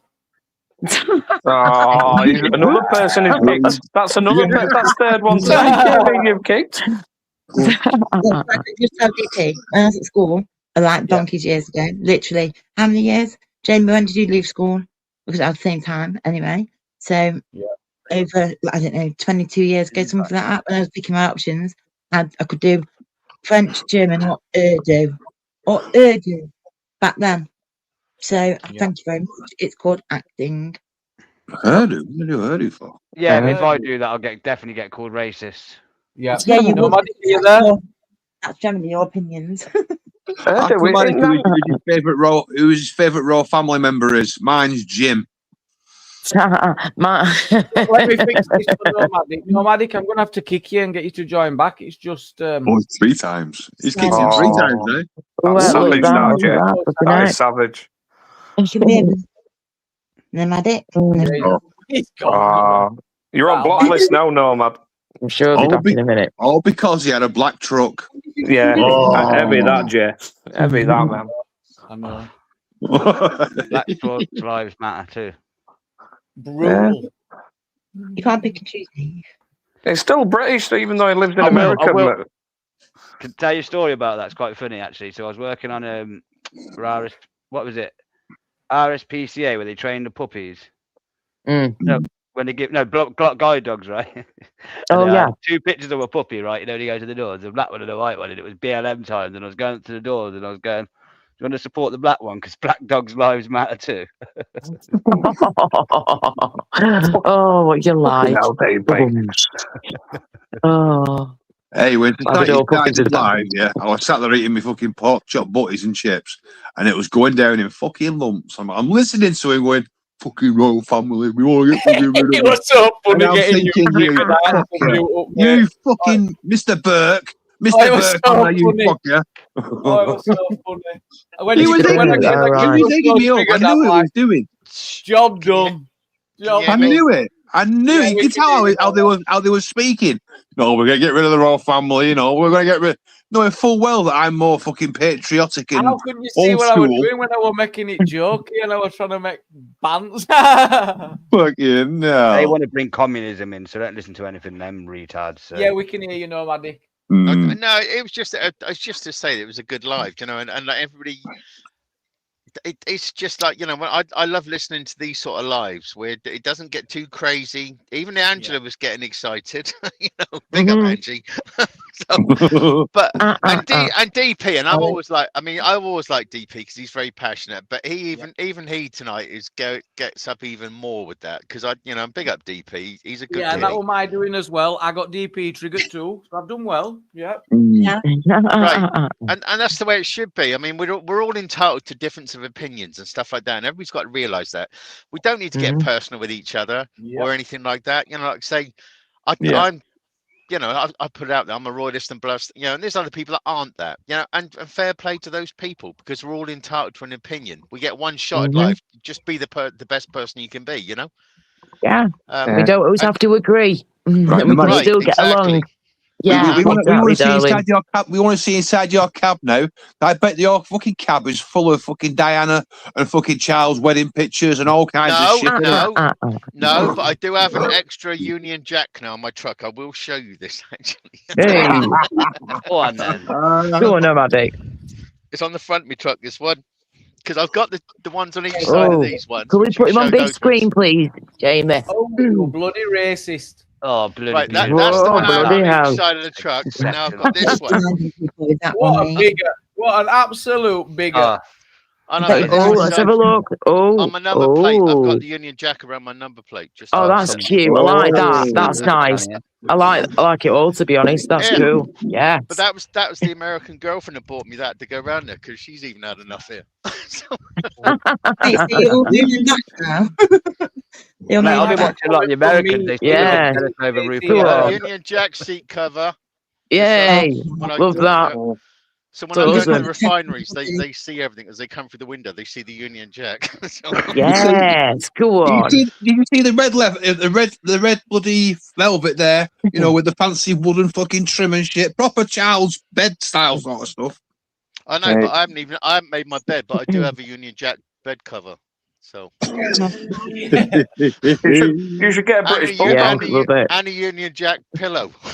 Yeah, you should get a British bulldog now, Nomadic. A British bulldog as a roadie, you know, a fellow roadie, and that to take around with you. Mate, I was just looking at your gorgeous dog's little face then on the picture you've got of. Oh my gosh, absolutely beautiful. Yeah, gorgeous. Big up Walter, eh? Walter, oh bless. Go on, Wally. Gorgeous. Regulating emotions is wisdom. Well said, me. And that should be yes, me. 20 year.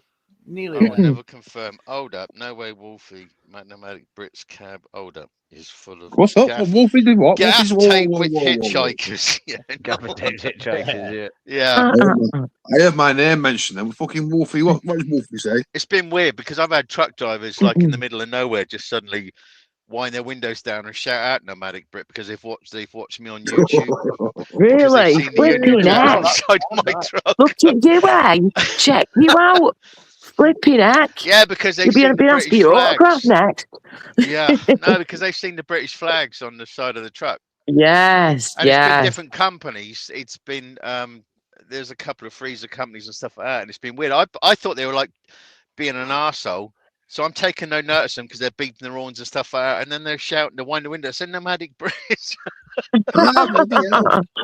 Wow, no way. States in that. Whoa. It's weird because there's like 300 odd million people in this country. I've got 1,800 people following me, and yet I seem to find those people in the different truck stops and weird stuff like that. Yeah, but a lot of the truckers will probably watch you because algorithm might hit you, innit? Yeah, because I help a lot of truckers out here, like especially the ones that come here to Schneider. Schneider will ask me to help these poor buggers because they come out here, they've got this idea that they've got the brand new trucks and blah blah blah, and yet they have no idea about times, prices, everything else like that. And so I help a lot of people out here because you just do. And all I ask them, I don't give out my name for like references or anything. I just ask them to just help the next person, you know. Yeah, good karma. Just pass on good karma because that's the way the world should go. Absolutely. You know. What you give, you get back. It comes back in abundance. It really does. And LTG, thank you so much for the gifted. I have got someone backstage around here, so I appreciate you trying to join. But we are wrapping up now, so catch us on the next one. I thought it was CP. No, not CP then. Has he not been up tonight then? Chelsea fan, for fuck's sake. Does anyone know Milsey CFC? Millsy. Oh yeah, yes, Milsey. Yes, I know that name. I know the name. I'm just trying to think if they're good or bad though. Scotland, they're welcome on any panel, but we're wrapping up now, so I'm not going to bring them on now because it'll just I'd have to put a banner. I reckon either Laura's going to be Lorna's my cousin. Laura is going to be live, or Princess Angela's going to be live, or even Wolfie's going live. Is anyone willing to do a late after show? Anyone want to do an after party? I don't know. I might do an hour. I have got to be up pretty early in the morning, but I might do an hour. If no one else is going live, I might do an hour. If I'm actually going to get people on my panel, I'll do it for an hour. You know what, Laura, I might even jump on and try my microphone out or something. Get on it, Laura. Go for it, mate. That's fine. All right, no problem, Jamie. Thank you. Laura's going like Laura. Put your link. Somebody put Laura's link in the chat. If anybody hasn't got it. Thank you very much. Thank you, Jamie. I'll get that set up now. Not a problem. No worries, guys. Okay. Big up D-Wit, exactly. Millsy can go over as well. Yeah. Sorry.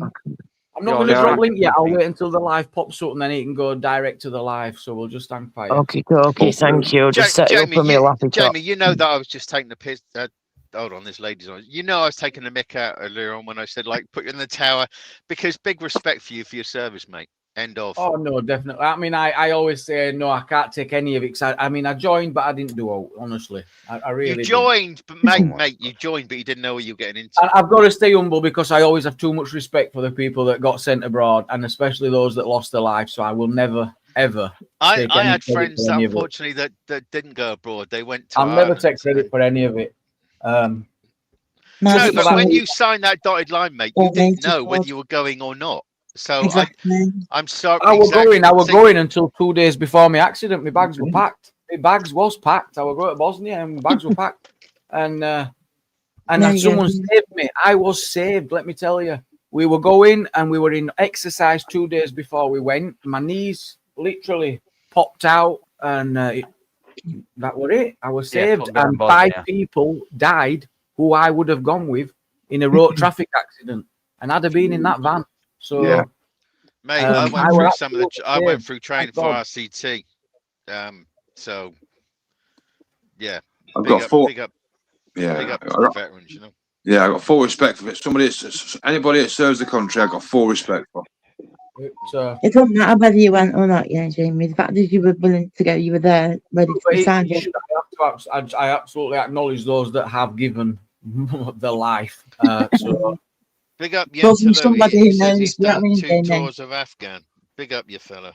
Indeed. Didn't know that. He gets double respect. So yeah, double. Yeah, big up to the. Big up to any of the veterans. No, when I say double, I'm saying when I talk to people in your chat, I'm just saying he gets double that because he signed the dotted line and didn't know where on earth he was going to go to. So you guys get my respect, 100%. You know. Thank you so much, everyone. I am ending this live. It's been that's not a problem. I'm setting it up right now. I'm about to hit the button. Thank you, Laura. I forgot. I'm hanging on. I forgot. It's all right. It's okay. I'm literally just pressing enter studio now, and I'm about to just jump in now and go live any minute. So yeah, thank you for having us, Jamie, and come on over, guys, if you possibly can. Let's have a natter for an hour or something before bed. Channel now. Let me have a look. Yeah, go live. Just hitting it right. Thanks, everyone's up, Jamie. Chat. Take care. Cool. Thank you. Take care, guys. If you want to join the panel, head on over to see our little Laura Lou. She'll be absolutely grateful to have you. And everyone else, please go and show some support. It's been an absolute pleasure. Thank you, guys. Spending it with me. I'll catch you on the next one. Thanks for having us. Take care. Bye. Bye. Bye. See you later, love. Bye. Thank you, Angela. Anytime. Nomadic, thank you so much for the super chat, mate. It means a lot. Thank you. No worries, mate. Always. I'll catch you on the next one. Right. Stay safe. Thank you so much, everyone. I just feel a bit over.